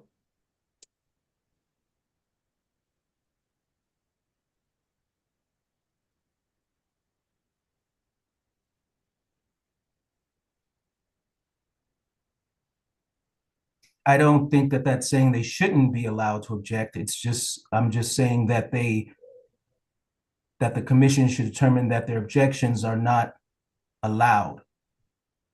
So, They are not relevant, I guess, is what I'm saying. okay. So when the company feels that a discovery request posed by UCA is not relevant to the proceeding or is subject to an objection, let's just keep it broadly. You're suggesting that the commission should deny those objections and make the company answer things that it doesn't think are appropriate for the proceeding? Correct. Okay. Your second recommendation is that the commission order CNG to provide more detail on how it calculates dividend payments and their allocation to CNG. Do you see that reference at lines 4 through 7? Yes. So would you agree with me that that dividend allocation issue would be an issue in CNG's next rate case, which would be accompanied by the new CAAM and fully distributed cost study that we spoke about earlier? Right. I think it's an issue here as it relates to the fact that this CAAM could be used for any rate case filed in the next 5 years. So I think it's relevant in both areas, in both places. Okay. Well, thank you very much, Mr. Kirkendall. Those are all the questions that I have for you today. Thank you. Thank you so much, Mr. Davidson. To be complete, let's see, Mr. Witterschein, do you have any, or not Mr. Witterschein, Mr. Valentine, do you have any questions for Mr. Kirkendall? No questions, thank you. All right. Mr. Witterschein, do you have any redirect of Mr. Kirkendall? No, I do not. Thank you, Your Honor. Okay, and I don't have any questions. That was all pretty clear. So, Mr. Kirkendall, I think you're ready to be excused. Mr.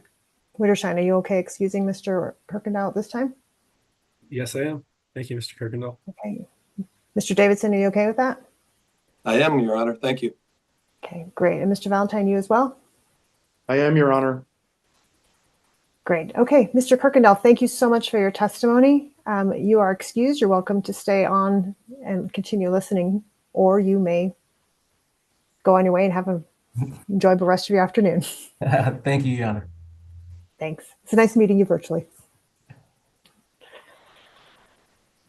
All right, Mr. Witterschein, UCA did not have any other witnesses listed. Does that then conclude UCA's presentation for this hearing? You're correct. Thank you, Your Honor. Okay, let's move on to staff's case then. Mr. Valentine. Yes, staff calls Fiona Segala.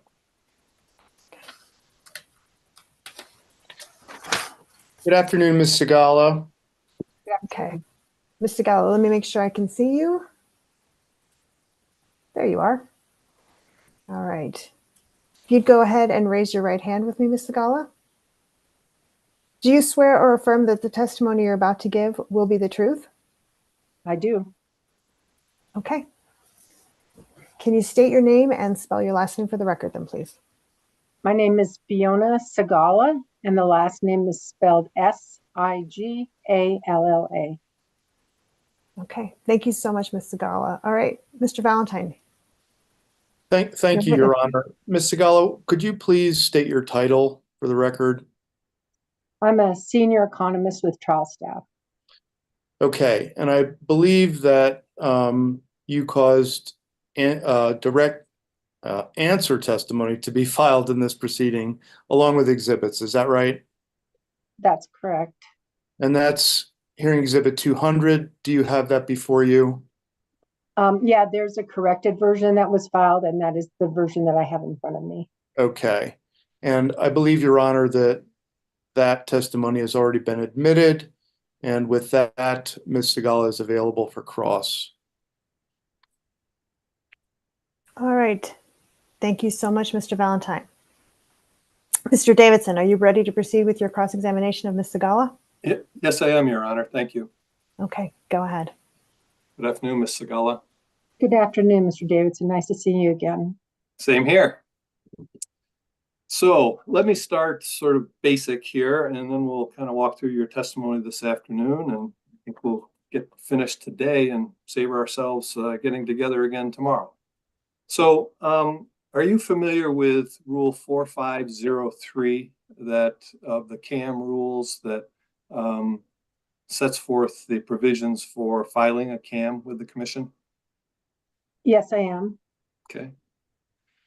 And based on your familiarity with that, a utility is required to file a new CAAM either every 5 years or when it files a new base rate case proceeding, correct? That's correct.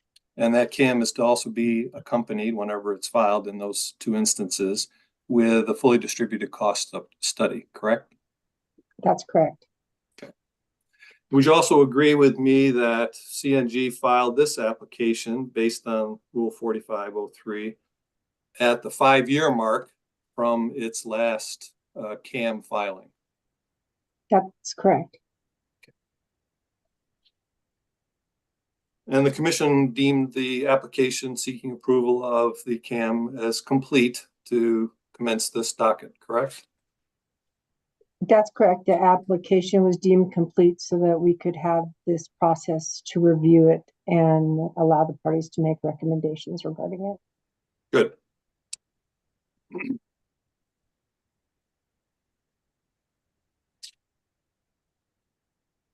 So as a threshold matter for our conversation today, the company, CNG, has complied with the Commission's rules regarding the filing of a CAAM within the timeframes required and accompanying that CAAM with a fully distributed cost study, correct? Well, I believe the rules require the approval, not just the filing. Right, and we're going to get to the approval part, but we got this far with the filing in compliance with the rules, correct? Well, the application has been deemed complete, and as Mr. Kirkendall mentioned, this process is to determine if the application is consistent with the rules. Okay. Would you agree with me, and I guess with Mr. Kirkendall as well, since I just spoke with him, that as a result of this proceeding, there will be no impact on CNG's tariff rates from the outcome of this proceeding? I think that I would say that there's no immediate impact, but that doesn't mean that there can't be an impact going forward. Either as the company, if the company ever comes in for a rate case, if this is the CAAM that's in place, that would affect the test year. And also, I think it affects the financials that staff reviews annually as we're trying to determine if rates are just and reasonable. Okay, so once we have the ALJ's recommended decision in this case, am I correct that there will not be any change in rates reflected in that decision as a result of however this CAAM proceeding is concluded? That's correct. So if the CAAM is filed as approved, no change in rates, correct?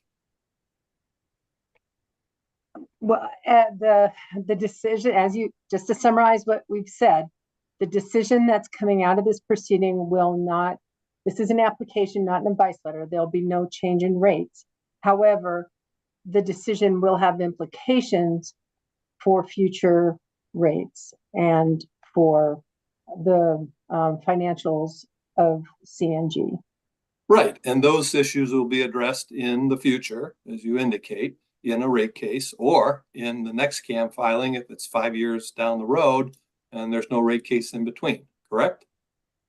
I'm not sure exactly what the forum would be where they would be evaluated, but yes, there could potentially in the future be an opportunity for that to be evaluated. I think as the document submitted by Mr. Valentine showed, we've seen more than one document that suggests that CNG doesn't intend to come in for a rate case in the next 5 years. Okay, and as a result of this proceeding, one way or the other, we'll have an approved CAM, either the one that we filed or whatever the ALJ tells us to modify, correct? I'm sorry, I feel a little asked and answered. I feel as if what you're trying to convey, and please tell me if I'm misunderstanding you, is that this doesn't matter. And that's not what I'm saying. No. Okay, well, can you help me understand? Because, if I guess let me just finish my thought here. If the company doesn't come in for another rate case and actually files another CAM in 5 years, then potentially during this interim 5-year period, if there's no rate case, there would never be a change in rates. And so is that the point that you're trying to make? Yeah, isn't that true? I think that that's true. However, I don't think that you can therefore say that it doesn't have a financial impact on CNG. Okay, and I don't think I said that, but okay, I understand your I'm point. just trying to clarify what we're talking about here. And what I'm trying to clarify is there's no change in rates from this case. The decision that ALJ Han writes will not include a tariff change because this is an application and not an advice letter. Right, and there's no request by the company to change its rates by this proceeding, is there? That's correct. The company has not asked to change its base rates since 2018. Correct. All right, so let's move on. At page 16, I think, I may have jumped ahead here. You state that the fact that CNG is not publicly traded makes it more difficult for staff to understand CNG and its finances, correct? That is correct. Hang on. Can we pull that up? Because I want to be sure the witness has that. Oh, okay. Looking at lines 18 through 20. I think what you quoted was actually a few lines before that, but you maybe want to discuss 18 through 20.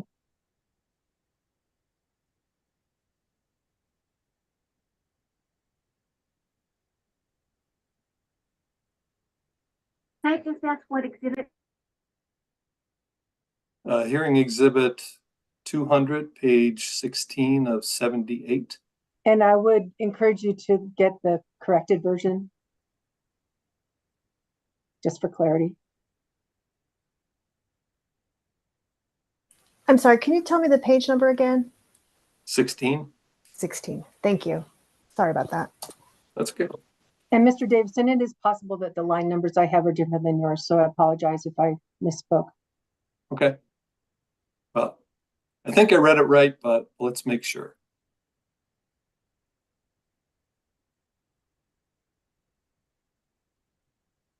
There we go. Lines 18 through 20.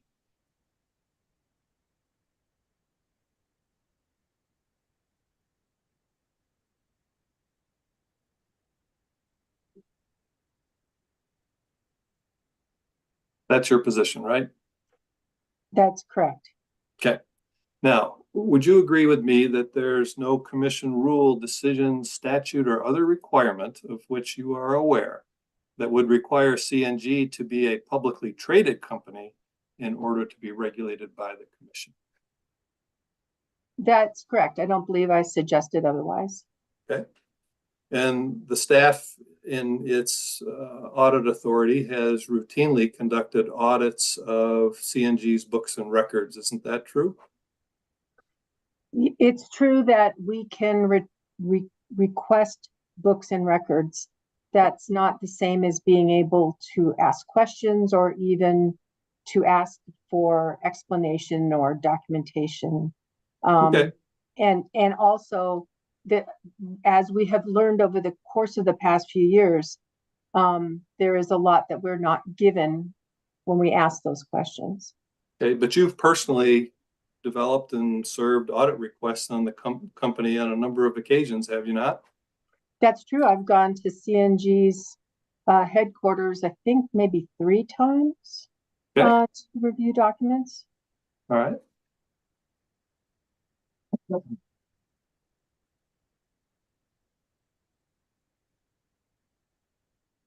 No, unfortunately, Miss Uncle, I have to go back to page 6, my page 6 at least, of Ms. Sagala's testimony.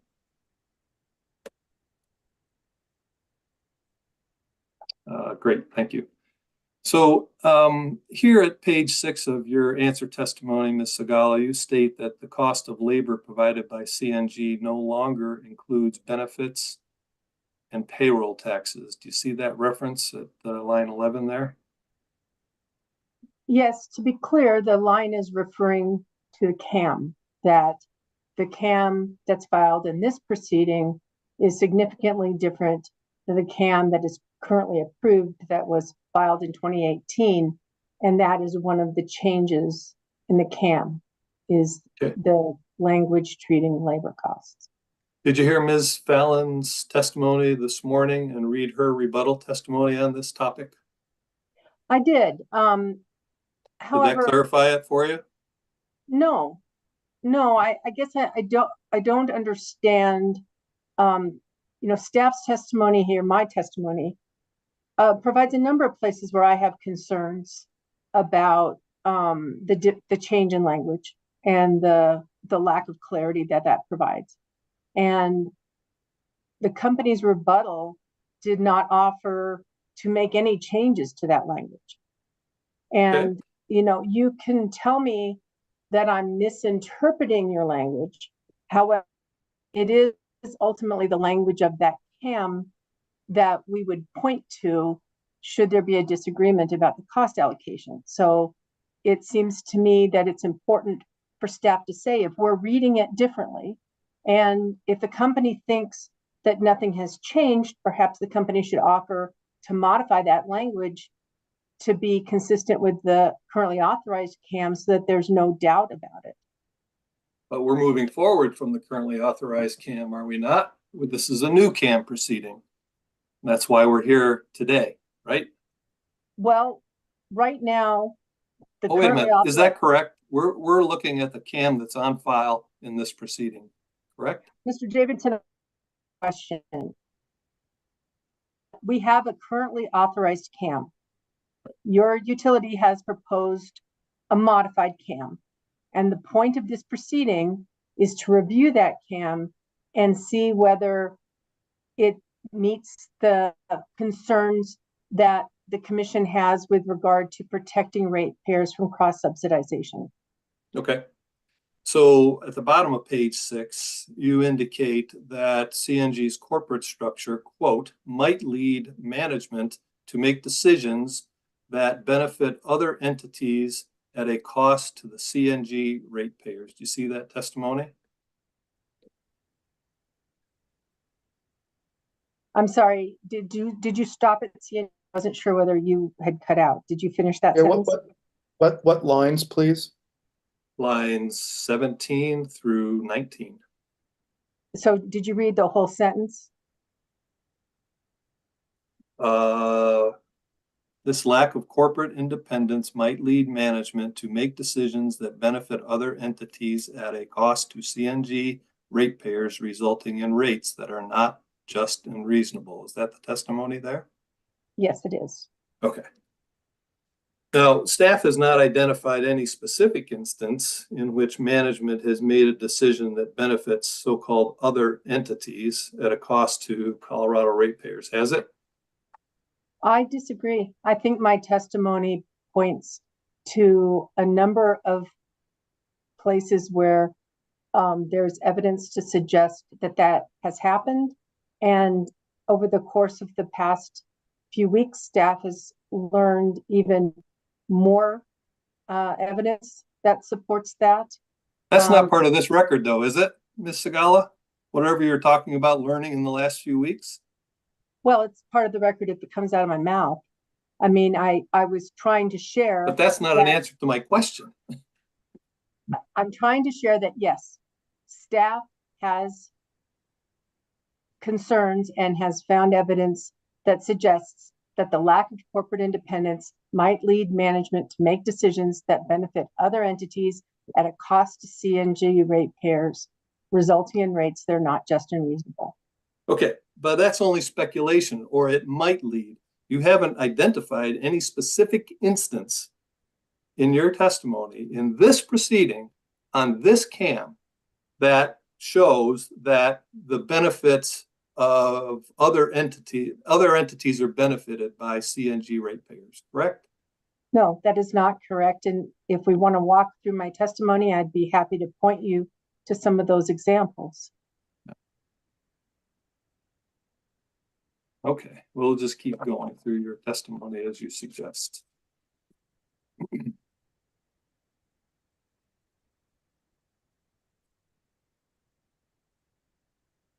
Over at page 19 of Exhibit 200, at line, beginning on line 9,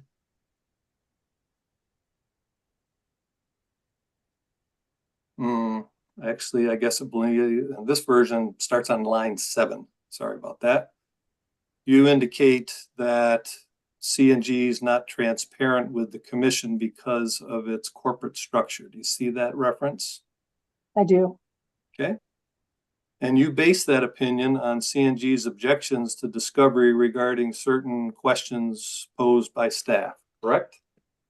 Not entirely. I base that in part on the fact that the company filed its CAM with an organizational chart that does not fully reflect all of CNG's affiliates.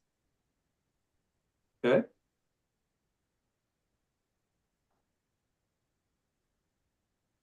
So a little further down, let me make sure I get the right reference. Starting at line 11, you indicate that it's impossible for the commission to oversee and protect the public from cross subsidies given the company's corporate structure. You see that reference? Again, that's only half the sentence, right? I said that without a full understanding of CNG's affiliates and potential conflicts of interest, it is impossible for the commission to oversee and protect the public from cross subsidies. All right. And now you'd agree with me that the staff has never filed a show cause order or sought a show cause order against the company to address these concerns, has it? Staff has, the utility has not been forthcoming with information to staff, even, so there have been a number of proceedings that have occurred over the past few years since IIF and JP Morgan took over the relationship with Summit and CNG. And during that time,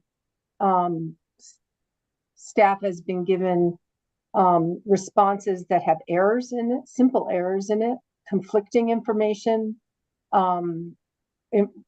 It's been difficult to obtain information. Even in this proceeding, we had a motion to compel. And while we were able to get the documents, we received them outside of the period of time that we could ask discovery questions. And the utility did not respond to my question regarding how to read one of those files.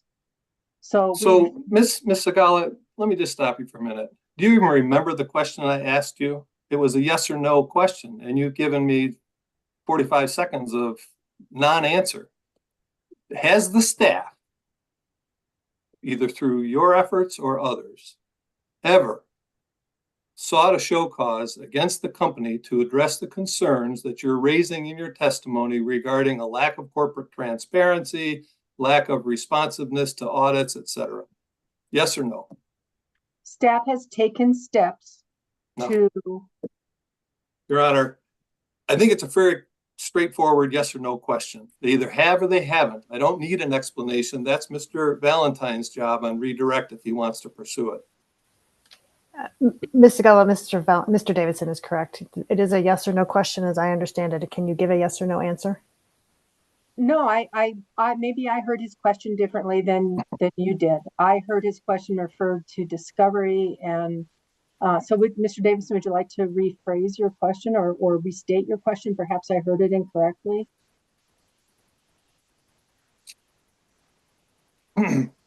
Has the staff in your experience, how long have you been on the staff, Ms. Sagala? Roughly 14 years. Okay, and in those 14 years, based on your experience, has the staff ever sought a show cause proceeding against Colorado Natural Gas to address the issues that you are raising in this proceeding today? No. Okay, thank you.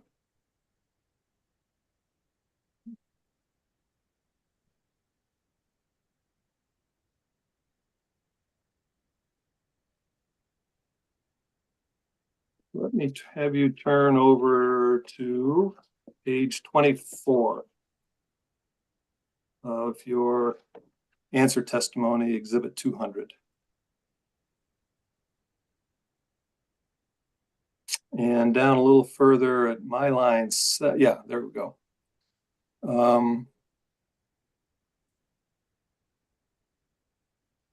This okay, the sentence that starts on line 7, that the filed CAM contains loopholes that allow Summit to avoid standard practices such as allocation using distrigas and pricing using cost-based or market prices. Did I read that correctly? That is correct. Okay. Are you familiar with the distrigas allocations program? Yes, I am. Okay. And are you also familiar that as part of its cost allocation efforts, the company makes some specific allocations where appropriate? I believe you are referring to, or perhaps I should ask you to be more specific. Are you discussing what was discussed earlier with regard to the regulated legacy and all? Is that what you refer to? Yes. Yeah, I'm aware that within the Digis Trust formula that the utility has latitude, and in this instance, I guess the holding company has latitude in how to allocate between the entities. Okay.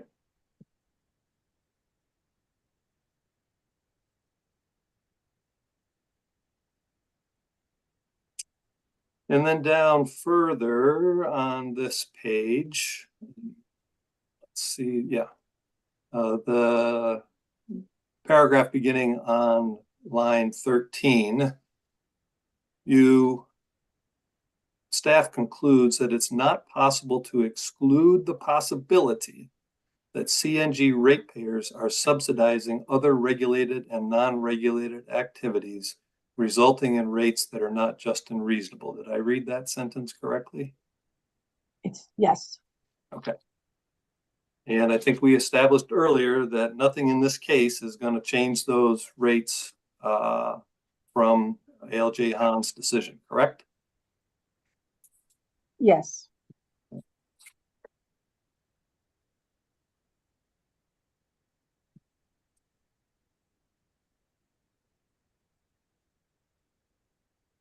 Now over at page 29 of exhibit 200,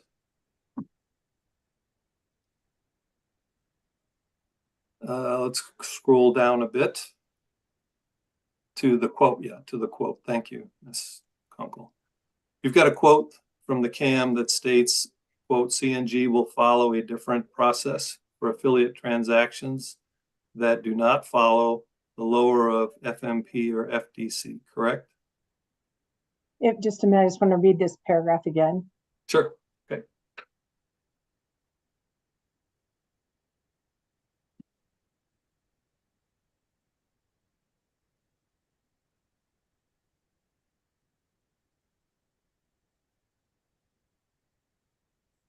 So I apologize. Could you ask the question again, please? Yeah, I'm just asking if I read that correctly, first of all, and then I think the reference, if you get all the way to the bottom on the footnote, is to page 14 of attachment A to the application, Mr. Lyons' testimony. That's correct. See that? Okay.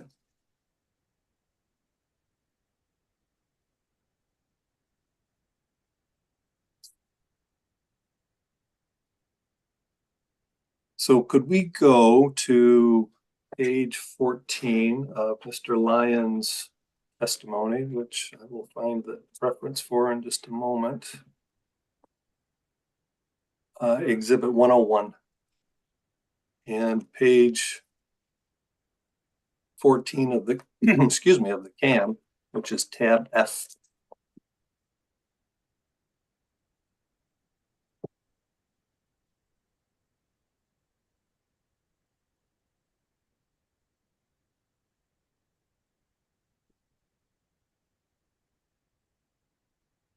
Sorry, you said of his testimony, you mean TSL2 then? Is that right?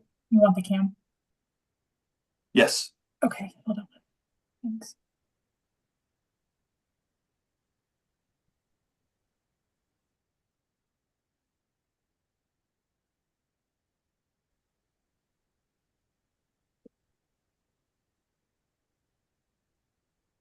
And down a little bit further below the indented portions, the next paragraph. Yes, thank you. You see the last sentence of that paragraph that says, to the extent necessary, CNG will follow the process in tab J related to affiliate transactions that do not follow the lower of FMP or FDC rule. Yes, I see that. Did you want to turn to tab J to familiarize us with what that's referring to? Yeah, well, when I looked at tab J, it looks to me like there's an extensive set of assignments and allocations by FERC account. So we can turn there and see if you agree with that.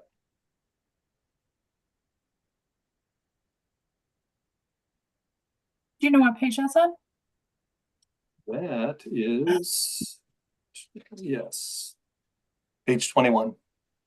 Thanks. Appendix 3. Yep, that's it. Thank you.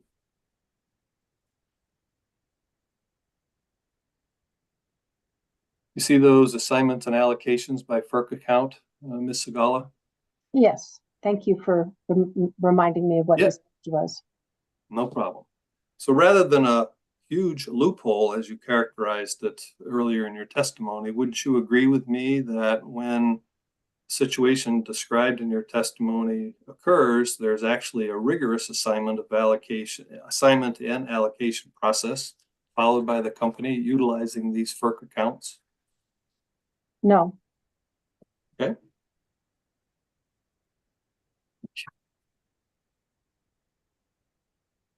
Let's back to your testimony at page 41.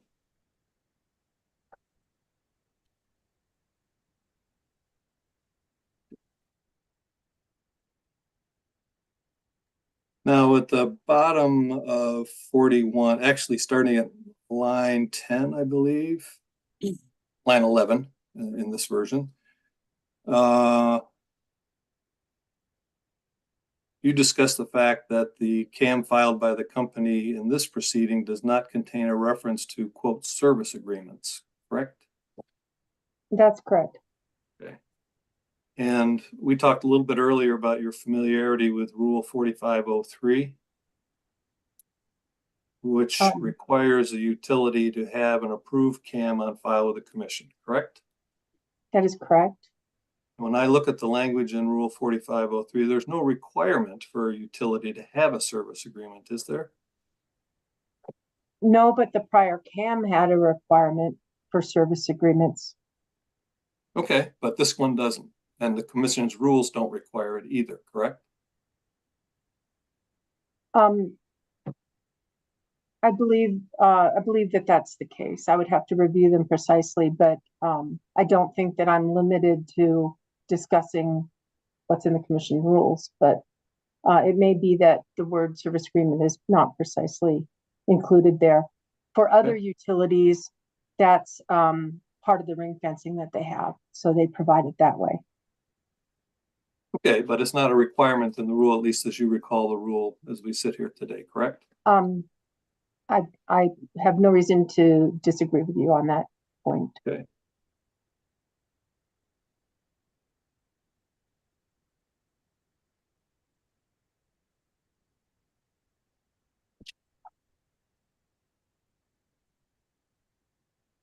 So let's move on to page, excuse me, 51 of your answer testimony, hearing exhibit 200.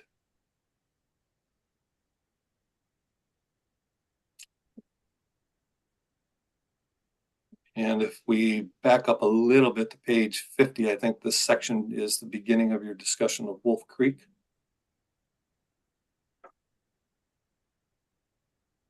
Up a little further.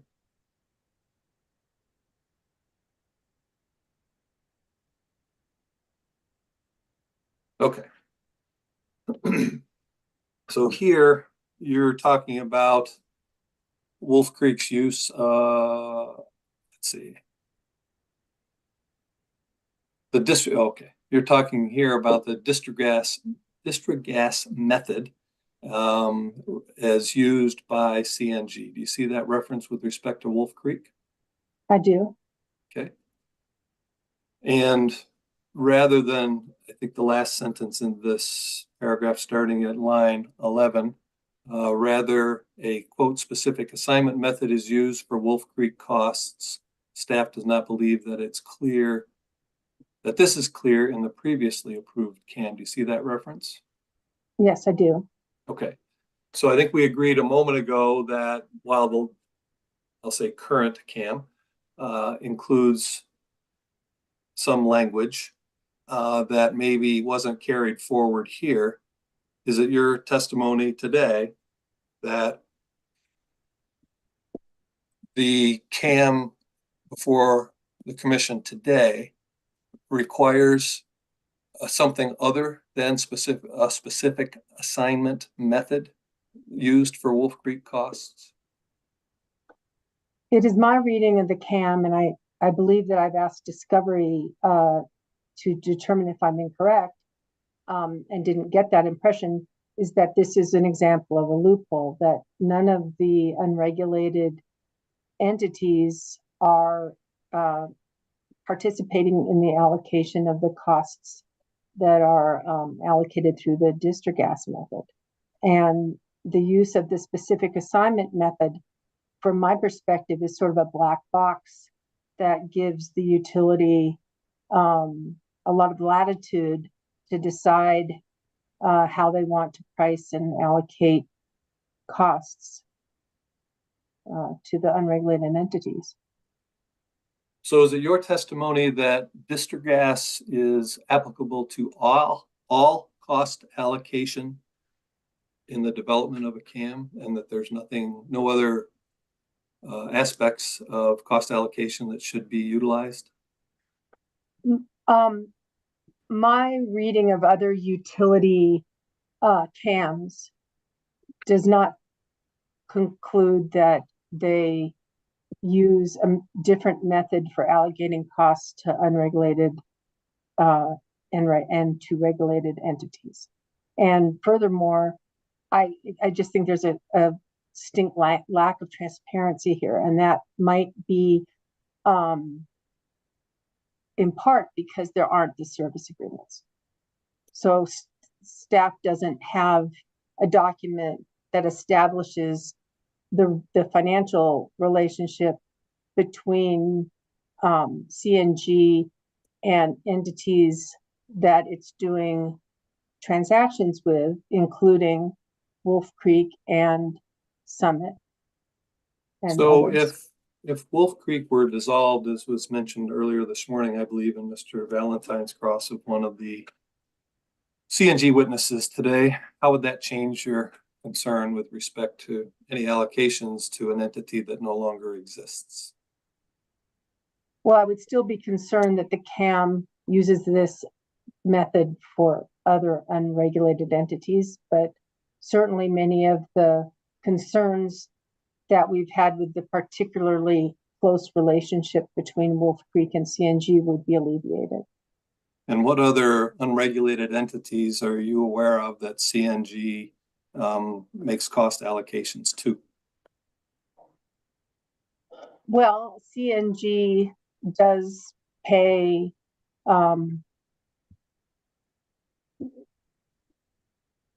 to Midco and to Summit. I'm assuming indirectly they're making payments to IIF and JP Morgan, since there are members of JP Morgan and IIF that sit on CNG's board, and there are presentations from those entities to CNG. So I guess I would have liked to have seen a service agreement between those entities as well, but we don't know what we don't know.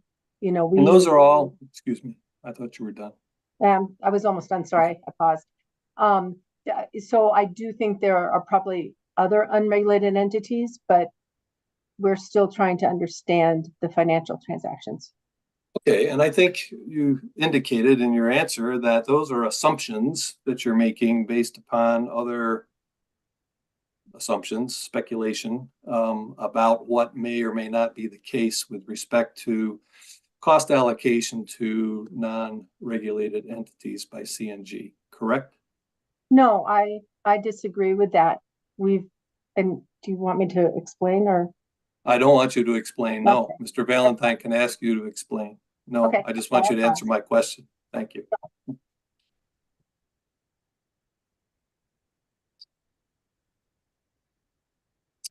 All right, to page 57 of your exhibit 200.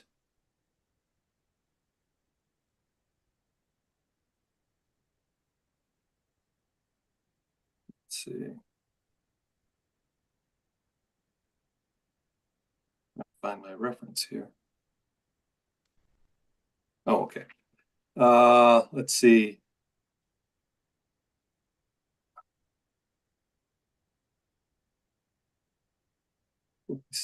Can we go? I'm not sure which direction to go here.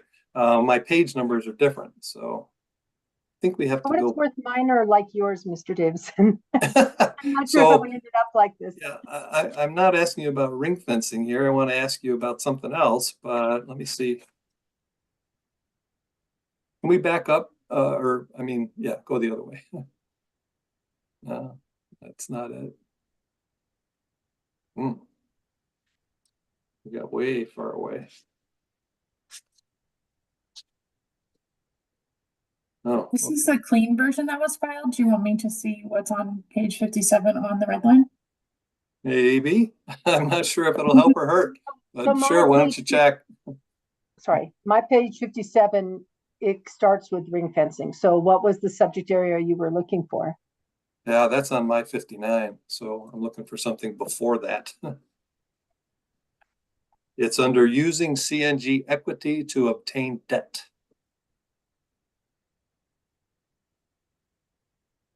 That's on my page 53. Okay. We'll get there. Keep going. That's page 53. Yeah, but I think that I think we all, for some reason, have different page numbers. Holy smokes. Yeah. Okay.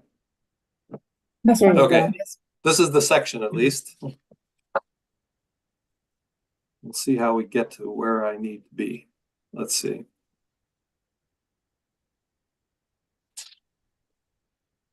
Okay.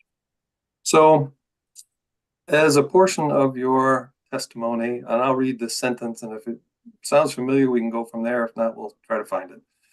You state CNG's owners have been able to profit off this transaction, possibly raising costs for rate payers. And the transaction was the 23A-0570G proceeding. I think that's what you're referring to. Do you see that reference? Oh, there it is. Okay. Is it there? Page 54, lines 8 through 9. Okay.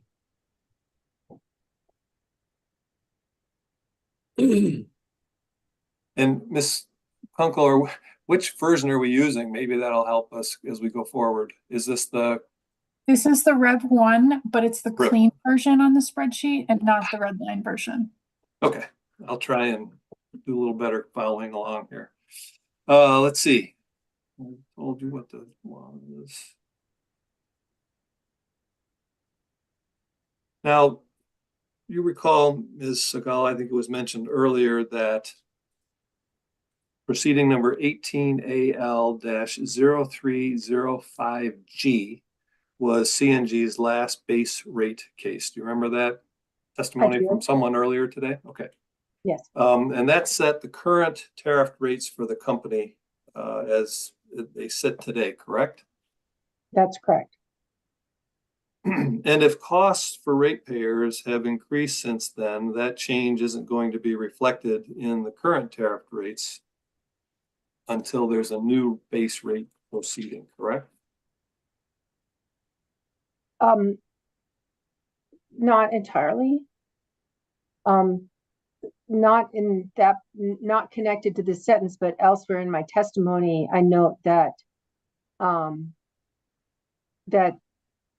that rates, of course, could possibly, it might be appropriate for rates to be decreased. So costs could be raised for ratepayers by taking money out of the CNG business in a way that it does not lead the company to come in to lower rates. So as far as this case is concerned, is it possible that rates are going to be decreased as a result of this CAAM proceeding? No. Okay. And in fact, that would require some sort of base rate case proceeding, whether brought by the company or by the staff or someone else, in order to decrease the company's rates, correct? That's correct, but the reference sentence that you have here is not affected by that conclusion.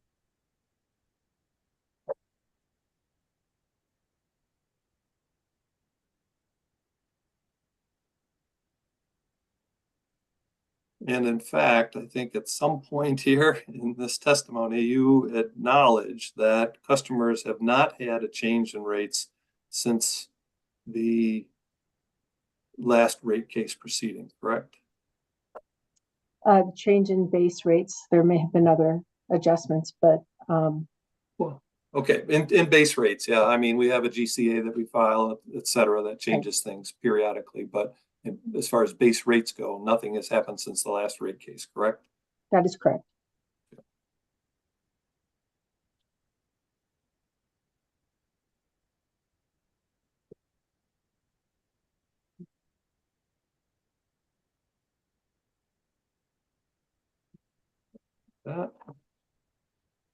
Say it's a little difficult to follow along here, but let's see.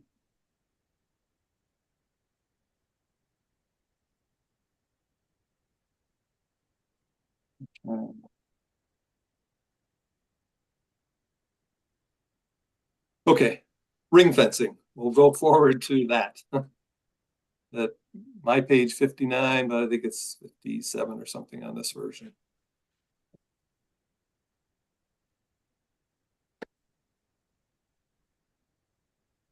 And okay, you recommend as part of your testimony in this proceeding that the commission impose ring fencing requirements on CNG as a result of the consideration of the CAAM, correct?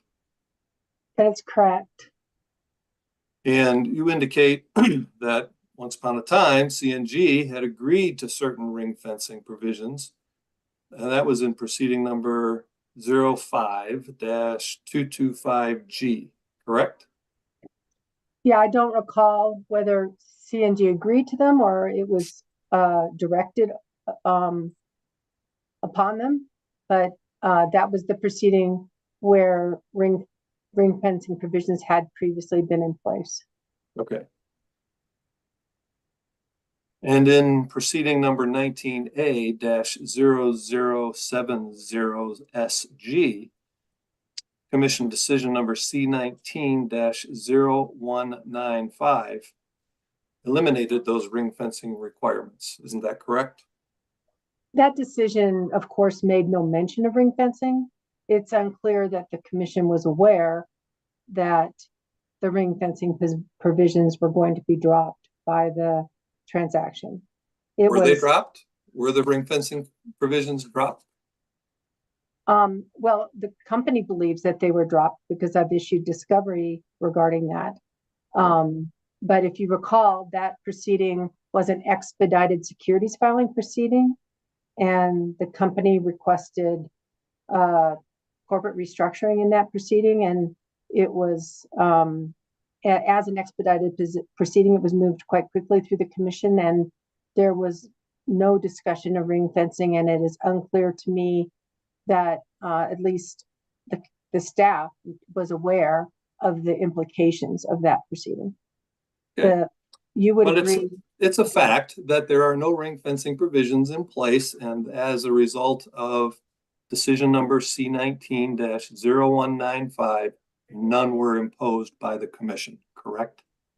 It is correct that that decision did not reaffirm the ring fencing as I requested. Okay.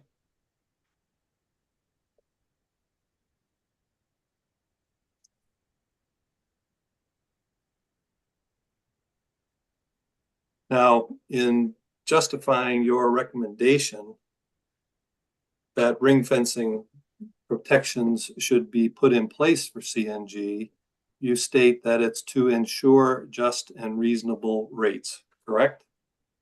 That is correct. And I think you and I have agreed, despite a long effort to get there, as a result of this proceeding, there's going to be no change in rates for the company, correct?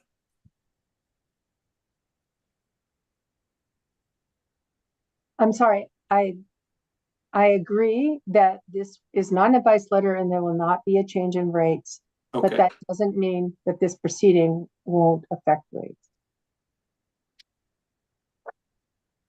And it would, this proceeding, I think we talked about earlier, would only affect rates if this CAAM is relied upon for the next rate case filing, correct?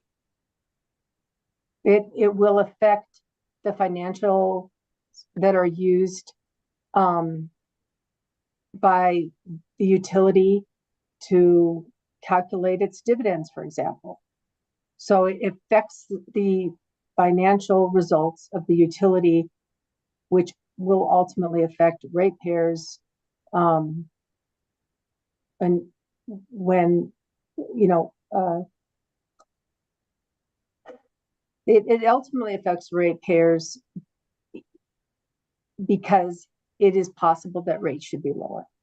Okay, so it's possible, and it's only going to affect ratepayers if there is a case in which there is a request to modify rates up or down in a base rate case proceeding, right? Not as a result of this proceeding, right? Ring fencing or no? So I agreed with the beginning part of what you said, that we Okay. will not see a change in rates, but that doesn't mean that this proceeding has no impact on rates. It will have an impact whether it's based on the financial results that are used for some future proceeding or the company's future rate case. So I just am hesitant to agree that this proceeding doesn't matter and that the commission shouldn't be concerned about protecting ratepayers from cross subsidies. Those protections that you're referring to would show up in the next base rate case proceeding conversation. Is that correct? They're on the table in this proceeding. That's what a CAAM is all about. It's about ensuring that there are no cross subsidies and helping to be sure that rates are just and reasonable, and that CNG ratepayers aren't helping pay for costs from another regulated or unregulated utility. That's what this proceeding is about, what the CAAM is about.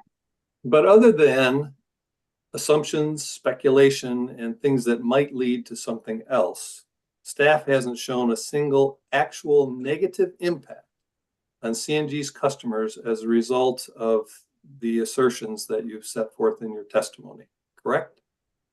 No.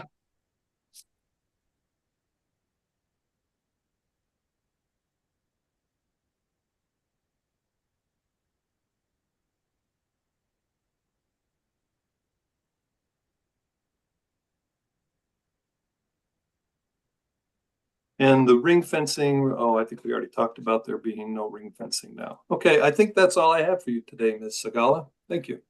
Thank you.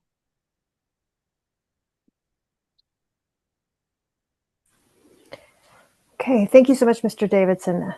Mr. Witterschein, did you have any questions you wanted to ask of Ms. Sagala? No, I do not. Thank you, Your Honor. Okay, thank you, Mr. Witterschein. All right, before I throw it back to Mr. Valentine to do any redirect, I did have a couple questions I want to follow up on. First of all, you've said several times, Ms. Sagala, that this proceeding, this CAAM proceeding, could affect future rates. Could you please give me several examples of how you think this CAAM proceeding will affect, or could affect, may affect, a future rate case or rates in the future? I think the example, I have several, but the example that has already been discussed somewhat today is with regard to the dividends. In 2022, the company, I believe it was $12.6 million in dividends. That was more than the company's net income, to the point where they had negative net income that year. So that is money that's coming out of the utility that could be used to either make investments or potentially lower rates. And the issue is that certainly the investors are entitled to dividends. I don't think that anybody is questioning that. But what is being questioned is the magnitude of those dividends and how they're being calculated. What are they paying for? When you take so much in dividends that you cause the utility to have negative income, it's appropriate to say, was that cost justified, and is it consistent with what these investors are asking from the other regulated and non-regulated entities? In response, in Mr. Root's rebuttal, he somewhat suggested that there was a calculation for how those dividends are set, but in discovery refused to actually provide an explicit example. And in fact, I would point you to Root rebuttal, page 13, lines 10 to 13, where he suggested it is possible that those dividends have something to do with cost allocation. He says that they may have nothing to do with cost allocation, which I read as could have something to do with cost allocation. So I think that having explicit CAAM that makes clear rules that are auditable. The commission is responsible for protecting ratepayers from cost subsidies, and commission staff, as Mr. Davidson notes, file audit. But if there are no documents and there's no policy regarding those calculations, then we can't enforce the statutory requirement against cross subsidies. Did that answer your question? I think I wanted to get some examples from you about how you think this CAAM proceeding could affect future rates. And you were talking about dividends. So well, if dividends being taken out of the utility are larger than they need to be, or larger than appropriate, then that's money that's not staying in the business, and it could cause the utility to say our rates are too high. One of the first documents that Mr. Valentine entered into the record indicated, and I'm going to be careful about how I say this, but because it's a highly confidential document, but it led to the suggestion that is a possibility.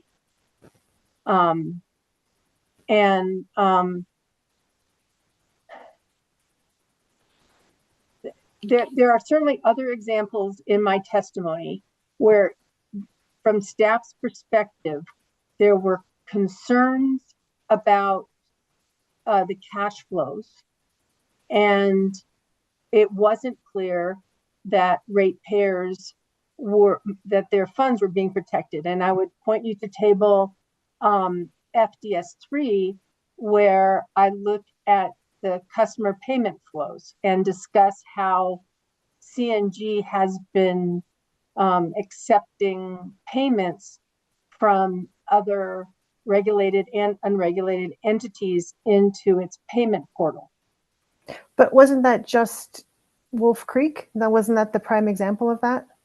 No, it wasn't. Were there others? I mean, I remember reading about Wolf Creek, which is now going to go away. No, I did specifically call out Wolf Creek because it was a particularly troubling relationship that staff had been unaware of the clearly even customers were concerned about whether they were doing business with CNG or Wolf Creek. So that was called out. But if you look at the commingling of customer payments, it was with a lot of the regulated entities as well. And I guess when I'm looking at the tables that I have here, and I don't have them up, Ms. Segala. Is there a particular exhibit you're referring to? So just real quick, I'm trying to see where I make mention of all the affiliates that were included in that. And it may be that that's in an attachment, but it was more than just Wolf Creek. And when staff tried to make sense of the money flows in and out, and to some extent, you would consider this a money pool, or maybe even keeping the books and records separately. Staff was not comfortable that the money that flowed in from the affiliates was consistent with the money that was flowing out. It appeared to staff, and that's in table FDS3, that more money had flowed out to the affiliates than had flowed in for the affiliates. And we did ask Discovery about that. And CNG said, well, there were other reasons why we paid those affiliates, but we don't, it's when you entangle the books and records like this, staff can't audit it. We were unable to feel comfortable that the affiliates were not paid more than they should have been. And I think if you look at FDS9, which is an external attachment to my testimony, and that's the executable spreadsheet confidential CPUC 1-7.A1. Sorry, it's going too fast there.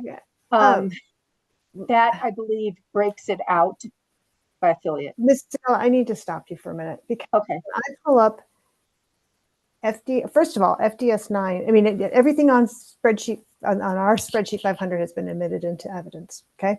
So to the extent it was on there, it is. But when I pull up FDS9, I have a statement that says this exhibit contains an executable spreadsheet provided by Colorado Natural Gas. It contains 11 worksheets, but I don't have those. So. Well, that's important. It is in the box. Whoa.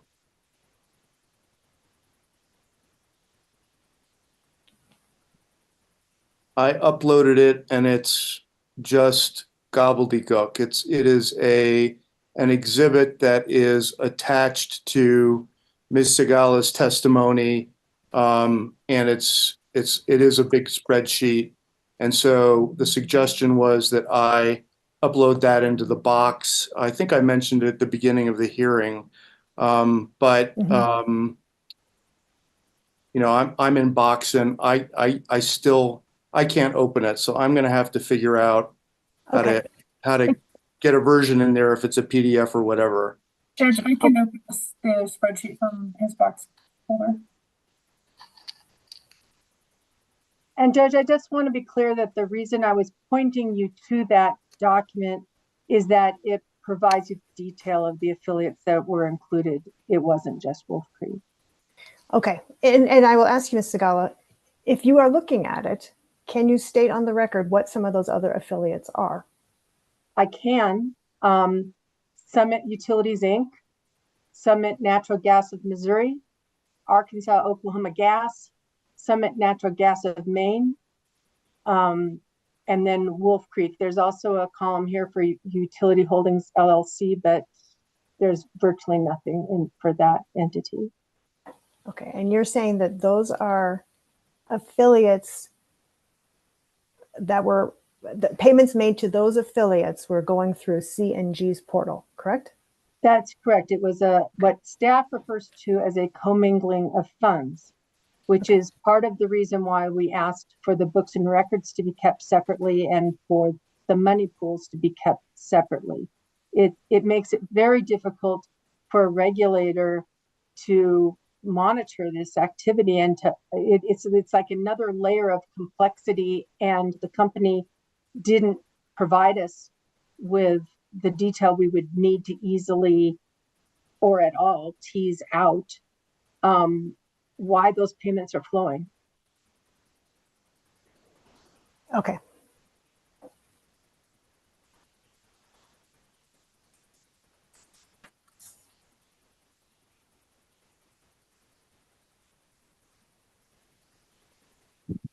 Okay. Do you want another example? I mean, yes, if you've got examples, I'm asking you to give them to me now, because I'm trying to pull together, because what I was hearing before were these general statements, but without, examples, it doesn't, I mean, it becomes nothing speculative. So I need more. Thank you. I was trying to respond to the questions. So the debt extinguishment that has been discussed is another example of where staff is concerned that that the debt that was issued at the parent level is being paid for inappropriately by CNG. When the utility chose to extinguish CNG's debt, they did that without informing the commission. And I'm sure Mr. Davidson, if he could speak right now, would say we aren't required to inform the commission, and that's probably true. However, after reading documents, it is clear to me that CNG knew that they were going to do that prior to the completion of the rate case in 2018, and certainly during the time that it was engaging in the midco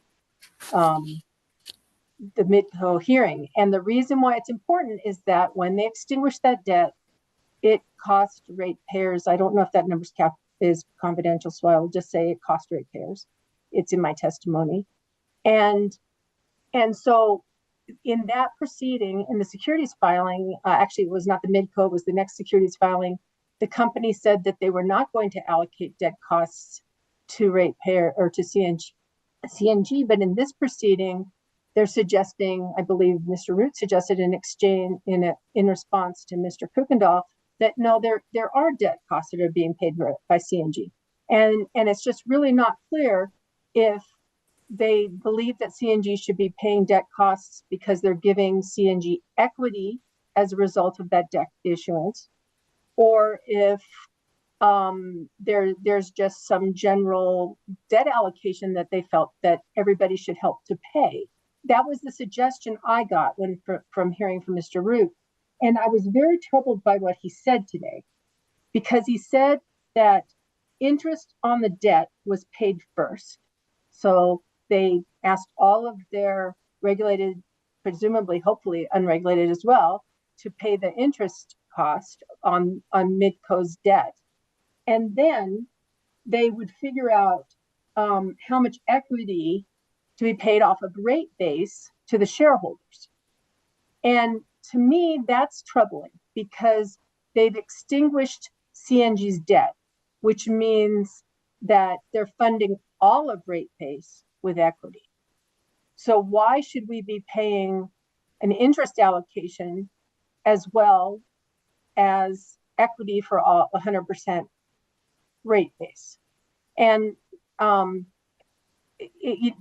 to be clear, the ring fencing can help tell the CNG, you need to be careful that you're only charging CNG for costs that are necessary to run the utility. And then in a future proceeding and in audit, staff can hopefully provide the oversight that our job requires to be sure that rates are just and reasonable. But right now, CNG is being very vague about how it's determining this interest expense, how it's determining the dividends, even how it's allocating shared costs to unregulated entities. Your Honor, if I may, I appreciate the fact that I'm interrupting your questions, but that was all in the nature, more of the nature of Sir rebuttal, which wasn't even requested, but has now been offered. And I think it's unfair to the company, and I realize this came from you, and I really am concerned about objecting for that reason, but I've got to raise this for purposes of the record, at least, as I mentioned earlier on objections, that this is a whole lot of new information that's come in, new opinions from Ms. Segala about what should or shouldn't have been done in the past, not related to this CAAM, and I object. To be fair, Mr. Davidson and Ms. Segala, your answer to my question went far beyond what I actually asked, and you gave quite a bit. Though that it is in my testimony. Okay, but I asked a very specific question, and you did expound on it a great deal. I didn't interrupt you because I don't particularly, I don't enjoy interrupting people unnecessarily, but I think Mr. Davidson is right that based on what you just testified, which was beyond what I had asked and beyond what you had testified to today, I think he should probably get a chance to ask some additional questions based on my questions. Does that sound fair, Mr. Davidson? It does, Your Honor, but you know, it's hard to unring the bell here, and it's in the record now. I mean, my real relief would be to move to strike it all and have it eliminated from the record, as opposed to ask more questions about something that I already have objected to. Understood, Mr. Davidson, and you are welcome to make such a motion if you'd like. I mean, I asked the question, so, and I know, and that's what puts me in the awkward position, Your Honor, yes, of objecting to your question. So yes, I'm trying to understand where Ms. Segala was coming from. I wanted some examples of this, and she did go well beyond what I had asked, and I probably should have. I've made my record. I can address it in the brief, as you've mentioned earlier. Thank you. Okay.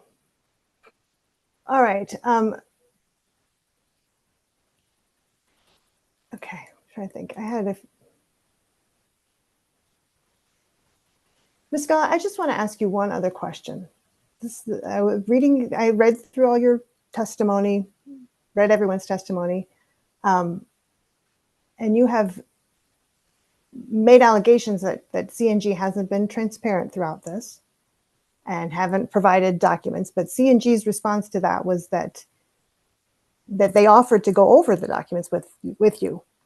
Is that true, that CNG made offers to go over the documents with you and that either the invitation was declined or wasn't accepted? No, and in fact, they refused to respond to emails where I asked follow-up questions on the discovery that came in after. But Ms. Segala, again, answer the question I asked. They offered to. Okay, thank you. All right. Mr. Davidson, do you have any questions you want to ask of Ms. Segala based on, before I turn to Mr. Valentine and for redirect? Do you have any questions you want to follow up based on what Ms. Segala just offered? Not at this time, Your Honor, for the reasons I previously stated. Thank you. Okay, thank you. All right. Mr. Witterstein, you indicated you don't have any questions, or do you have any now based on the questions I just asked? I have no questions. Thank you, Your Honor. Mr. Valentine, did you want to do any redirect of Ms. Segala? Yes, Your Honor, thank you. Briefly. Ms. Segala, I'd like you to explain concisely why service agreements are important. The service agreements are effectively a contract between affiliates, and it provides documentation for what types of transactions are going to occur and the prices, and it provides transparency to the regulator for how those transactions are going to occur, and protects rates. In your view, does the CAAM provide that detail? No. Okay. Now, do you recall that Mr. Davidson asked you about your suggestion that there is a loophole, and then he pointed to FERC accounting in tab J, I think it was. Do you recall that line of questions? Yes, I do. Can you explain concisely why there's a loophole? So first of all, and I mentioned this before, I think that the district gas method appears to only apply to the regulated utilities, that there does not appear to be a defined allocation to the unregulated entities for shared costs. And the district gas method probably wouldn't work for the unregulated entities because they are, I think, almost entirely companies that do not have assets or revenues. They're actually run out of Summit. But the other loophole that sort of is sprinkled throughout the CAAM is that it would say that, for example, that it would provide some precise way that costs would be allocated unless a specific assignment of cost method is more appropriate or unless another method is more appropriate. So in several places, and I go through this in my testimony, where the prior CAAM was very explicit and definitive about how costs were going to be allocated in general.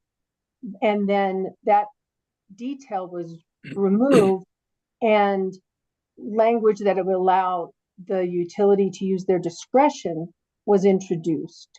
And I think that the labor costs are an example of that too. Okay. So that's almost all I have. At the risk of perhaps reopening the can of worms, I'm wondering if you could focus on the judge's question to you about specific examples of how this CAAM can affect future rates. And if you could give me just one more concisely, that would be great. Okay, and I apologize if there was the appearance that I went beyond my testimony, but I do believe my examples are generally in my testimony. So let's find one. Pick one. I think I walked through the commingling of customer payments, which is a section of my testimony,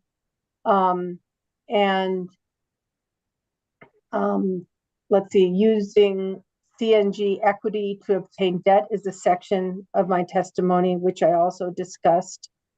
Would you be able to give us a page number, Ms. Segala? Yeah, so on the table of contents that I have, so maybe we should ask the person that's got the official copy there, because I'm looking at the Word version and she's got the PDF.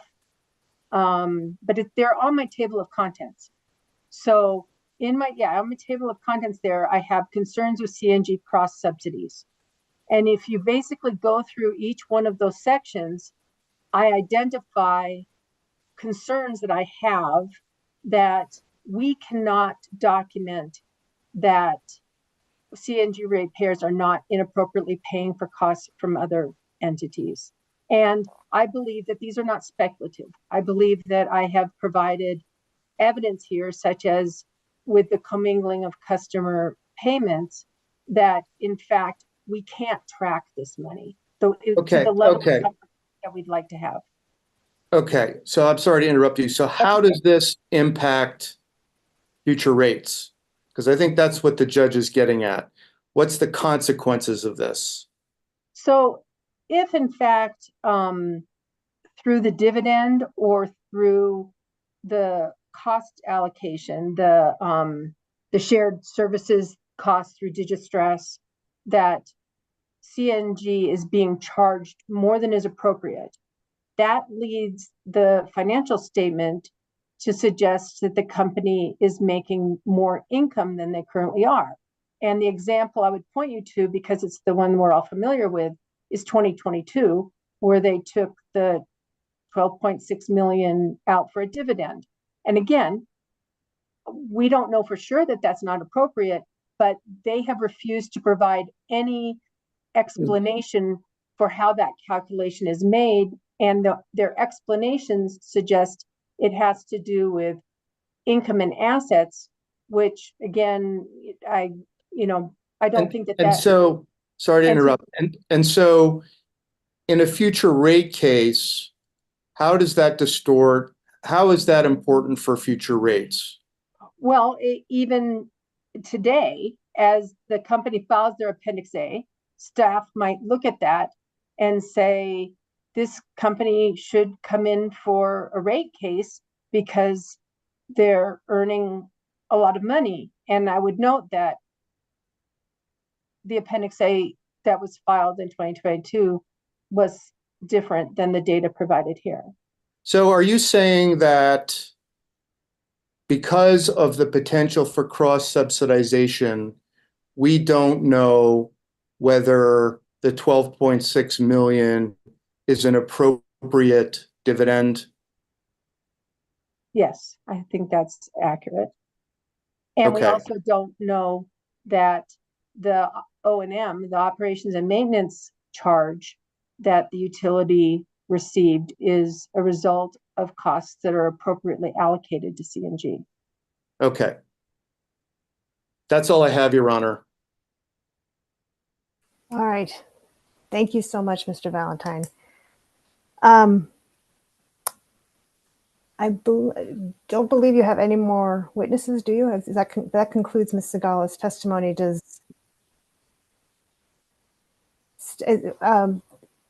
Actually, Ms. Kunkel just emailed me or just messaged me.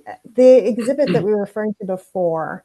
Yes, I have a couple of things, Your Honor. yeah.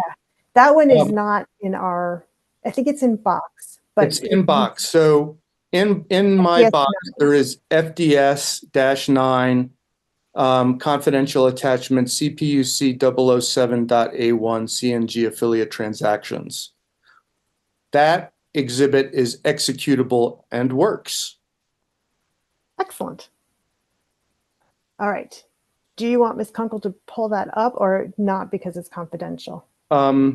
It's up to Your Honor. I guess I would ask that Ms. Kunkel confirm that it in fact is executable and readable, because that's the intent, is to attach that, and that should be part of Ms. Segala's testimony.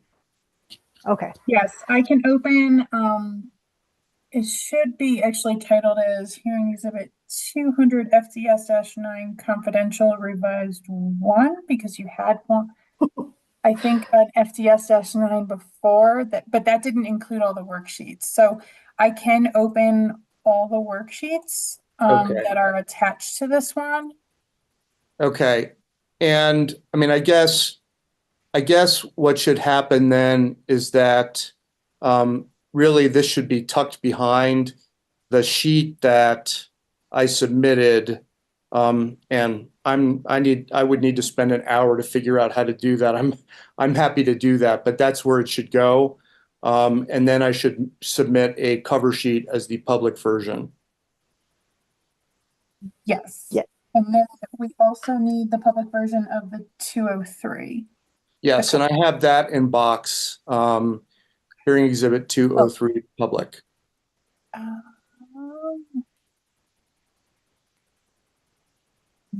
Yes, I see it as a Word document, but I can convert it to a PDF and save it.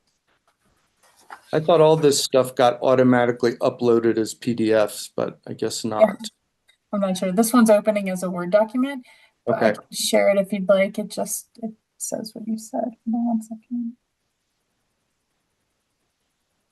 This is the one you're talking about, right? Yes, thank you.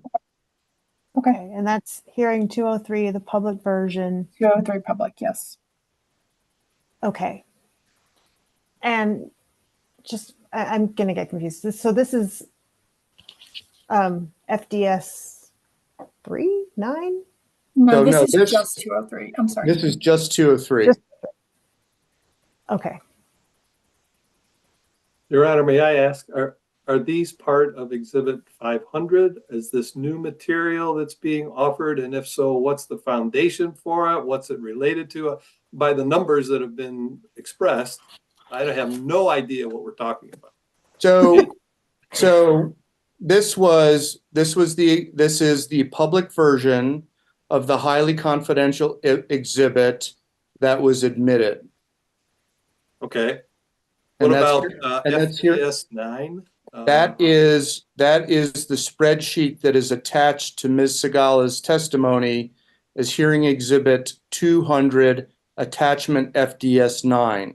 Oh. And I could not think, it's a very, very big word, very big spreadsheet, and I wanted to submit the executable version. So it Okay. is, so that's what this is. So I'm clear. So 203 is already admitted into evidence. Yes. Yes. Okay. That's the 2022 strategic plan update. That was admitted over Mr. Davidson's objection. Okay. Had to go back through my notes to figure that out. So that's already taken care of. Are you also offering into evidence 200 attachment FDS 9, or that should already be in evidence because it was on the spreadsheet? Is that right? That's correct. It is already in evidence. It's on the spreadsheet. Okay. But I was informed. Actually, that was hidden from the spreadsheet. Ms. Kunkel, please go ahead. Yeah, that was hidden from the spreadsheet because it was just the title, the cover page. It said 11 worksheets attached. So the worksheets weren't attached, and the one that is in his box that I can move over now is the one with all the worksheets. Okay. So when it was originally put in a box, like I think we just had the one sheet without, the one page without the attached worksheets. Right. When it was pre-filed, it was just the one, but there were no attachments. Okay. So I guess, Mr. Davidson, let me ask you this. So I think you should have Exhibit 200 FDS 9 because it would have been attached to Ms. Segala's testimony. Is that right? I think so, Your Honor. That's why I raised the question, because we were going through so many different documents, none of which were on the screen, of course. I wasn't clear that these had been part of Exhibit 500 until it was explained. Thank you. Okay. So I think that's the deal. So 203 was not part of 500, but has been admitted. 200 FDS 9 is part of 500, but the worksheets originally weren't filed, weren't put into box, and now have been. But they were part of the original attachments, so I think everybody had them anyway. That's my understanding now. Thank you. Okay, cool. I think we're all on the same page. So, Mr. Valentine, so we're all in agreement. FDS 9 with the executable worksheets has been admitted into evidence as part of Exhibit 500. Right? Right. We're all in agreement on that? Okay, cool. That's right. Just want to make sure. Yep. It was getting a little confusing, and yes, everybody's tired and it's been a long day. So I wanted to just make sure I have it very, very clear and clean on the record. Okay. Any other exhibits that we need to worry about before staff completes its testimony or its presentation today? I'm set, Your Honor. Thank you. Okay, great. All right. To be clear, Mr. Valentine, do you have any other witnesses you plan on calling? No, Your Honor. Okay. Mr. Witterstein, you don't either? No, Your Honor. Okay. So then that concludes staff's and UCA's presentations. Mr. Davidson, it is your chance to do any additional rebuttal you may want to do. Do you have any rebuttal you'd like to offer? Anybody you want to recall? No, Your Honor, I think we've adequately presented our case, and okay, we'll leave it up to the briefing and your recommended decision. All right. That then concludes the evidentiary portion of this hearing. I just want to make sure we're all on the same page. Let me pull up. From my perspective, okay. Next step is obviously statements of position. Does anybody want to do a closing statement right now? Nobody did opening, so I'm guessing nobody does, but you're welcome to if anybody is interested in doing a verbal closing statement at this time. Mr. Davidson? I think we'll save it for the written statement of position, Your Honor. Okay. Mr. Valentine? Same here, Your Honor. All right. And Mr. Witterstein? That's the same for UCA. Thank you. All right. I have statements of position under decision number R24-0379-I as due August 23rd. Is that still okay with everybody? That's in just over 2 weeks now. You have an extra day because we finished in a day. So, Your Honor, I would ask maybe Harriet with respect to the availability of a transcript, what that timing might look like, just in case if she has other matters that are ahead. No. How about next Wednesday? Is that okay? Wednesday or Tuesday, if you need it. Wednesday. I think that's okay. I just wasn't sure if she had other things ahead of it. No, pretty quiet right now. Does August 23rd still work, or do you want to push it back? I pushed back the statutory timeline all the way until January. So if you need a little extra time to do the SOPs based on when Harriet's going to get the transcript to you, we can do that. But right now they're at August 23rd. So I'll plan on that unless you tell me you want more. I'd appreciate an extra week, Your Honor. The 30th. Fine with me. 30th is good. Mr. Valentine, would you prefer the 30th? That works for me, Your Honor. Mr. Witterstein, I'm assuming an extra week would not be frowned upon by you either. That sounds good. Thank you, Your Honor. Okay, I'm not going to issue a formal decision on that, so just on the record, we'll make it August 30th rather than the 23rd, okay? Thank you. That's perfectly fine with me. All right.